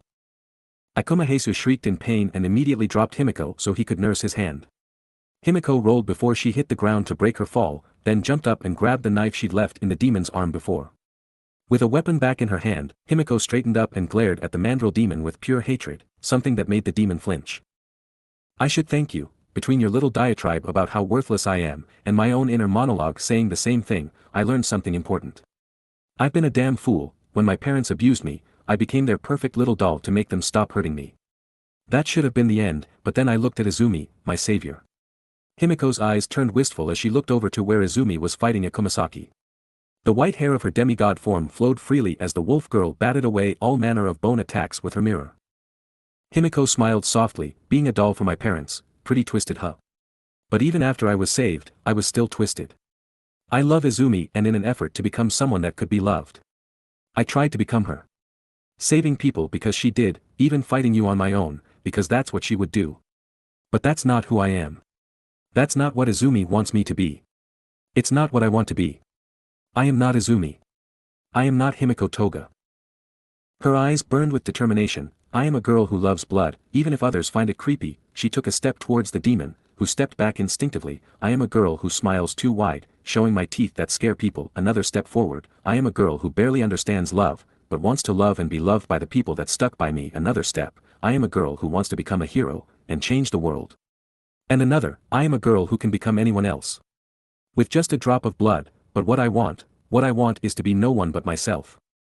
She puffed out her chest with pride. "My name is Himiko Midoriya, adopted sister of Izumi Midoriya, the reincarnation of the sun goddess Amaterasu," she roared. "She accepted me for what I am, just as I accepted her for what she is. Izumi is going to help my dream come true, and I'll do the same for her." Himiko charged forward, "And I am going to save my friend. Whether he's Jin-chan or Twice or both or neither. I will save all of him and make a world where he can be all of himself." "Stay away!" OkamiHeroAmaterasu roared, swinging his flute at her again. Himiko easily dodged it and continued her charge, running and sliding under the demon before slashing her knife across the backs of the demon's legs, severing some of the tendons on the back of his ankles. It was the same tactic Izumi and Hawks had used on Akumayomi, and it worked just as well here, making the mandrill demon fall to his knees as he could no longer put weight on his ankles. Himiko used this chance to run up the demon's back and get up to his heads again, where she could land a flying kick to the central head's nose.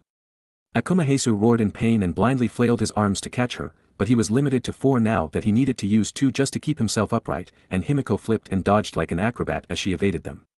As she dodged the 4th arm swinging at her, Himiko jumped and ran down it, using her forward momentum and trained body to maintain her balance on the swinging limb, before finally jumping and stabbing her knife through the back of the hand, making the demon scream in pain again. "Sorry Jin-chan, twicey. I'll ask Izumi to heal any wounds you have at the end of this," Himiko promised, her wide smile still on display. OkamiHeroAmaterasu saw red, especially as his body once again began to rebel against him. Himiko was becoming a problem, and if he couldn't simply crush her head in his palm, he'd drown her in his power. Seething, he brought his flute to his lips and began to play an awful, screeching melody that couldn't truly be considered a song. Himiko winced as the sound grated on her nerves and made her shudder, but the purpose of the song wasn't to deafen her, as was made clear when gallons of red ink began exploding from the end of the flute. Himiko easily dodged it, but the moment OkamiHeroAmaterasu had succeeded in creating nearly a lake of the stuff, the ink flashed and darkened slightly, going from blood-like ink to actual blood.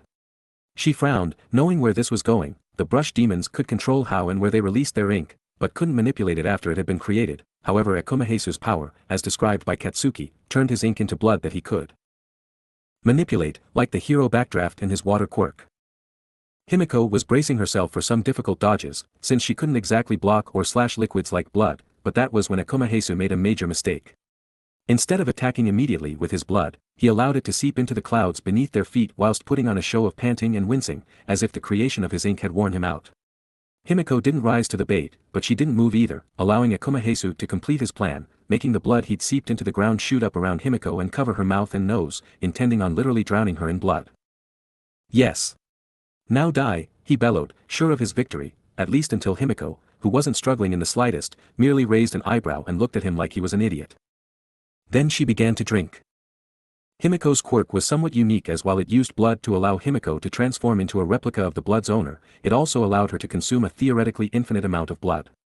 Himiko and Izumi had done some experiments with drinking the blood of a commission employee with similar powers to OkamiHeroAmaterasu, allowing him to regenerate his blood infinitely, and they discovered that the blood Himiko drank seemed to take up no space inside her body, or even add its weight to her. She could consume literally gallons of blood and not be physically impacted at all, even when the blood she consumed exceeded her body in mass. Izumi had used some big words like quantum entanglement and parallel pocket dimension, but Himiko hadn't really understood. All she knew was that no matter how much blood she drank, she'd never be full, something that came in very handy as she happily drank the blood now being used to drown her. OkamiHeroAmaterasu was stunned, and tried to switch tactics, instead forcing the blood into her body with the intention of filling her up and making her burst, but the moment it entered through her mouth or nose, it was considered drunk by her quirk and disappeared, meaning his attempts to kill Himiko were only feeding her. On Himiko's side of things, she discovered that the blood she was drinking was identical to the blood of the demon's host, Jin. Himiko could taste differences in a people's blood and could identify whose blood was whose by taste the same way Izumi could by smell.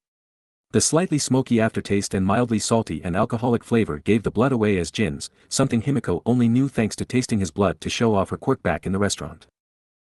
Recovering from his shock, OkamiHeroAmaterasu tried to drag Himiko forward by manipulating his blood ability to form a tentacle of the red fluid, but Himiko was able to resist the pull and leap back just in time to avoid a heavy smack from the demon's flute.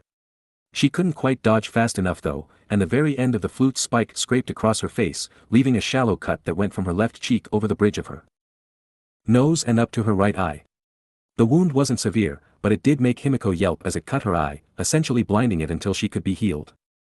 Thinking fast, Himiko activated her quirk and used the blood she'd just drunk to transform into a copy of Jin. She even allowed the transformation to extend to her clothes, giving her Jin's outfit at the cost of permanently destroying her own.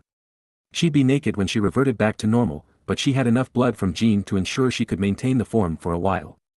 Now in Jin's form, Himiko could see through her right eye again, wounds didn't carry over to transformations, and could use his body as well as her own, as well as utilize Jin's superior size and strength. "You shouldn't use blood against someone like me, you just made this harder for yourself," Himiko said, even speaking in Jin's voice, "Jin-chan. Twicey. I know you probably don't like this, but don't worry. You're still the real one," Himiko shouted, before running and jumping at the mandrill demon.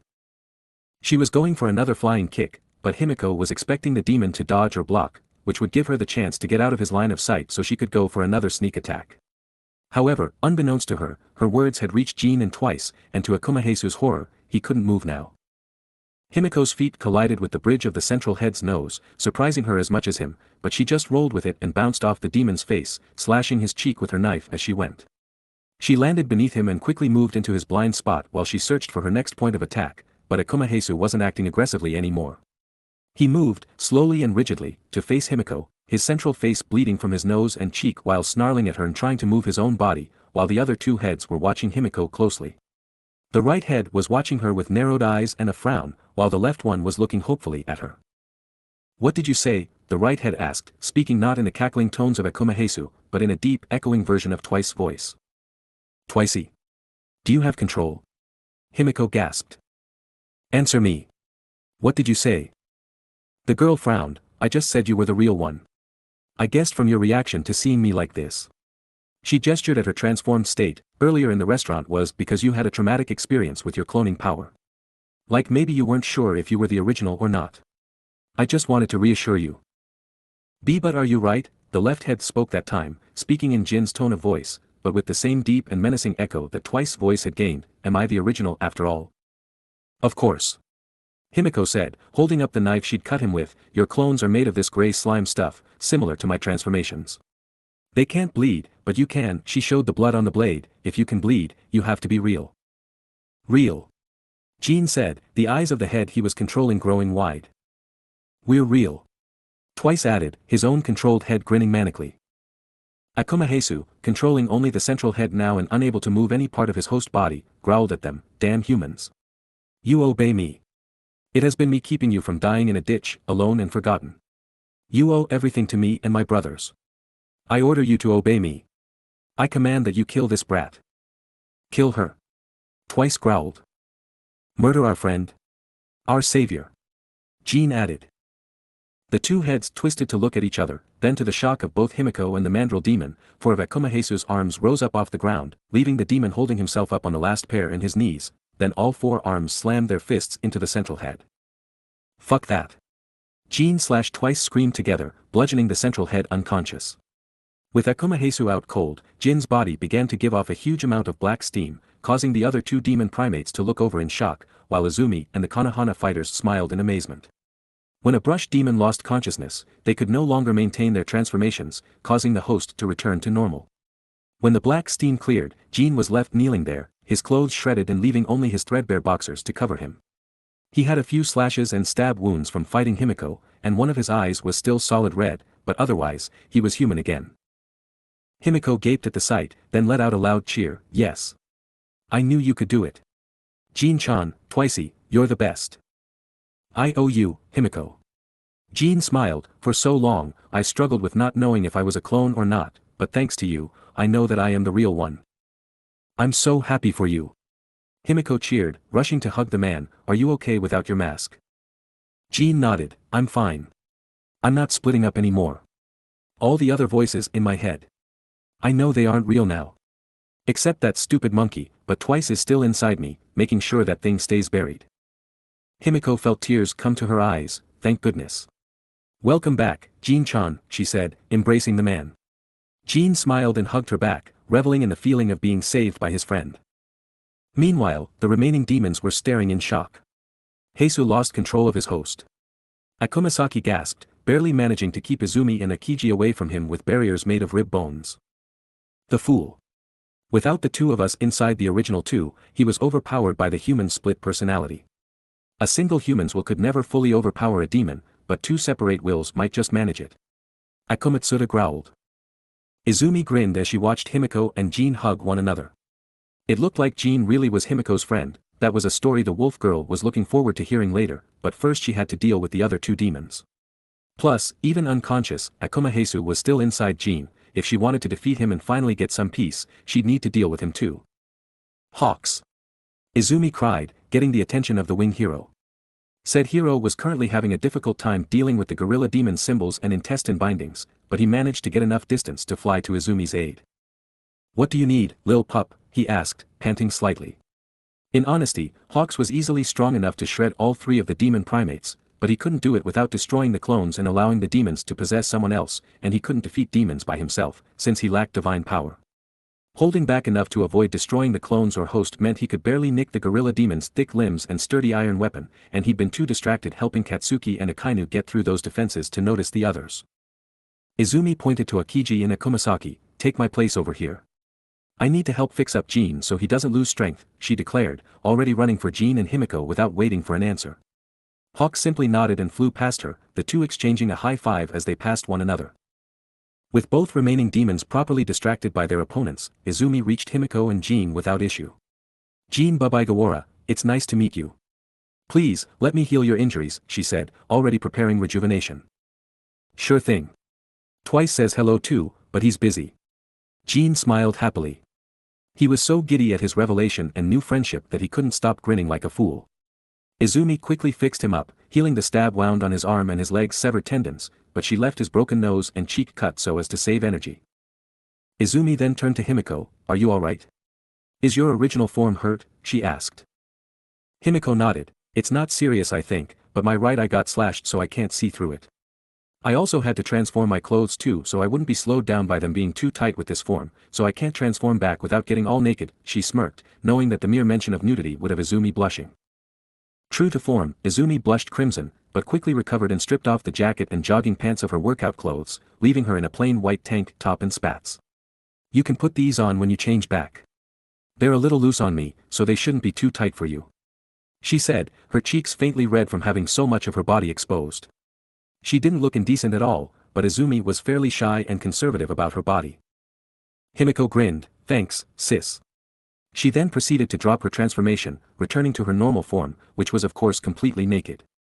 Jin was nice enough to look away while Himiko shook off the remaining residue from her transformation, then put on Izumi's donated clothes.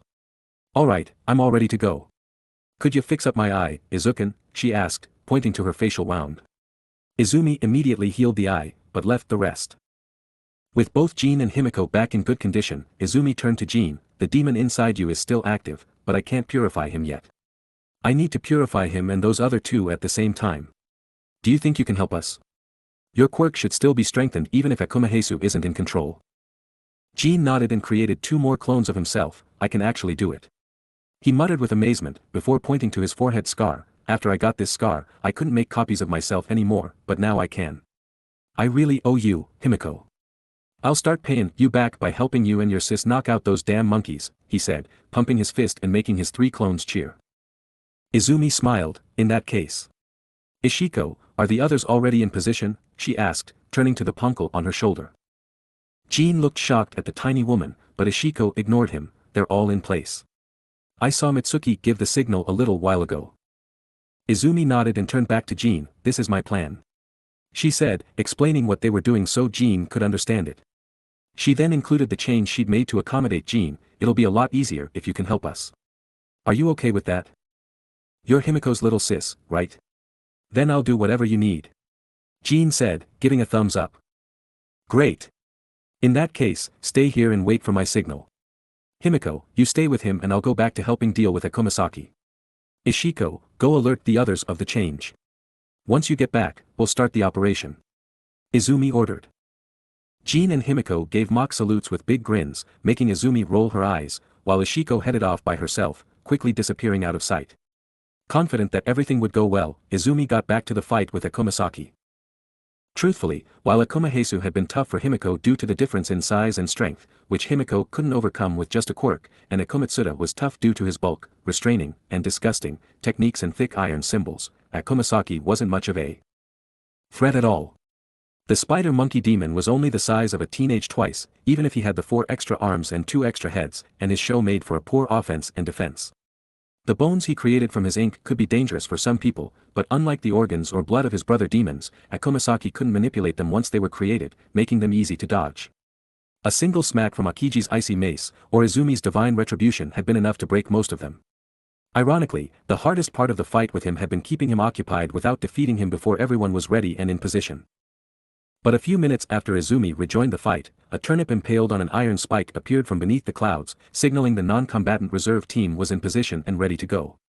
It was time for the plan to begin. Everyone! Begin the operation! Izumi cried, using a cherry bomb to ensure everyone saw the signal.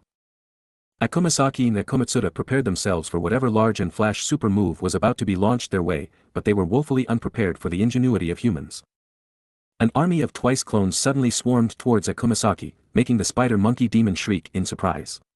He tried to repel the army with his bone spikes, but the clones simply clambered over their impaled brethren, using them as bridges and stepping stones to get to the demon. They managed to grab him easily, with each of the demon's 8 limbs being grabbed by at least 2 clones, while 3 more clones each grabbed one of the demon's heads to stop it from wriggling or biting. Even more twice copies crawled around their fellows to wrap their arms around most of the demon's torso or grab his tail, leaving Akumasaki completely immobile and helpless.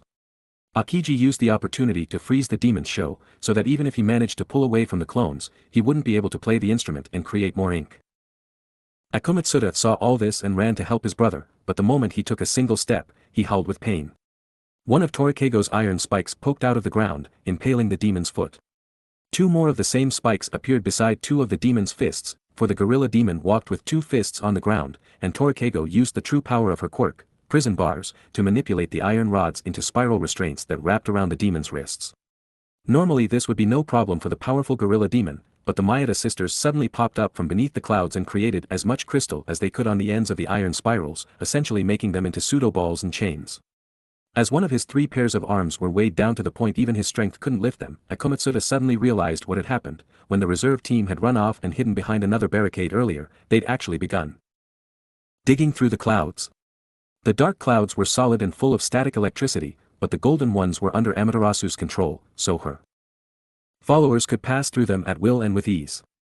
They'd spent the whole fight working their way through the twisted clouds of the contested astral plane so they would end up right below the demons, ready to pop up at Amaterasu's signal.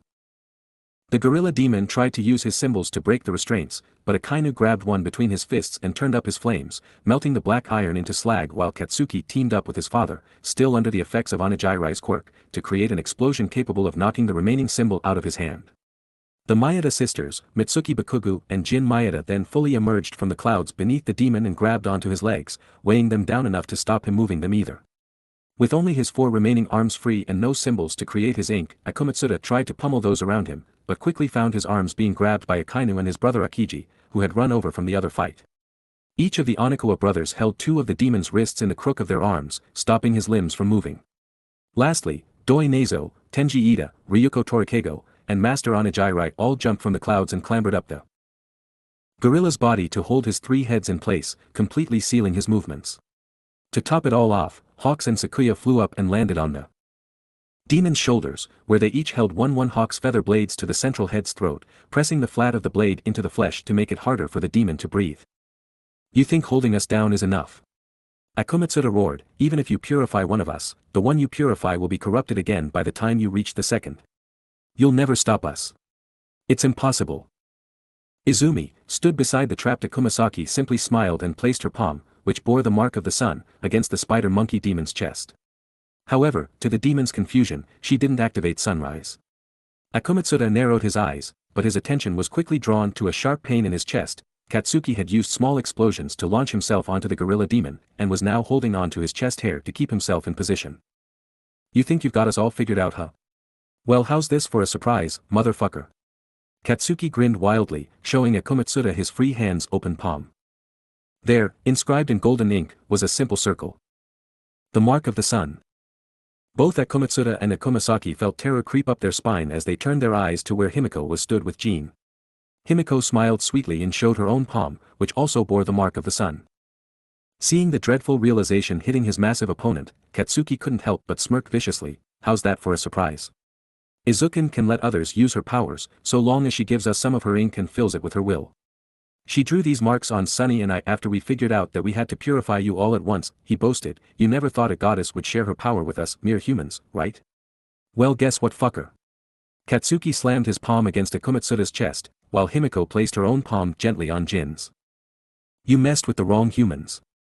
We're the Sunburst Hero Agency, and once Sunny and I get our licenses, we'll be working with Izukin to wipe you demon scum from the face of the earth," he declared. Izumi and Himiko grinned widely and pumped their fists in the air. Not long after Himiko had joined the family, the trio had decided to work together and form their own agency, the Sunburst Hero Agency. It would be the name of their hero team, since it carried the sun motif of Amaterasu, matched Himiko's bright and cheerful nature, and also played into Katsuki's more explosive temperament. "Kaken, Himiko, let's do this together," Izumi yelled. All 3 teens focused on the golden marks on their hands, and with smiles of victory on their faces, they declared as one.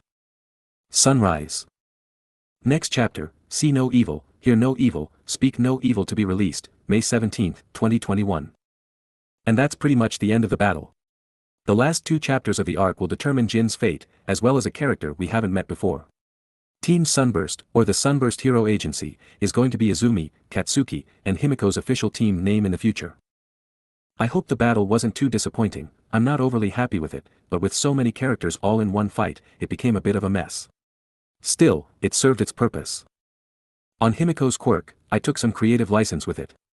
In canon, Himiko is shown transforming without drinking blood via some kind of internal stockpile, as shown when she transforms from Ochako into Kami in the provisional license exam arc, and she is also shown losing her injuries when transforming in a later arc. I took these details and ran with them. The idea of Himiko having an infinite blood capacity was also put in place to give her a bit of an upgrade, to make her slightly more evenly matched with Izumi and Katsuki, since they're the main trio. I hope you enjoyed. Please comment and review, it really encourages me. 3 to 9, See No Evil, Hear No Evil, Speak No Evil.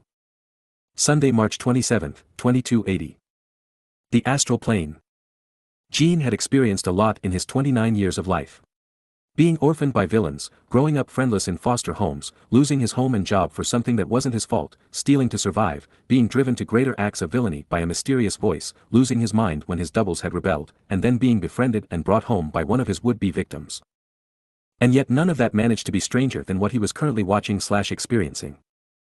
His one and only friend, Himiko, had put her palm against his heart with a soft smile, just as her teammates, Izumi and Katsuki, were doing the same with the 2 remaining demons currently possessing a couple of his clones. They had shouted, "Sunrise," and then the most indescribable feeling had overcome him. Jin felt like he was floating as a kumahesu, kept buried inside his heart by Twice, Jin's only surviving alter, was pulled out of his body. It felt like Jin was sweating off an illness as the demon emerged from his body through his skin, being chased out in the form of black smoke by the light Himiko had pumped into him through the mark on her palm. Once the black smoke had been chased out, the light that followed it seemed to burn it away, causing a demonic shriek of pain before the last of Akumahesu was finally destroyed. With the demon no longer inside him, Twice didn't need to hold it down anymore and joined Jin in watching what was happening with the other 2 demons. Akumasaki and Akumatsuda had cracked apart, just as the latter had done when Izumi tried purifying him earlier, and the black smoke and light had been driven from the clones, which melted immediately. Just as it had happened with the smoke driven from him, Jin and Twice watched the other 2 demons burn away in the light, shrieking as they went and leaving behind nothing but tiny specks of light. The specks of light that had emerged from the demons combined together into a single large mass, before splitting into 3 and taking shape. Sakigami, Hajigami and Tsudagami each took form and landed on the ground between the large groups of humans, all 3 panting slightly and checking their bodies. There was a moment of eerie silence as everyone waited to see if it had worked, or if they'd become corrupted again, but their question was answered when the astral plane was completely taken over by Izumi's light, purifying it and confirming there was no longer a demonic presence. Everyone began screaming and cheering with relief and delight, shouting thanks to the heavens that the battle was finally over. Even the purified Hanagami monkeys were laughing and clapping with relief, dancing around and hugging each other. Unlike their demon forms, the Hanagami monkeys were identical to each other, all had the plum ape-like bodies and faces, with thick white fur all over them and red divine markings. They also had the wing-like crests of fur on their shoulders and even wore the same light pink neckerchief and onmyoji hat.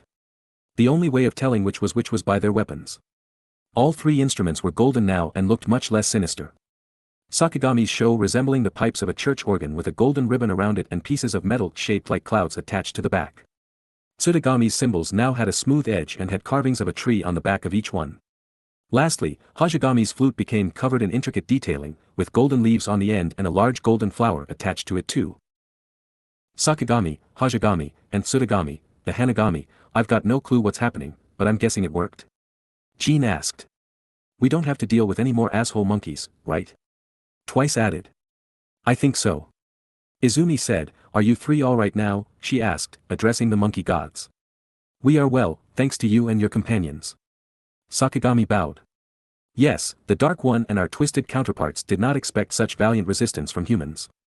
The Dark One will think twice before attacking them again. Hajigami smiled, also bowing. Though I believe I speak for my brothers as well as myself when I say we owe you all both our thanks and our apologies. Tsudagami said, following his brothers in their show of respect.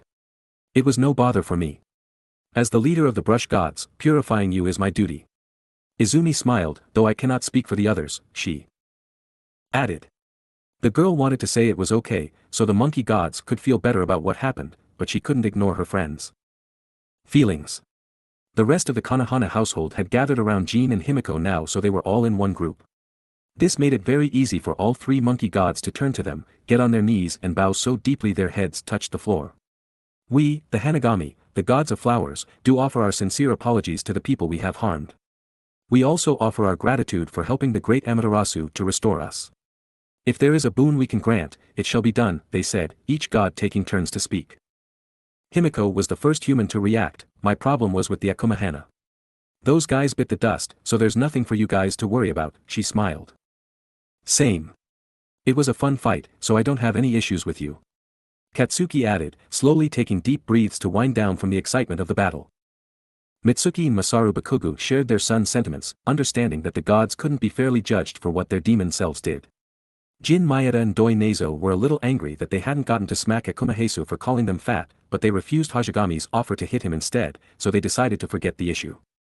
The Maeda sisters were too exhausted from overusing their quirks to really say much, but they did give the monkeys a thumbs up. Tenji Ida was in much the same boat, his heart a little overworked due to his quirk, so he just waved the monkeys off and sat down to catch his breath. The Onikawas, true to form, said nothing at all and just gave okay signs with their hands as they deactivated their quirks. Master Onijirai thanked the monkeys for the bout, saying it was a good experience for him and his young students. Granny and Grandpa Citrus, who'd only been spectators through the whole affair, just smiled and said it wasn't their place to judge gods for the crimes of demons. Torikago, who sympathized after having been made to commit crimes against her will before, simply told them not to worry as she struggled to remain standing. That left only Hawks and Sakuya, neither of whom had been kidnapped or hurt, so they had no reason to be upset at all. The only person to complain was Jean/Twice. Hey, we don't really get what happened, but from what you guys are all saying, these monkeys and Himiko's sister. Jean pointed to the Hanagami and then to Izumi, are somehow gods. Not the Western unlimited power kind of god, but the Japanese Shinto kind, right? Everyone nodded, curious as to where he was going with this. And those monkeys got turned into demons by this Dark One, and possessed me, right? He received another nod, so what I want to know is why me? What was the point? Jean asked. And what exactly did I do that was my fault, and what was theirs? Twice added. The monkeys looked at one another for a moment, then nodded and turned back to Jean/Twice. We were first made to possess you about 3 years ago. The Dark One, also referred to as the Evil One or the Black One, ordered us to possess you specifically. He possesses a way of seeing potential futures, and used it to foresee you becoming a villain. We were made to possess you so we could accelerate the process and drive you to becoming a lieutenant in the Dark One's demon army. Sakigami explained. You were already committing minor crimes when we possessed you, mostly pickpocketing and shoplifting in order to survive. Our voices began to urge you to commit greater and greater crimes, while we used our corrupting powers to whittle down your personal morals and magnify your greed, sloth and overall anger toward society. You were not an evil man, despite the Dark One's predictions, so we worked hard to push you down the path of villainy. Hajigami continued, his head bowed in shame. When that started going well, we triggered your mental breakdown and the rebellion of those doubles. While you slept, we took direct control of your body and made clones so each of us had a body, just like today, then we created more clones to replace the ones you'd left to do your housework. Those clones were born with the order to question you and eventually rebel, claiming to be the original. When the clones rebelled as we hoped, we ensured you were tied up and scarred, so your mind would shatter without your body being killed. We then led the clones to kill each other. Once all three of us were back in your head, we created the illusion of the voices screaming at you to further your corruption. At the time, Amaterasu had purified 2 of the brush demons already and had befriended Himiko, the host of the 3rd demon, so we hoped to irreparably damage you before she found out, so even if we were purified, she wouldn't gain you as an ally. The only thing we didn't count on was Twice. Our actions split your personality in half, resulting in Jean and Twice becoming different personalities in the same body. Tsutagami admitted, unable to meet Jin's eyes. The 3 monkeys looked at the ground, ashamed and repentant, those are our sins. Your madness and the heinous crimes you committed were done at our whim. We were corrupted into the Akumahana at the time, so while we may not have had a choice in the matter, it doesn't change the grave sin we committed. We deeply apologize, and offer our services in repentance, they said together, kowtowing to the scarred blonde. Jean frowned, unable to decide what to do. On the one hand, he was really upset that he'd been used as a tool and made to do horrible things. Almost all of his suffering had been because of the demons possessing him. But on the other hand, those demons didn't exist now, they'd been purified by Himiko and her 2 friends. Jean couldn't help but be thankful to Himiko, who'd become his friend and saved him from a horrible fate all on one day, and upon hearing she'd been possessed too, he wanted to know how she'd handled it. Himiko, what do you think I should do? I feel like I should forgive them, but... Jean began. I also want some payback. Twice finished. Himiko thought for a moment. To be honest, I never really considered getting payback on Tashigami, the one who had possessed me as a demon. I had other things I was worried about, like my crappy parents and the fact I'd sort of exposed my biggest secret to Izumi. I don't think I felt any kind of anger towards Tashigami, so forgiving him was really easy. Plus, he made for a really cute little mouse. Within Izumi's heart, Tashigami glowered, I am not a really cute little mouse. I am a warrior that religiously studies the way of the blade. Great mother, please correct her. Izumi giggled. Tashigami wants a more manly compliment, she said, making Himiko smirk while Tashigami grumbled even more. Putting on a neutral expression, Izumi bowed politely to Jean/Twice. Mr. Babaigawara, all the brush gods, including the Hanagami here, are in my service. If you want reparations for what was done to you, allow me to take responsibility. I can offer you a lot more than they can, since I live in the human world unlike them. Great Mother Amaterasu, to think you would humble yourself for our sakes. The Hanagami monkeys said, clenching their fists and crying manly tears, we will serve you with even more devotion. Izumi and the others blinked at the monkeys' odd declaration. In the meantime, Jean and Twice spoke to each other inside their shared head, and came up with a solution. I have an idea. Jean said, I can't blame you for something you didn't actually do, and I'd feel shitty asking Himiko sis to do something for me, so instead of repaying me, why don't you guys play us a song or something? You've got the instruments for it. A little show will help everyone feel better, right? He said, looking to the Konohana household. Each one either nodded in agreement or shrugged, not caring either way. Just make sure it doesn't suck, or I'll never forgive you. Twice added for good measure. Seeing as everyone appeared to be either neutral or agreeable to that plan, the Hanagami briefly put their heads together to agree on a song. It didn't take them long though, and once they decided on a song, they had everyone sit down in a circle around them so they could put on a proper show. With everyone seated, the monkey trio nodded to each other and began to play. The song they played was one none of the humans present had ever heard before, though Sakuya recognized it as a song from ancient Nippon, and Izumi felt a huge wave of nostalgia washing over her as she listened. The song primarily used the flute and sho, with the occasional bit of percussion from the cymbals. It was a peaceful song, pleasant enough to calm the hearts of even Katsuki and his mother, who generally preferred livelier music, but there was also an almost haunting feeling that came with the gentle tones, making everyone present think back on their lives, both good and bad. As the song played, flower petals would occasionally appear from the pipes of the sho, or blowing out from the end of the flute. Sometimes a cloud of them would appear when Tsutagami clashed his cymbals, and they all floated gently in a pleasant breeze, filling the air with the colors of spring. Jean and Twice, who'd agreed on the song idea as a token gesture to let them forgive the monkeys while also getting something small in return, found themselves even more at peace as they listened. Both sides of Jean Babaigawara felt calm and content, enjoying the song and display of flower petals. Demon possession aside, today had been a good day for the two-in-one man. Finally, when the song ended, everyone clapped politely for the monkeys, who bowed graciously. Jean/Twice gave a thumbs up to convey his approval of the show, and to display that he'd officially forgiven them. That was a nice song.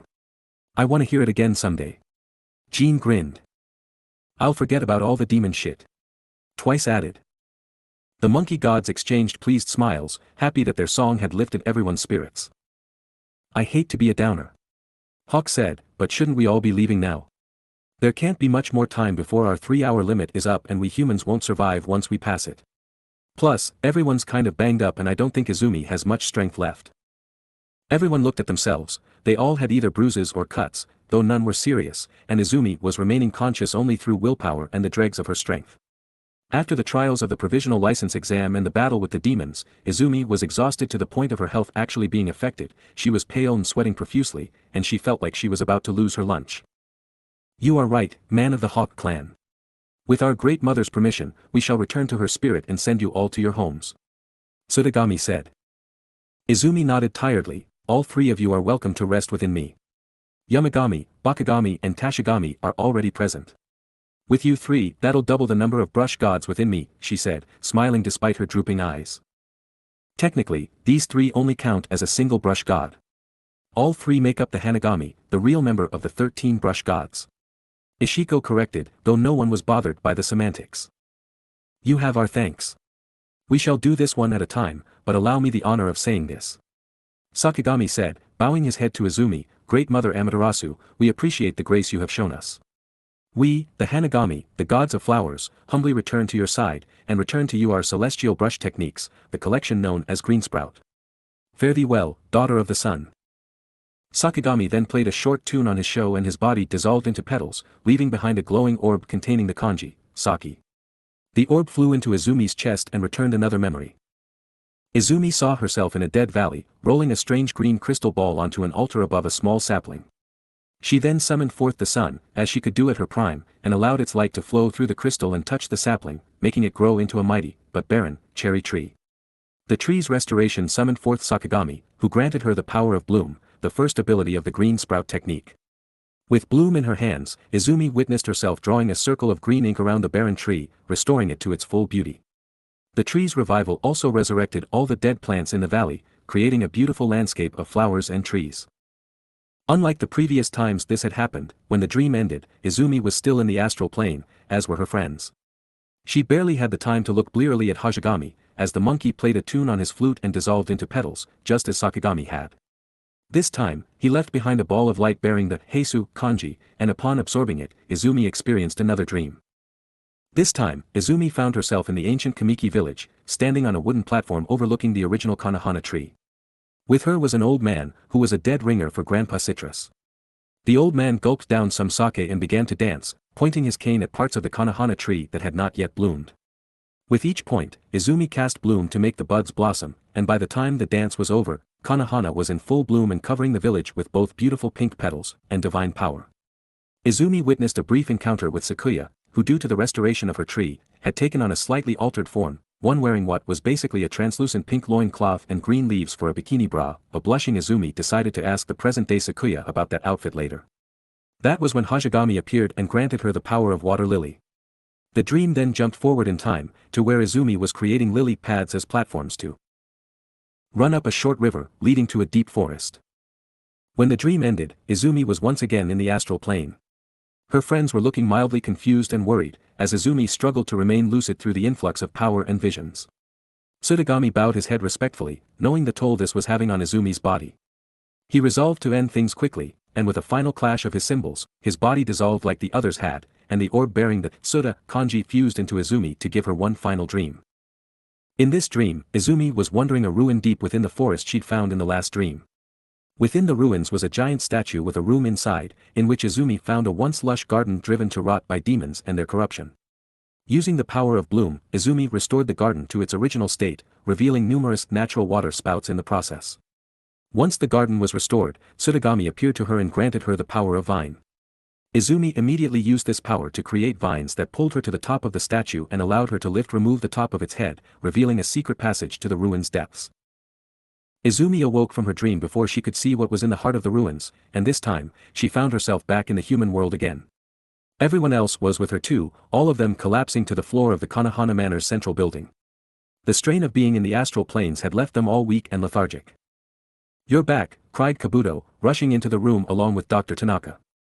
Kabuto immediately went to his mother's side, while Dr. Tanaka went to Izumi's.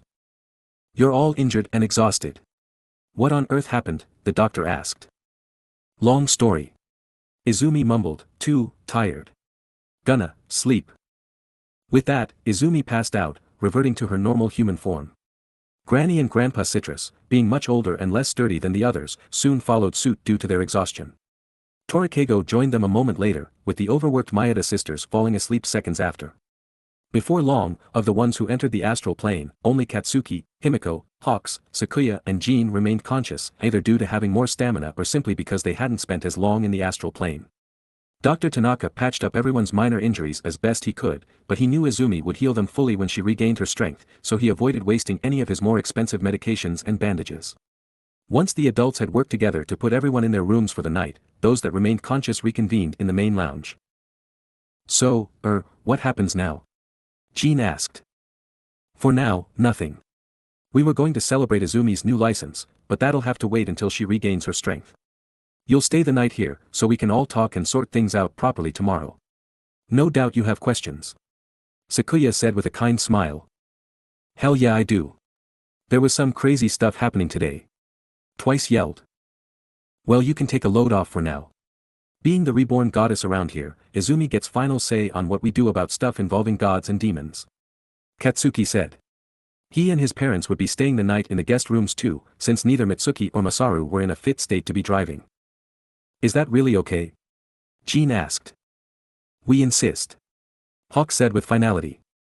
His tone of voice contained his usual joviality, but the look in his eyes left Jean/Twice with the distinct impression that he didn't have a choice. Ultimately, Jean/Twice didn't argue. He'd seen enough of Hawks using his feather blades to know he didn't want to risk angering the wing hero, and Himiko showed him to one of the guest rooms, giving him some of Kabuto's night clothes to change into. Sleeping in an actual futon and not on a ratty old mattress made the blonde man feel much better about his choice too, and for the first time in over a year, he fell asleep without wearing a mask or fearing the voices in his head. The next day was an extremely late start for everyone. After all the excitement of the previous day, most people staying at the manor didn't rise until almost noon, with even the eternal early riser Izumi not stirring until 1 p.m. Once everyone managed to wake up, wash up and dress for the day, they all sat around the dining room table, lazily chewing on breakfast that had been ordered in, as Doi and the Maeda sisters were in no state to be cooking. With some food in their bellies, everyone became a little more bright-eyed, shaking off some of the fatigue of yesterday's battle. Once exhaustion was no longer bothering them, everyone began to feel the soreness of their injuries, so Izumi went around healing everything she could, until every member of the household, plus their guests, were fully healed. With their bellies full, their energy restored, and their wounds healed, the Konohana household moved to the manor's lounge to finally discuss everything that had to be discussed. So, where should we start? Izumi asked. Between Jin's past, his encounter with Himiko, the provisional license exams, and the truth of Amaterasu, there was a lot to cover. Could you guys go first? Jin asked. I appreciate you all helping me out so much, but other than Himiko, I don't really know any of you well enough to spill my life story yet. You've got to grind a few more relationship levels to unlock my tragic backstory. Twice added. Jin's darker personality seemed a lot less rude and a lot more eccentric than he had before. I suppose that's fair. You were possessed by a demon after all, you probably have a lot of questions. Izumi nodded. Boo. Can I tell the story? Himiko asked. She was sitting beside Jin and had been pretty clingy with him all morning, not that the man minded. Izumi just smiled and nodded at her older sister, causing Himiko to give a bare-toothed grin as she cleared her throat. Awesome. I want to get this just right. This whole thing is an epic tale that began millennia ago. She began. What followed was probably the most overly dramatic, though entertaining, telling of Izumi's past that anyone had ever heard. Himiko spoke of Izumi's first incarnation, the White Wolf Shiranui, as well as the second incarnation that hadn't been given its own name by the people who met her, simply using her true name, Amaterasu. Izumi got a bit nervous when Himiko got to the part about her human life, but her older sister had enough tact not to talk about her abuse or how she was bullied, simply saying that Izumi had struggled for a year after her mother's soul was stolen. From there Himiko told Jin about Izumi and Hawks defeating Akumayomi, making Torikeigo nod with a sad smile, then she spoke of Izumi battling the possessed Katsuki in Akumabaku, then Himiko's own abusive past and how Izumi had freed her when she was possessed by Akumatachi. It took over an hour, thanks to Himiko's dramatic storytelling, but by the time she was finished, Jin knew all the important details. As Himiko drank some water to soothe her parched throat, Jin couldn't help but look at Izumi in a new light. It was weird to him that such a small girl could defeat so many strong people, but it certainly gave credence to the claim she was a goddess reborn in human form. Her powers were also far too diverse to be a quirk, though most people were easily convinced by that particular lie. That whole story seems like bullshit. But I believe it. Jin/Twice said, everything I saw, everything those crazy monkeys said, and all your weird powers. Himiko sis, you're a really strange one. My name is Izumi Midoriya. You can call me Izumi, if you like, the girl replied. Okay sure, and you can call me Jin, the man said, giving a small thumbs up. I'm still gonna call you Himiko sis. Never figured the kami of Mizutafu would be an actual kami though. Twice added. Twice and I should thank you. Without you, there'd be no Himiko, and without Himiko, I wouldn't have been saved. So thanks for saving my friend. Jin finished, giving a big grin to Izumi. Izumi happily accepted the thanks, you're very welcome. I guess we both got really lucky with Himiko. The blonde girl blushed even as she grinned, you guys are too nice to me. They have a point though. While Izumi may be responsible for purifying the Akumahana, it was ultimately you, Himiko, who saved Jin. None of us heard what you said to help him get control of himself again, but it must have been important to touch Jin's heart as deeply as it did. Sakuya smiled. What did you say? Katsuki asked, turning to the bun-haired girl. Himiko's blush grew even larger. That's a secret, she exclaimed. She didn't want anyone learning about her embarrassing speech and declaration. She'd said some things about how she'd wanted to become a doll of Izumi, and she certainly didn't want the girl to know. Himiko would end up being cuddled to death by a distressed wolf girl. Izumi, no asking Hashigami what I said, okay? Izumi giggled and winked, I won't. Your secret is safe from me. Seeing Jean/Twice accepting the story about gods and demons so easily made Mitsuki pout. She and Masaru had been the only people told so far that had reacted badly, even trying to take Izumi away for fear that Sakuya's group were weird cultists.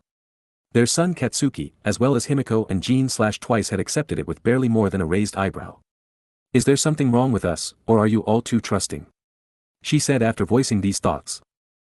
In fairness, Auntie, you and Uncle Masaru were told the same day as the Hibana incident, which was stressful for you. After what happened, it was silly of us to think you'd just accept that your son had been possessed by a demon and I was a reborn goddess. Heck, I accepted what I was years ago and I still have trouble calling myself that. Izumi reasoned. Plus, you didn't have any evidence. Sunny, Doubles, and I were all conscious while we were possessed, so we saw everything. Katsuki added. Mitsuki and Masaru thought about it for a moment, then nodded. There was nothing wrong with them, the rest of these guys just had proof literally rubbed in their noses. While the Bakugas were accepting this, Jean and Twice were wondering if they should be offended by Katsuki's nickname for them.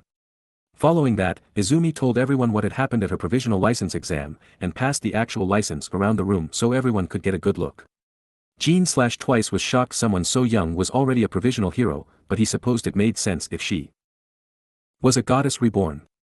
The Konohana group were impressed by how well Izumi handled the combat portion of the exam, and even more so by her taking charge and acting as one of the commanders in the rescue portion. Katsuki and Himiko were especially impressed by her fight with Ryukyu, though Izumi made it clear she'd only done so well because Ryukyu was severely holding back. Still, Izumi had passed the exam and it was decided that they'd have a celebration party that night, which Doi and the Maedas would get to work on once the stories were finished. With all of her stories told, Izumi smiled at Jean/Twice, so, have I gained enough relationship points to get that backstory? She asked. Jean blushed, but Twice grinned and laughed, HA. Himiko's sis is a little cheeky. I'd tell you to get lost, but after hearing you literally fight a dragon after punching out a bear, I think I'll just go ahead and tell you. Himiko is still the best Midoriya, but you're a close second, kid. Himiko grinned bashfully, not used to being considered the better sister. With the Togas, her little sister had been normal and thus automatically above her in their eyes, while with the Midoriyas, she had to be compared to Izumi, and even Himiko didn't favorably compare herself to the wolf girl.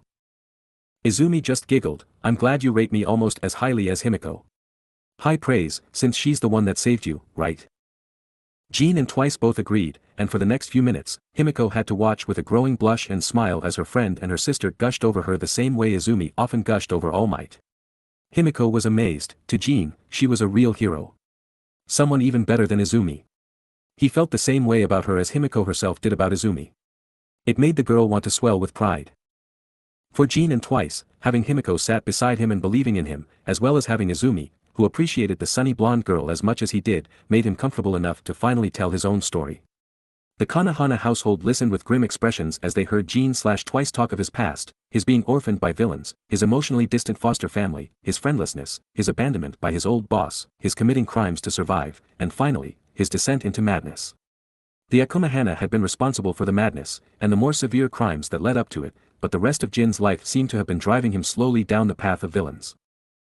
Izumi looked sympathetically at the man, wondering just how many other people out there were like him. How many people had turned to crime, gone mad, or even become real villains because society had abandoned them. It had almost happened to Himiko because of her abusive parents, and it had almost happened to Kaken because of how people turned on him following Izumi awakening her power. It made the girl want to do something about it, though she didn't know what. On Himiko's side, it galvanized her new goal, to become a hero that changes the world and makes it a better place to live for the oddballs and outcasts of society, to build a world where everyone can live happily as themselves without fear of prejudice. She had no idea how she'd do it yet, but she wasn't alone in the matter, she knew Izumi and Katsuki would help her. For Jean, he became rather nervous as he explained how he came to meet Himiko, namely dragging her into the woods and threatening her with a knife. However, to his surprise, everyone just laughed. Threatening Sunny with a knife? Damn Doubles, you've got balls. Sunny's skills with a knife are almost good enough to be considered a quirk. Trust me dude, the moment you showed her that blade, you'd already lost. Katsuki laughed. Jean nodded while Twice spoke wryly, tell me about it. I showed my knife and she almost immediately pulls a Crocodile Dundee on me and grabs her own knife. I thought I was a goner. I wouldn't hurt someone who wasn't trying to hurt me or others. Once you surrendered, you were safe. Himiko assured him. Jean beamed and with his confidence restored, finished the story of his meeting with Himiko, namely the invitation to gyoza and then being brought back to the manor. Once he was done, Mitsuki laughed and gently nudged Himiko with her elbow. Ha! Even adopted, you've got the Midoriya curse, the older woman giggled. Izumi and Himiko just blinked in confusion, so Masaru explained, Mitsuki and I met each other in Inko back in college. I was the shy type, and Mitsuki was asking me out really forcefully. Inko stumbled across us and thought Mitsuki was threatening me, so they got in a fight. It almost escalated to physical violence, but as soon as Mitsuki let slip that she was only asking me on a date, Inko did a complete 180 and started giving her tips on how to ask me out properly. She and Mitsuki became best friends almost right after. Then, after Izumi was born and she and Katsuki were both only a year old, Katsuki had a tantrum as babies often do and ended up hitting Izumi, making her cry. But as soon as we'd calmed her down, Izumi crawled over to him and wouldn't leave him alone until he took her hand. The two have been friends ever since. Inko, Mitsuki and I started joking that it was the Midoriya curse, the power to turn the people you fight into lifelong friends. Mitsuki nodded with a grin, we thought that little curse was real after Izumi first brought you home, Himiko. It all worked out exactly as it always does, she fought you and then you became lifelong friends and even sisters. And now that you're a Midoriya too, the curse has taken effect. Izumi and Himiko looked at each other with equal parts amusement and shock. To think even Mom made friends with the people she fought. I kinda want to fight more people now. Izumi mused. Same here. All I did was slap Jin-chan's and Twice's knife away, and now we're like best friends. If we just fight everyone, we can make friends with everyone. Himiko giggled, only half joking. Everyone laughed, at least until Grandpa Citrus looked like he was about to explode. Why are you all laughing like fools? He yelled, looking panicked. Lady Izumi and Lady Himiko wished to become heroes. They'll be fighting villains all the time. If this curse is real, then all the evil people of Japan will end up flocking to their side. Having so many criminals offering their praise and devotion to OkamiHeroAmaterasu would surely bring only disaster. Sakuya giggled, it's not a real curse, Grandpa Citrus. Don't take it so seriously, she said, making everyone laugh again. Grandpa Citrus flushed and complained, demanding they show him proper respect as their elder, but even his wife thought he'd overreacted a little. The only person not to be laughing anymore was Vice President Ryuko Torikego. Instead, her face had fallen into a deep frown as she realized something. I'm sorry to bring this up when we're supposed to be celebrating, but... The woman hesitated, seeing everyone's faces turn towards her. She steeled herself and continued, don't forget, Jin Babigawara is also known as an S-rank villain. I believe he should turn himself in. Next chapter, Do No Evil. To be released, May 19, 2021. Dun dun doin'. We've still got one more chapter to go, the drama can't end just yet. Don't think too badly of Torikego, the woman is trying to do what's right, even if she doesn't like it. This chapter was mostly just character bonding and Izumi getting some of her memories and all her green sprout powers back, but I thought it would be nice to have a break after 4 straight chapters of demon fighting. Next chapter will deal with Jin's criminal record and ultimate fate, and bring a new canon character into the story. I hope you enjoyed. Please comment and review, it really encourages me. 3 to 10, Do No Evil. Monday, March 28, 2280, Konohana Manor, Hero Commission Branch, Dorofu Ward, Muzutafu. Don't forget, Jin Babigawara is also an S-rank villain. I believe he should turn himself in. The group looked amongst themselves in shock and confusion. Jin looked a little nervous now, and Himiko was frowning angrily at Torikego. Turn himself in. What do you mean? We've gotta help him, not put him in jail, she said angrily. Torikego sighed, I agree with the helping him part at least, but how are we going to help him? Himiko glared at the woman, don't be such a stick in the mud. Without a Konohana inside him and with him knowing he's the real one now, all Jin-chan and Twice need is a little therapy and someone to take care of him. He can stay here while he gets back on his feet, right Izumi, she said, looking to her little sister. Of course. I'd like to think we can consider each other friends, right Jin? Obviously I'm not as close to you as Himiko, but we are still friends now I hope.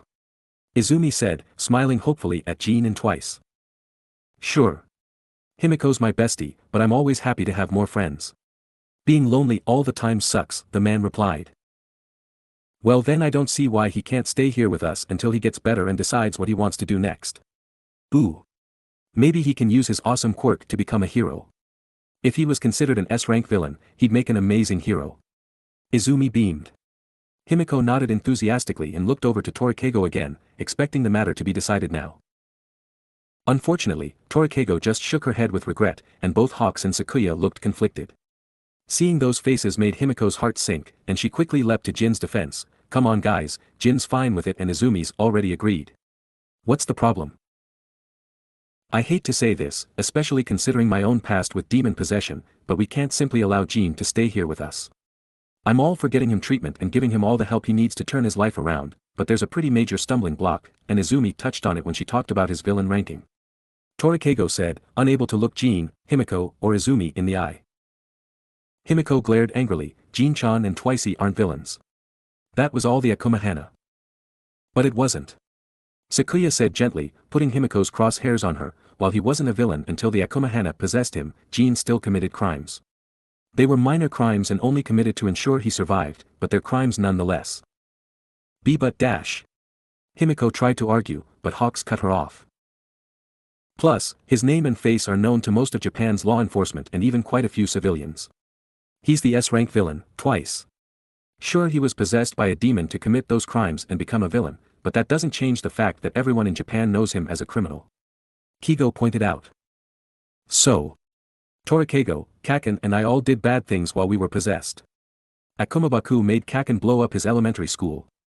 Akumatachi made me bite into Izumi's throat. Akumayomi made Torikeigo kill the old vice president and Kigo's parents. Are we going to be punished for those crimes now? Himiko demanded.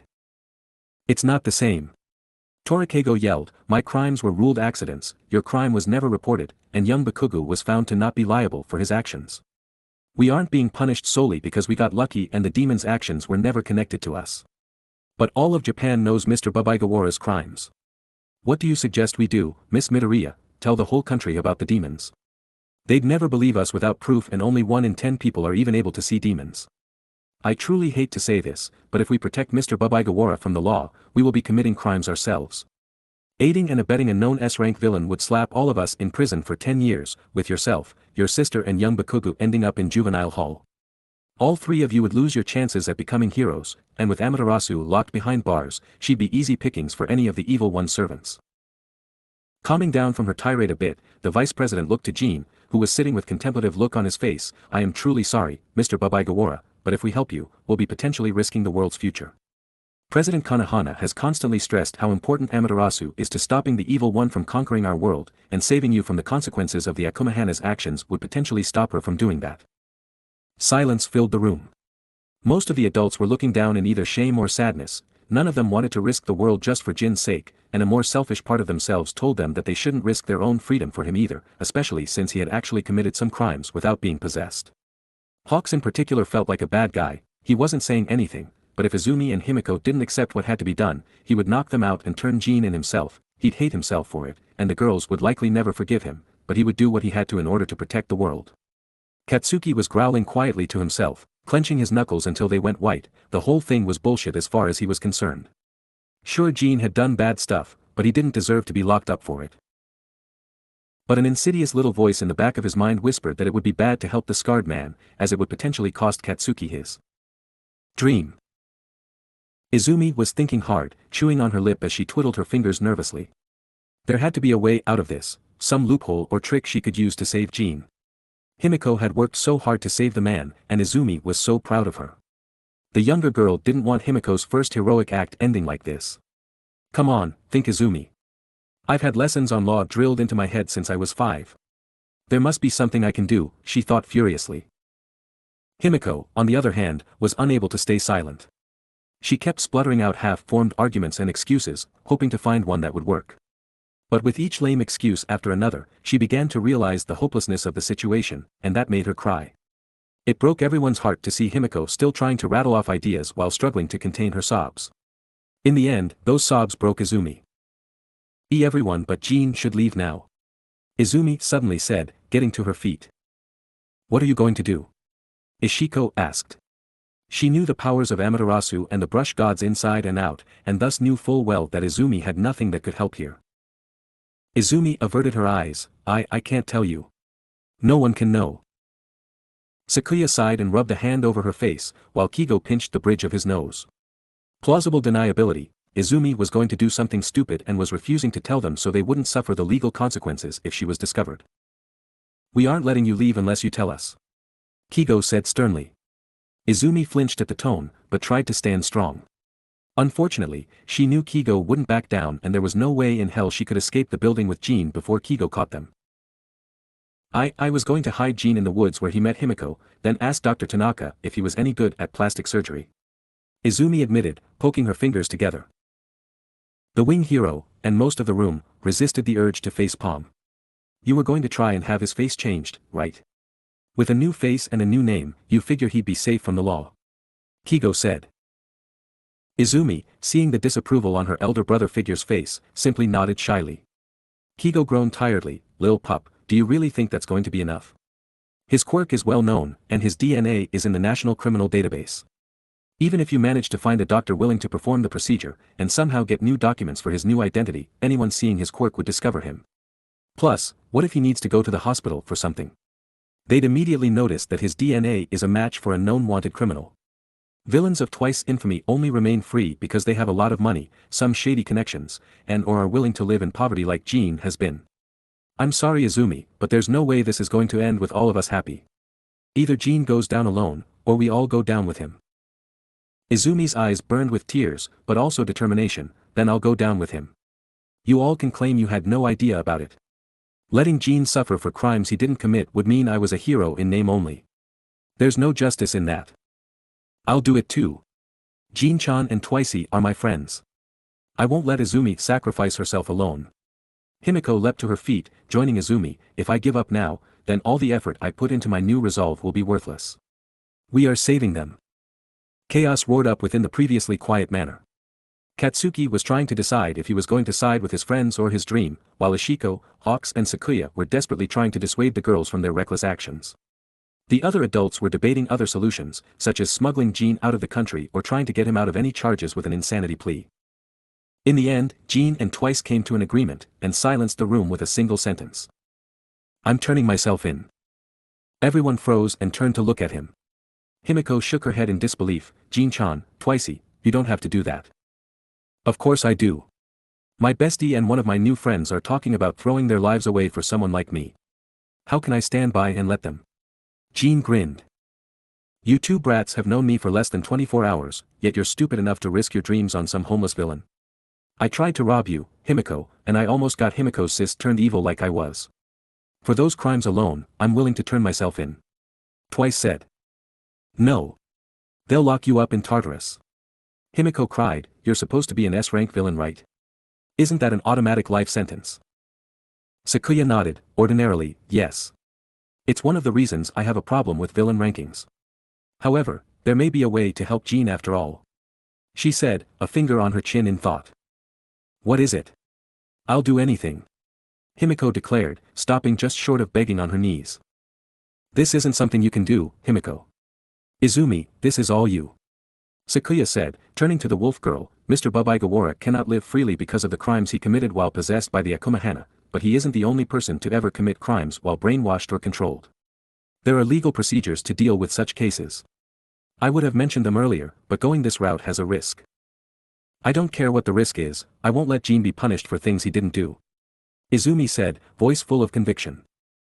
Well, if Mr. Bubaigawara shows up at a police station and claims to be brainwashed, they'll give him a full psyche examination as well as test him for signs of mental control, using the quirks of professionals within the police. Demon possession won't trigger a positive response from those quirks, so it'll be assumed Jean is lying. However, there is a man, a detective working for the Tokyo Metropolitan Police, whose quirk allows him to know if someone is lying or not. He'd be able to confirm that Mr. Bubaigawara really is telling the truth. But there are two important downsides. Sakuya explained, first, if we involve him, he will certainly ask about each individual crime, so Mr. Bubaigawara will still be charged with his minor crimes before the possession. They'll likely be mitigated by his mental health, but the best result we can hope for will be him spending some time in a mental health facility. That sounds way better than Tartarus at least. Himiko mumbled, but what's the other downside? What does Izumi have to do with this? Izumi frowned, having worked it out already. This detective, we'll need to bring him in on the secret of what I am. If we lie at all, he'll just get suspicious. That's right. Sakuya nodded, but the problem is, this detective is unyieldingly loyal to law and justice, and may not agree to let us deal with the demon problem ourselves. If he feels honor-bound to report us to his superiors, it will draw unwanted attention to all of us, particularly myself and Izumi, as we are not human, or at least not fully human in your case, Izumi. Kigo frowned. If the government big shots find out about the lil pup's true identity, they might shine a spotlight on her, or try to control her the way Torikeigo did with me when she was possessed. With Izumi being a foster kid, and the legal situation surrounding Himiko and her blood relations, the government would have a lot of sway over them, enough to make their lives difficult if they didn't play along. No one was particularly happy about that particular situation. If they went with Sakuya's idea, Izumi could become a government pawn. If they went with Izumi's slapdash plan, they could all be implicated as a villain's accomplices, and if they did nothing and let Jean turn himself in, he'd be thrown into Tartarus. There was no way out that led to all parties being happy. The only potentially happy ending they would get was if the detective kept his mouth shut. We should go with Sakuya's plan. Izumi decided. I'll put my trust in this detective for Jin's sake. If he really is loyal to justice, then I'm sure we can come to an understanding. You don't have to do this. I'm willing to pay for what I've done. Jin tried to argue, but everyone shot him down. He had fought with them against the Akomahana, and had become a friend to Himiko. Like it or not, Jin Babaigawara was now a comrade of the Konohana household, and they would not allow a comrade to languish in Tartarus for unjust reasons. In the end, the decision was made. Jin/Twice would remain at the Konohana manor for one more day. He'd spend the rest of the current day getting to know his new friends and celebrating Izumi's successful provisional license exam, while Sakuya got in contact with the Tokyo detective and arranged a meeting. The next day, he and the rest of the household would speak with this detective and explain the situation, after which Jin would turn himself in. It was a major gamble, but one Izumi would be making for the sake of Jin and Himiko. She'd protect him, for his own sake and the sake of the sister who had worked so hard to save him. Izumi just prayed that she wasn't risking more than her own freedom on this wager. The actual celebration party was a lot of fun for everyone, as Doi and the Maeda sisters cooked up a huge spread that included all of Izumi's favorite foods as well as at least one of everyone else's favorites. This led to some hilarity as Jin unwittingly ate some curry that had been made for Katsuki and suddenly found himself virtually spitting fire due to the spiciness. Watching Jin run around like a madman before dunking his head in the koi pond had everyone in stitches and distracted them all from the potential dangers facing them. After they'd eaten all the food and been left full and content, the household gathered together to watch some movies and have a video game tournament, before finally gathering outside once it had gotten dark so they could set off some fireworks. All in all, it was a fun day for everyone. Izumi thanked them all for holding the party for her, and as everyone began to wind down for the night, Sakuya pulled her, Himiko, and Jin off to the side. My contacts have successfully set up a meeting with the detective. We're in luck. He is apparently already in Muzutafu due to some business with a friend of his, so he is willing to stop by here tomorrow for a meeting. He'll be here at 10 a.m. I've already asked Kigo, Torikeigo and the Bakugas to stay the night, and we'll hold a strategy meeting at breakfast tomorrow so we're all on the same page. Do you understand? Sakuya asked. Yes ma'am. Izumi and Himiko said together, taking the situation seriously. Both Jin's freedom and Izumi's was potentially on the line here, they couldn't afford to make mistakes. Sakuya nodded approvingly. Good girls. Granny Citrus has already laid out some of your best clothes for tomorrow, so be sure to wash up properly and put them on tomorrow. Image will be important. She turned to Jin. Mr. Babaigawara, we have a business suit available for you to wear tomorrow, and Masaru has been kind enough to make some adjustments so it will fit you. Please put it on after you wash up tomorrow. Jin nodded, while Twice made his face cringe. Not a fan of the monkey suit, but I guess I can't mess this up since you're all doing it for my sake. No, you can't. Now you three get to bed. You're the MVPs for tomorrow's meeting, so we can't afford mistakes. Good night, and sleep well, the tree sprite said, hugging each girl and giving Jin a pat on the shoulder before heading off to speak with some of the others. Not wanting to disobey Sakuya and risk making things worse for themselves at the meeting tomorrow morning, the trio said good night to each other and headed off to bed. With the sun having already set, it was easy for Izumi to fall asleep, but for Himiko and Jin, it would be a struggle as each lay in their futons, their minds full of worry for the next day. Finally, they did manage to drop off to sleep and woke up on Tuesday morning, refreshed but anxious. Jean and Twice felt like they were condemned inmates waking up on the day of their executions, while Himiko could barely look at the food placed before her at breakfast. The entire household had gathered together, and all were wearing some of their best clothes. The servants of the household, as well as Master Onijirai, were wearing the same fine kimonos they wore when serving important guests, while the Onikawa brothers and Kabuto Nezo were dressed in their finest suits, the ones they wore when accompanying Sakuya to one of the commission's charity galas. The Bakugas were wearing fine clothes too, the same ones they wore to Masaru's fashion events, with even Katsuki looking sharp in his red dress shirt, black pants, and matching waistcoat. Torikeigo and Sakuya were wearing expertly tailored businesswoman suits, and Kigo was in his full Hawk's costume. Even Jean himself was dressed to the nines in his borrowed business suit, though he did look a bit out of place. Himiko had been dressed in a light yellow summer dress and matching shoes, while Izumi was wearing the same outfit but in dazzling white. They weren't dressed as finely as they would be if they were attending a ball or gala, of which Himiko had always refused to attend, and Izumi would rarely agree to for Sakuya's sake, but they were smartly dressed, almost as if going to a Sunday Massachusetts. Everyone ate their breakfast slowly so as not to mess up their clothes, and once they were done, Sakuya cleared her throat to get all attention on her. "Okay everyone, we know what we're doing today. When the detective gets here, Izumi, Himiko, Mr. Babaigawara and I will meet him and fill him in on the nature of demons and the crimes Mr. Babaigawara committed while possessed. I suspect he'll also want to speak with Torikeigo and Katsuki, as they're also possession victims, and probably Hawk since he is both a top 10 hero and a witness to the first demon battle. I urge all of you to cooperate with him and answer any questions he has truthfully. The one thing we won't be telling him is the method by which Himiko came to be fostered into our family, as the method we used wasn't completely legal. If you are asked about it, and I doubt you will be, simply tell him that you were asked not to speak of it out of respect for Himiko's feelings.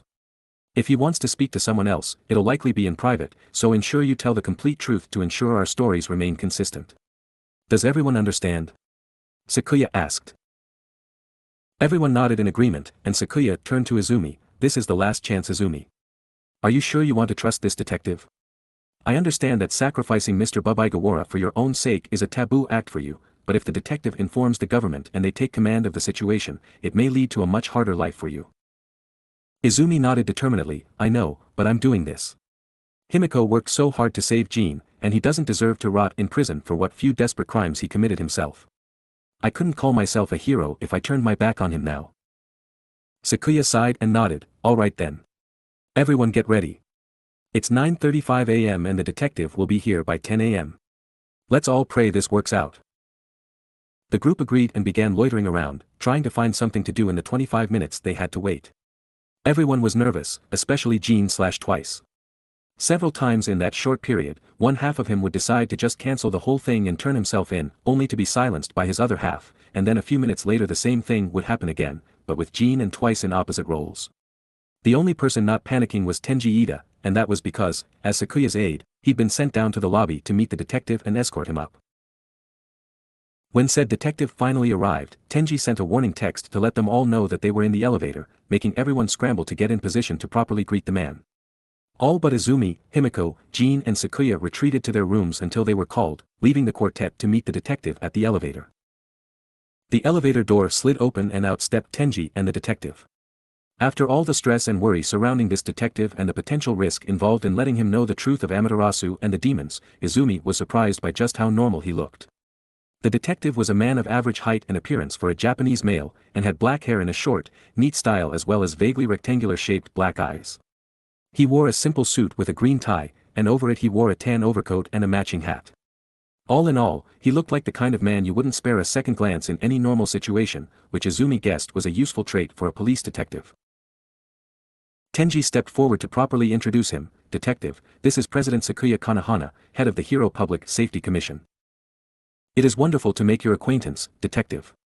Sakuya smiled, bowing politely. The detective gave a friendly smile and returned the bow. "Likewise, President Kanahana. Allow me to formally introduce myself. I am Detective Naomasa Tsukachi with the Tokyo Metropolitan Police Force. It's not every day I get asked to come to one of the Hero Commission's branches, especially at the invitation of the President herself. I'm honored," he said politely. Even his voice was fairly plain and forgettable. "I find myself in desperate need of your services, for the sake of justice." Sakuya replied, making the detective raise an eyebrow. "But first, allow me to introduce my foster daughters." She gestured to Izumi and Himiko, who both bowed politely, playing the role of demure and well-behaved young ladies. The elder with the blonde hair is Himiko Midoriya, and the younger with the green hair is Izumi Midoriya. Both are aspiring heroes, with Izumi being a part of our experimental junior hero program. She managed to attain a provisional license just 2 days ago, at only 13 years old. Sakuya said, grinning proudly. She was framing it like a boast, but in reality she was trying to make Izumi seem more powerful and important, so the detective would be less tempted to risk crossing her, as well as making her sound more credible for when they got to the truth of the situation. Detective Tsukachi gave a friendly smile to each girl and bowed to them. Young heroes, huh? I'm always glad to see them. To think you already have a provisional license. Izumi, are you aiming to break Hawk's record? He asked. Izumi shook her head. No, I will be around 15 before I get my final license, assuming I don't fail along the way. I simply want to use my quirk to help people even more, she said honestly.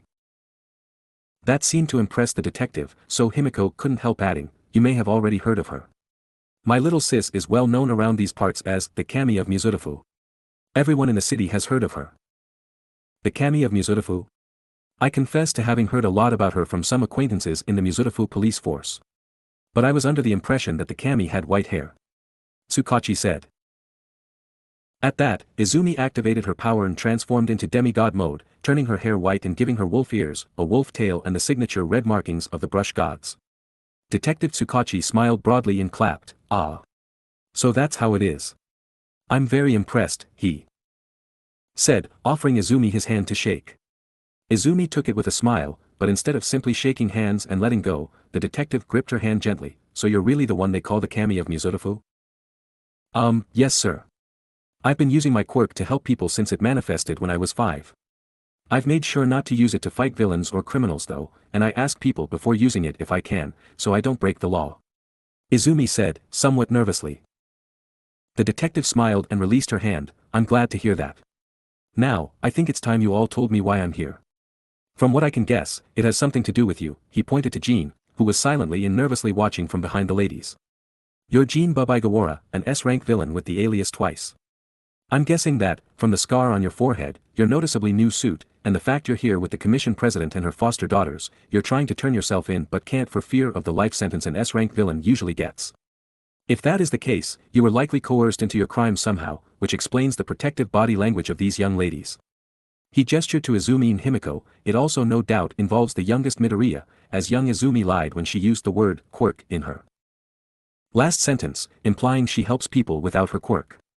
Knowing that she does in fact use her powers to help people, that combined with the lie implies her abilities aren't quirks, which adds a layer of unbelievability to the story already. Jean gaped at the man. Holy shit. This guy isn't a detective for nothing. Himiko gasped in disbelief. Sakuya and Izumi exchanged looks, then the former spoke. So, what else has your deductive power revealed? If young Izumi's powers aren't quirks and her situation ties in with Jean Babaigawara as I think it does, it means Jean was coerced into his criminal acts by a power other than quirks, which the usual tests for brainwashing wouldn't detect. You've called me here to use my quirk, human lie detector, to confirm that Jean Babaigawara is innocent. Since you didn't come to the police and ask for me, and instead summon me to a private meeting, I'm guessing you plan on revealing other sensitive information that you don't want being publicly known. How am I doing so far? The detective grinned. Izumi couldn't help but smile excitedly. You're amazing. You got all that just from using your quirk on me for one sentence, and seeing Jean. Well, your body language and the way this meeting was set up helped too. In police operations, my code name is True Man, because one way or another, I always find the truth. So, shall we get more comfortable so we can deal with this whole affair? If Mr. Babaigawara really is innocent, I want to clear his name quickly. Tsukachi said. That would be for the best, though I warn you, this is going to all sound very complicated and hard to believe. Let's go through to the lounge so we can get this resolved. Sakuya said. She and the Midoriya sisters led Jean and the detective to the lounge, leaving Tenji to return to his room in case he was needed. While Detective Tsukachi was taking the attitude of Jean being innocent, he still noticeably kept an eye on the man, never letting him be behind him or out of his line of sight. The detective also made sure neither Sakuya or the girls were between him and the scarred man, for fear one would be taken hostage if things went sour. Once they were in the lounge, Sakuya called for some tea, and began the long story she'd brought the detective in for. Through it all, Detective Tsukachi gripped Sakuya's hand with a blank expression, using his other hand to touch any other person who cut in with a comment, just to make sure everything that was said was done so while his quirk was active. After an hour and more tea than Naomasa Tsukachi had ever drunk in his life, the man finally let go of Sakuya's hand and sat back in his chair.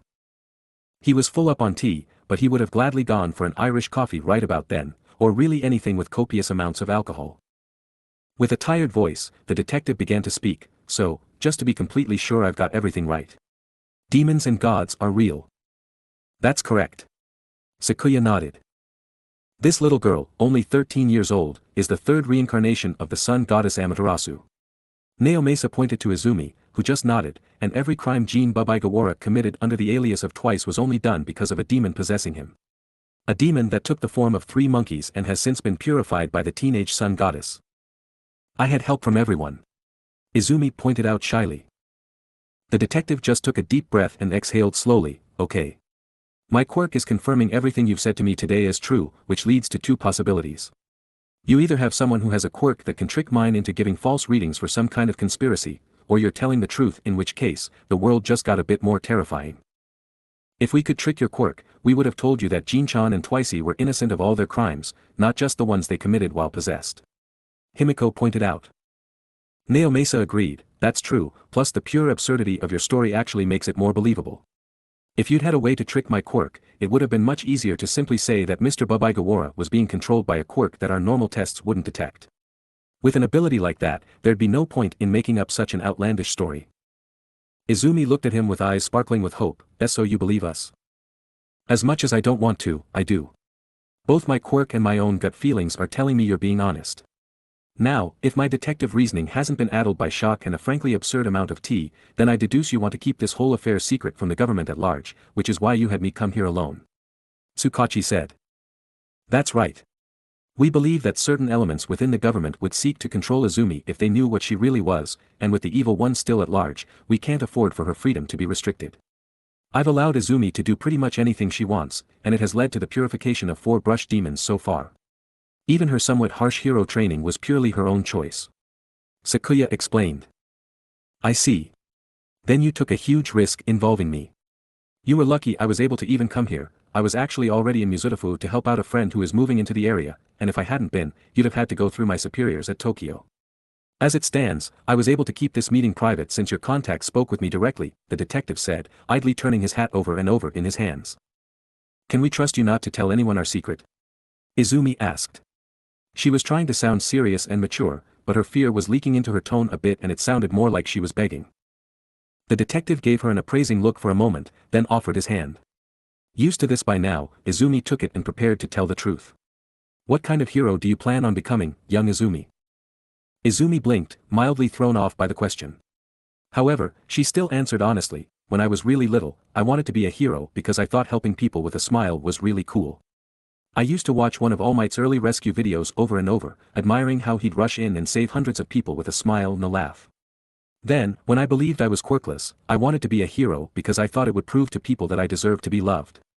I felt useless and alone, and my feelings became twisted. Once I awoke as Amaterasu and began living here, I finally came to my true reason." Izumi smiled at the detective, giving him a grin that reminded him of a sweeter, more innocent version of his closest friend. "I want to be a hero because there are people in the world like Jean and Himiko, people who are suffering, and I have the power to help those people. With my powers, I could help people as a doctor or a police officer, and I was once told my analysis skills were on par with a real detective's, like you. But by being a hero, I'm doing all that and more. As long as there are still people in the world that I can help, I will continue being a hero." Detective Tsukachi's smile grew large and toothy as he listened. "Oh, Toshinori would love you." "Who's Toshinori?" Izumi asked, tilting her head cutely. "Never mind. I've decided," Naomasa said, "I will keep your secret. On my honor, no one will hear what you've told me today." Izumi beamed, "Thank you. I really appreciate it. But what about Jean? Can you help him?" "I won't blame you if you can't. Don't get our hopes up, shitty detective," the divided man replied. The detective was mildly surprised by Jean/Twice dual speaking, but he quickly recovered. "I think I can help. I have enough clout that if I tell my colleagues that Jin Bubigawara is the victim of a mind control quirk that also caused him to develop split personality disorder, they'll believe me and won't bother giving him the usual battery of psyche exams and quirk tests. With the crimes of twice removed from his record, Mr. Bubigawara will only be guilty of minor pickpocketing and shoplifting offenses, which can be resolved with a fine and community service. He'll likely be required to spend some time in either a mental hospital or another secure mental health facility. Is that acceptable? Izumi and Himiko immediately cheered. That was the best result they could hope for. Jin would get the mental help he needed, as well as a chance at a clean slate. They had done the right thing by bringing Detective Tsukachi onto their side. Jin and Twice discussed it in their head. Truth be told, the only part they were iffy about was the therapy at the mental facility. Jin and Twice had come to accept that the body they occupied was the real one, but neither personality knew if they were the true Jin Bubigawara, or if the real Jin was a combination of the two. Therapy could make one of them disappear, potentially the wrong one, or it could result in them coming together again and becoming something completely new. It was a scary thought. However, when the two looked at Himiko, who was so damn happy about it, neither could bear to voice their worries. They had seen such a massive improvement in their life because they trusted Himiko, so they would trust her in this too. I'll go along with this, but only under one condition. I want my capture and any credit for my case going to Himiko, the divided man said, coming together to speak. His voice flitted between Jin's gentle and playful tones and Twice more aggressive ones with every word. No offense to Himiko's sis or Sakuya, but I'd never have been saved or ended my loneliness if it weren't for Himiko. Izumi's already got a few saves under her belt with the whole Kami thing. I want Himiko to have this one. Jin-chan, Twicey. Himiko sniffled, happy tears beginning to build in her eyes. Detective Tsukachi nodded in agreement, of course. Now, we shouldn't delay this any further. Jin Bubigawara, thank you for turning yourself in. I will ensure you receive the justice you deserve. Young Himiko, I'll need you and your legal guardian to come too.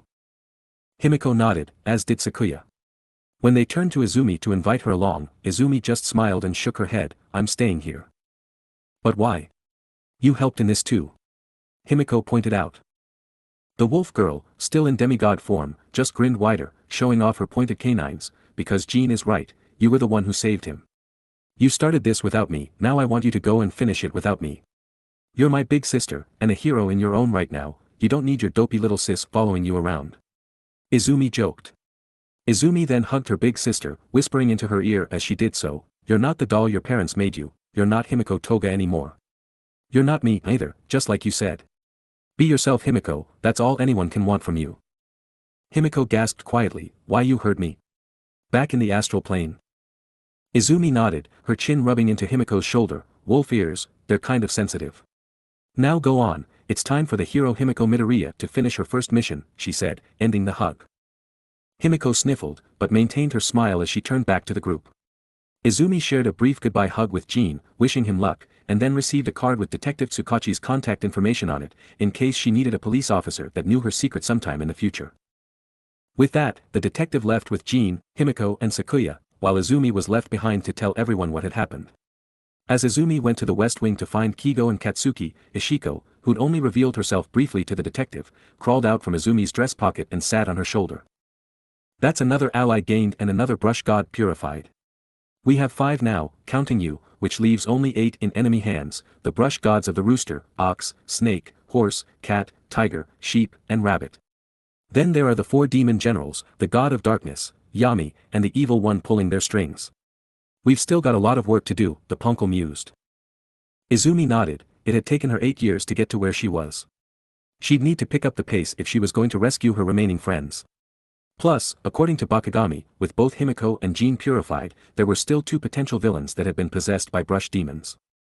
Izumi idly looked down at her shiny new provisional license. Starting tomorrow, my training and hero work are getting doubled. No matter what, I won't allow the demons to have their way.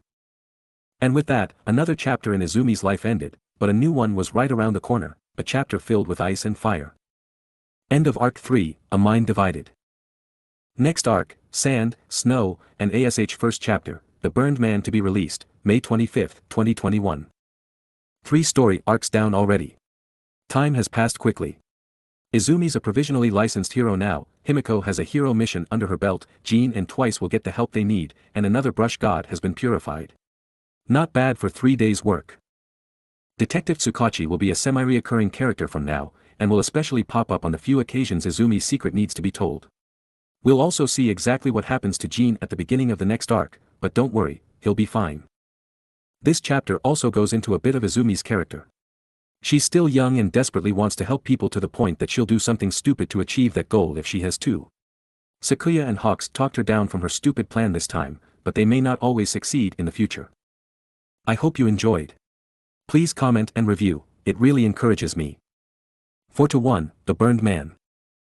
After the affair with Akumahana and Jin Bubaigawara had been put to rest, peace was once again restored to the Konohana household. Between the provisional license exam and the following battle with the three demon monkeys of the Akumahana, Izumi and her friends had been left both physically and emotionally exhausted, to the point that they actually stopped all training until after the new school year began, an unprecedented break for Izumi, Katsuki and Himiko, who hadn't let up their training since it started. Izumi even had a short break from her usual hero work and volunteering so she could properly rest. Of course, when April came and the trio started their second year of junior high, they all got back to work. The legal case with Jin ended up being resolved within a month of him turning himself over to the police, and with Detective Tsukachi helping him out, it ended as well as it could have, for the divided man Jin had freely confessed to the crimes he'd committed of his own accord, when he was desperate and homeless, while Detective Tsukachi's official interrogation cleared him of any wrongdoing for all criminal acts committed after his possession. The police, and the law in general, were led to believe his villainous acts were a result of another villain using a mind control quirk, and that with the help of Himiko, Jin had snapped out of it and immediately sought to turn himself in and atone for his crimes. A psyche examination confirmed that Jin had multiple personality disorder, with added complications due to his quirk, and as such, the judge presiding over the case declared that Jin wasn't fit to stand trial. Jin and Twice regularly argued and contradicted each other, so it was ruled that he couldn't mount a fair and legal defense and was instead placed in a mental health facility. The facility was actually a normal hospital with a well-known mental health program, and due to Jin having no violent crimes on his record, pre-possession, he was given minimal security and treated like any other patient.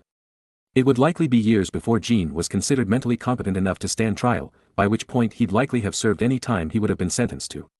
Jin's lawyer, paid for by Sakuya, assured the court that Jin would be a model patient and was genuinely eager to atone for his crimes, even the ones he didn't willingly commit, which earned Jin some leeway from the judge and prosecutors. In a few months, if he behaved himself, Jin would be allowed out of the hospital for supervised trips, and until then he was allowed visitors at the hospital's usual visiting hours. Himiko made a point of visiting him for at least an hour every day, and would spend several hours visiting on every weekend. She was usually accompanied by at least one member of the Konohana household or one of the Bakugas, who all continued to support Jin through his therapy. Masaru had even made Jin a new mask for when he wanted to go on walks through the hospital. Jin didn't need it to contain his psychosis like before, but it acted as a security blanket for him on bad days, and it did keep his identity secret from those that recognized him as a former S-rank villain. The mask in question was split into two colors, everything below his eyes, including the bridge of his nose, was black while the rest was pale gray. It wasn't flashy, and most people who saw him wear it along with his hospital clothes just assumed it was there to hide a disfigurement or restrain his quirk. On top of making a new friend in the form of Jin, Himiko gained a bit of a reputation following his pseudo-trial. As a minor, her name was kept out of the news, but the police had made a note that it was her that helped break the control of whatever was making Jin a criminal, and some nosy reporters had dug it up and printed a picture of her, face blurred for legal purposes, as well as reporting on her with the alias H.M. to avoid using her name. This was enough for Himiko's friends at school to know it was her, and thus expose her as the hero that saved Jin and stopped the S-rank villain, Twice. Since those same school friends also knew Izumi was the kami of Muzurifu, and Himiko had a transformation quirk, the smarter ones in their class were able to work out that the helpers seen riding around on Izumi sometimes were likely Katsuki and Himiko.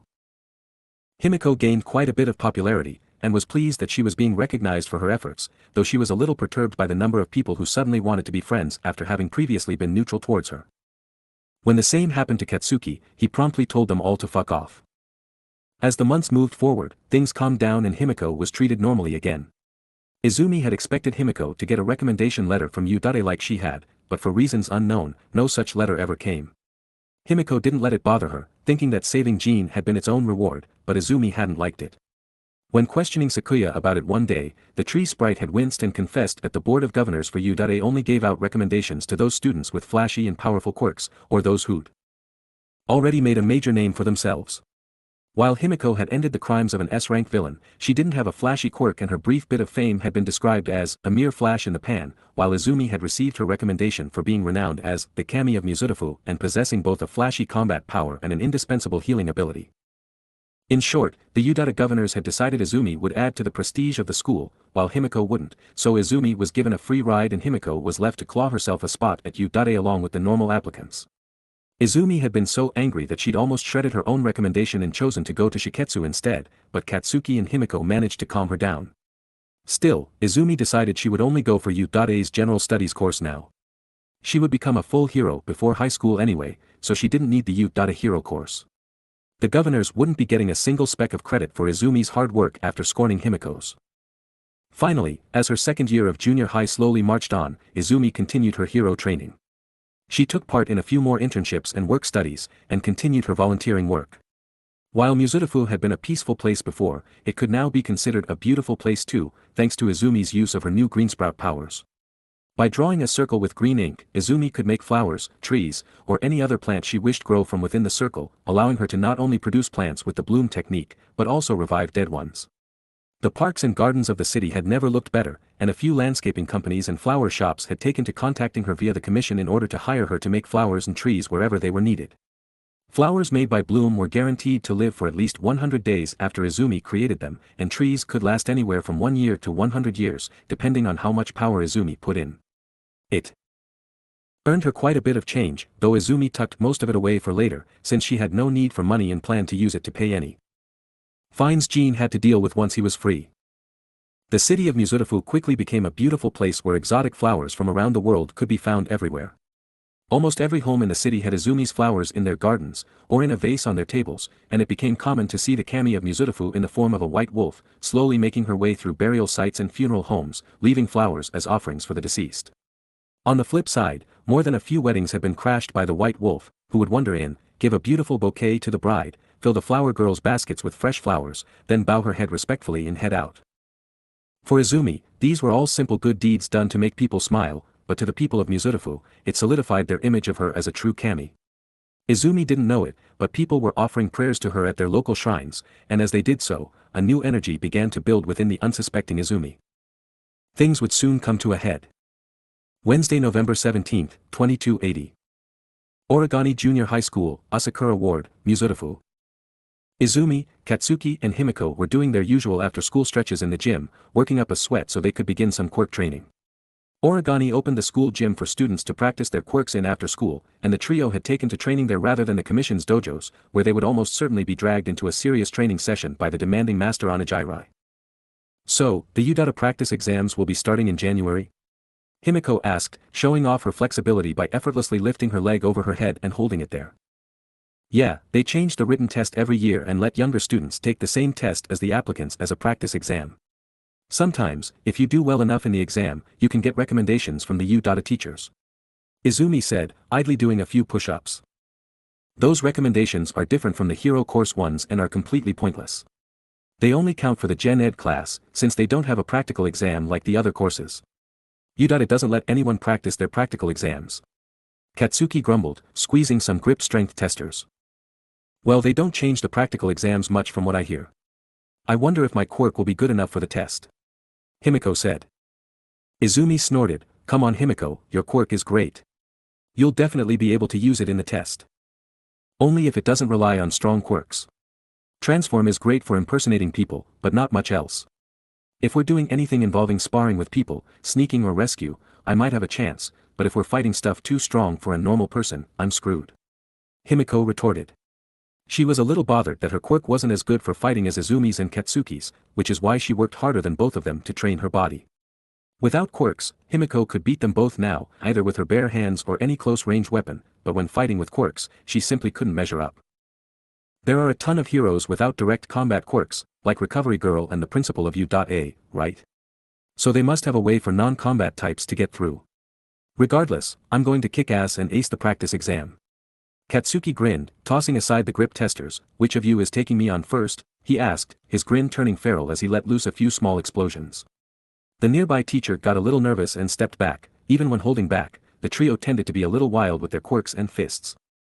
Izumi stepped up and the two began their usual sparring. The fight dragged on for 15 minutes, with Katsuki eventually managing to pin Izumi down and claim victory.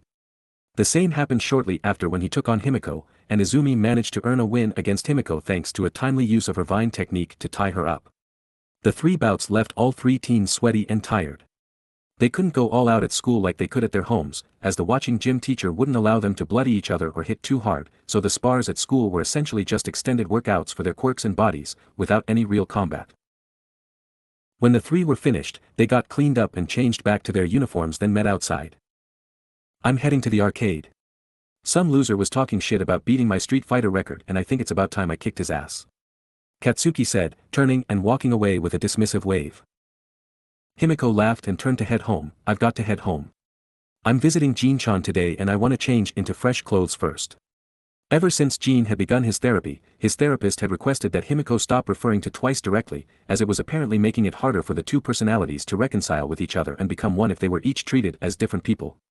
It was tough, but Himiko just called both sides Jin-chan now, to keep things easier. "Got it.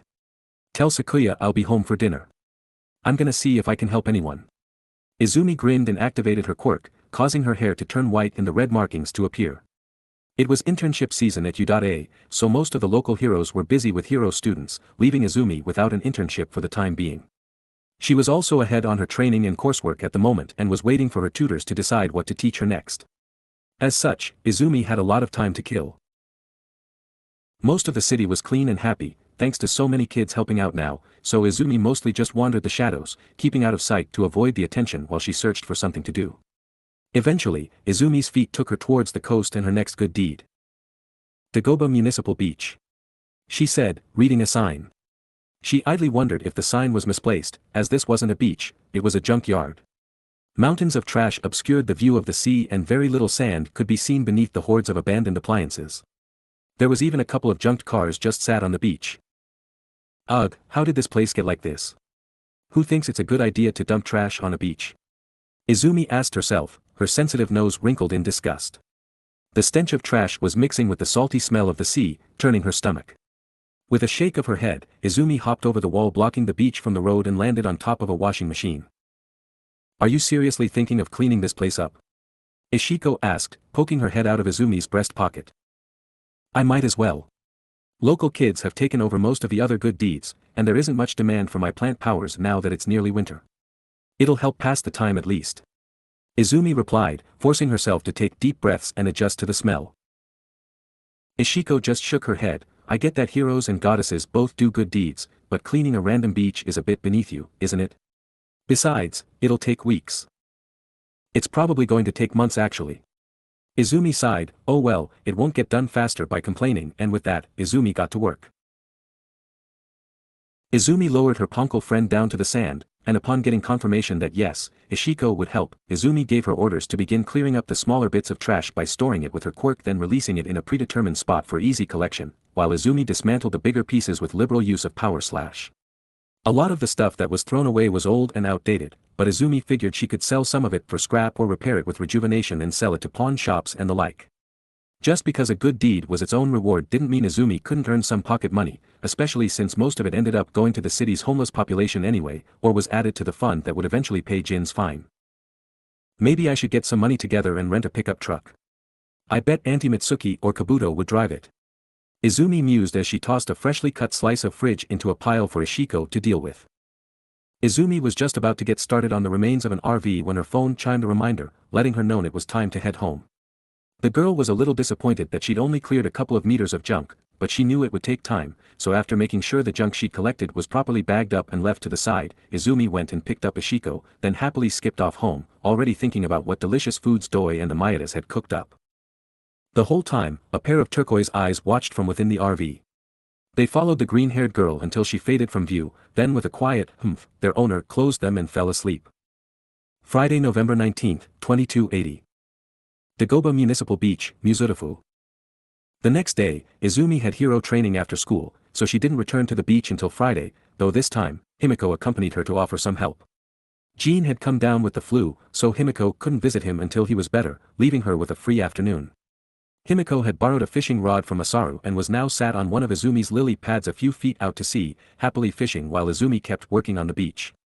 Within Izumi's mind, Hajigami complained that his power was finally being used, but for such an insignificant reason, but Izumi couldn't really help that, creating aquatic plants just wasn't a useful power in her usual training or hero work. Izumi turned her attention back to Himiko, who was humming to herself as she fished. It wasn't exactly the help Izumi had envisioned when Himiko had offered, but she wasn't going to look a gift horse in the mouth. Her cleaning routine was the same as it had been before. Izumi chopped up or repaired various large objects while Ishiko sorted her findings, cleaned the smaller junk, moved the larger pieces with her quirk, and organized it all into burnable and recyclable trash. By the time Himiko had managed to catch a couple of fish for dinner, the area around the RV was completely clear and the girls were able to cook up the fish on a fire made with some scrap wood from an old bed frame. "We should invite Katsuki next time," Himiko said as she chewed on her fish. "I would, but he doesn't have the patience. He'd just blow everything up, and with some of the stuff here, it could be dangerous and a waste. I bet I could sell some of the repaired stuff for a few thousand yen at least," Izumi said, pointing to an intact, if outdated, fridge, hair dryer and TV she had repaired with rejuvenation. Himiko looked at the recovered objects with some scrutiny. Kinda old, but some people go for that. If you can get that RV to run, then we'll be talking." Izumi nodded, tossing the bones of her fish into one of the prepared garbage bags, then got up to examine the old RV. It was only marginally bigger than a normal van and could perhaps hold 2 people sleeping in the back. I don't think it needs much work, but it's kind of big. It'll take me a while to fix it with rejuvenation. I can only produce so much ink and I can only repair damage up to the mass of the ink I make. Besides, I'm not sure if the keys are inside or not." Izumi wondered aloud, going on tiptoes to peer into the window. "They're not," came a voice, startling Izumi and making fall back onto her backside. There, standing beside the RV, was a man appearing to be in his late teens early 20s. The man's hair was pitch black and messy, much like Katsuki's, but his eyes were the most striking shade of turquoise. His eyes distracted Izumi for only a moment as she took in the rest of his appearance. This man was riddled with burns that had left his skin gnarled and dark purple in places. Under his eyes, his entire jaw, his neck, collarbone and even his arms and shins were all covered in the leathery purple flesh, which appeared to be kept in place with a series of silver surgical staples. Not only that, but the man was wearing black loafers without socks, ill-fitting black pants that showed off much of his shins and ankles, a loose white tank top and a black jacket that was worn and frayed, especially around the collar. "Oh my god!" Izumi gasped. Himiko, having heard Izumi's yelp of surprise, came running and quickly threw herself between her pseudo-sister and this strange man, brandishing a pen knife at him. "Who are you and what did you do to Izumi?" she demanded. The man looked unimpressed. "I didn't do anything," she got startled and fell over. "Don't be so quick to blame others." Himiko growled, but Izumi got to her feet and lowered Himiko's hand. "I'm fine, Himiko, and he's telling the truth. I was just caught unaware and lost my footing. Put the knife down. Also, why do you even have that? I thought Sakuya told you to stop carrying knives, you'll get in trouble." The younger girl scolded. "I don't have a good way of defending myself like you and Katsuki. A girl has to have some insurance in this day and age.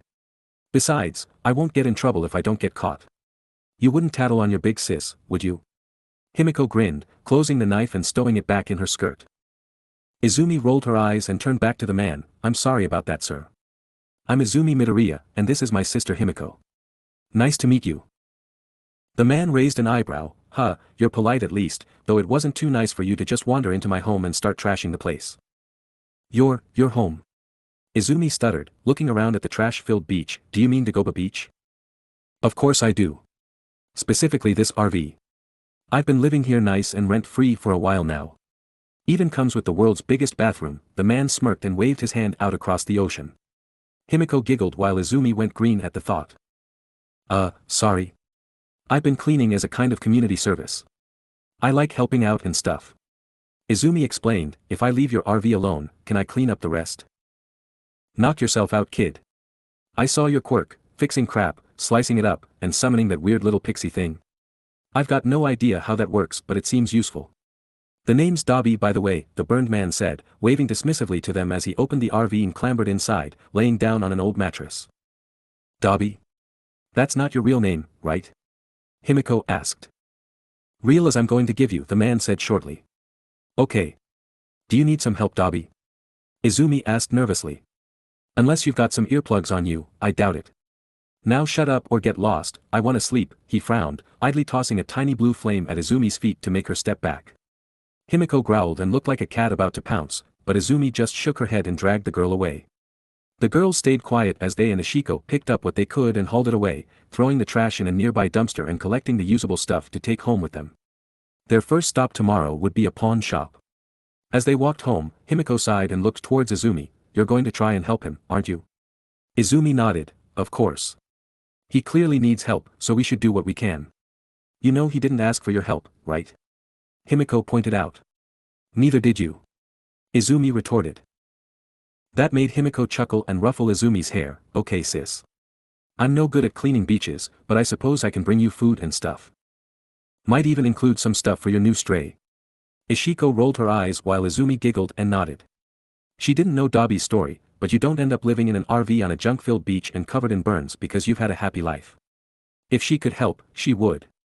Saturday, November 20th, 2280, Dagoba Municipal Beach, Muzutafu. The next day, with an entire weekend to work with, Izumi awoke bright and early and packed a bag before heading to the beach, preparing to spend the whole day there. She arrived not long after sunrise and found Dabi swimming in the ocean, apparently bathing. Izumi waved to him and the burned man shook his head ruefully and muttered something, which Izumi thankfully missed due to the sound of the waves. Dabi swam to the shore and got out, revealing he was wearing just some discolored gray boxers.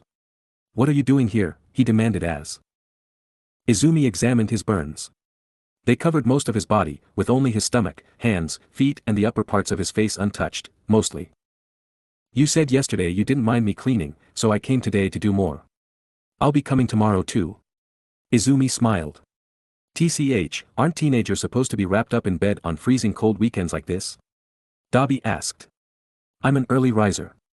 If the sun's up then so am I. Plus I have a nice warm coat. Izumi said, pointing out the nice green duffel coat Granny Citrus had bought her. What about you? Aren't you freezing? Dabi rolled his eyes. I don't feel much though all this, he pointed at his scars. Besides. He snapped his fingers and some blue flames appeared on his body, fire quirk.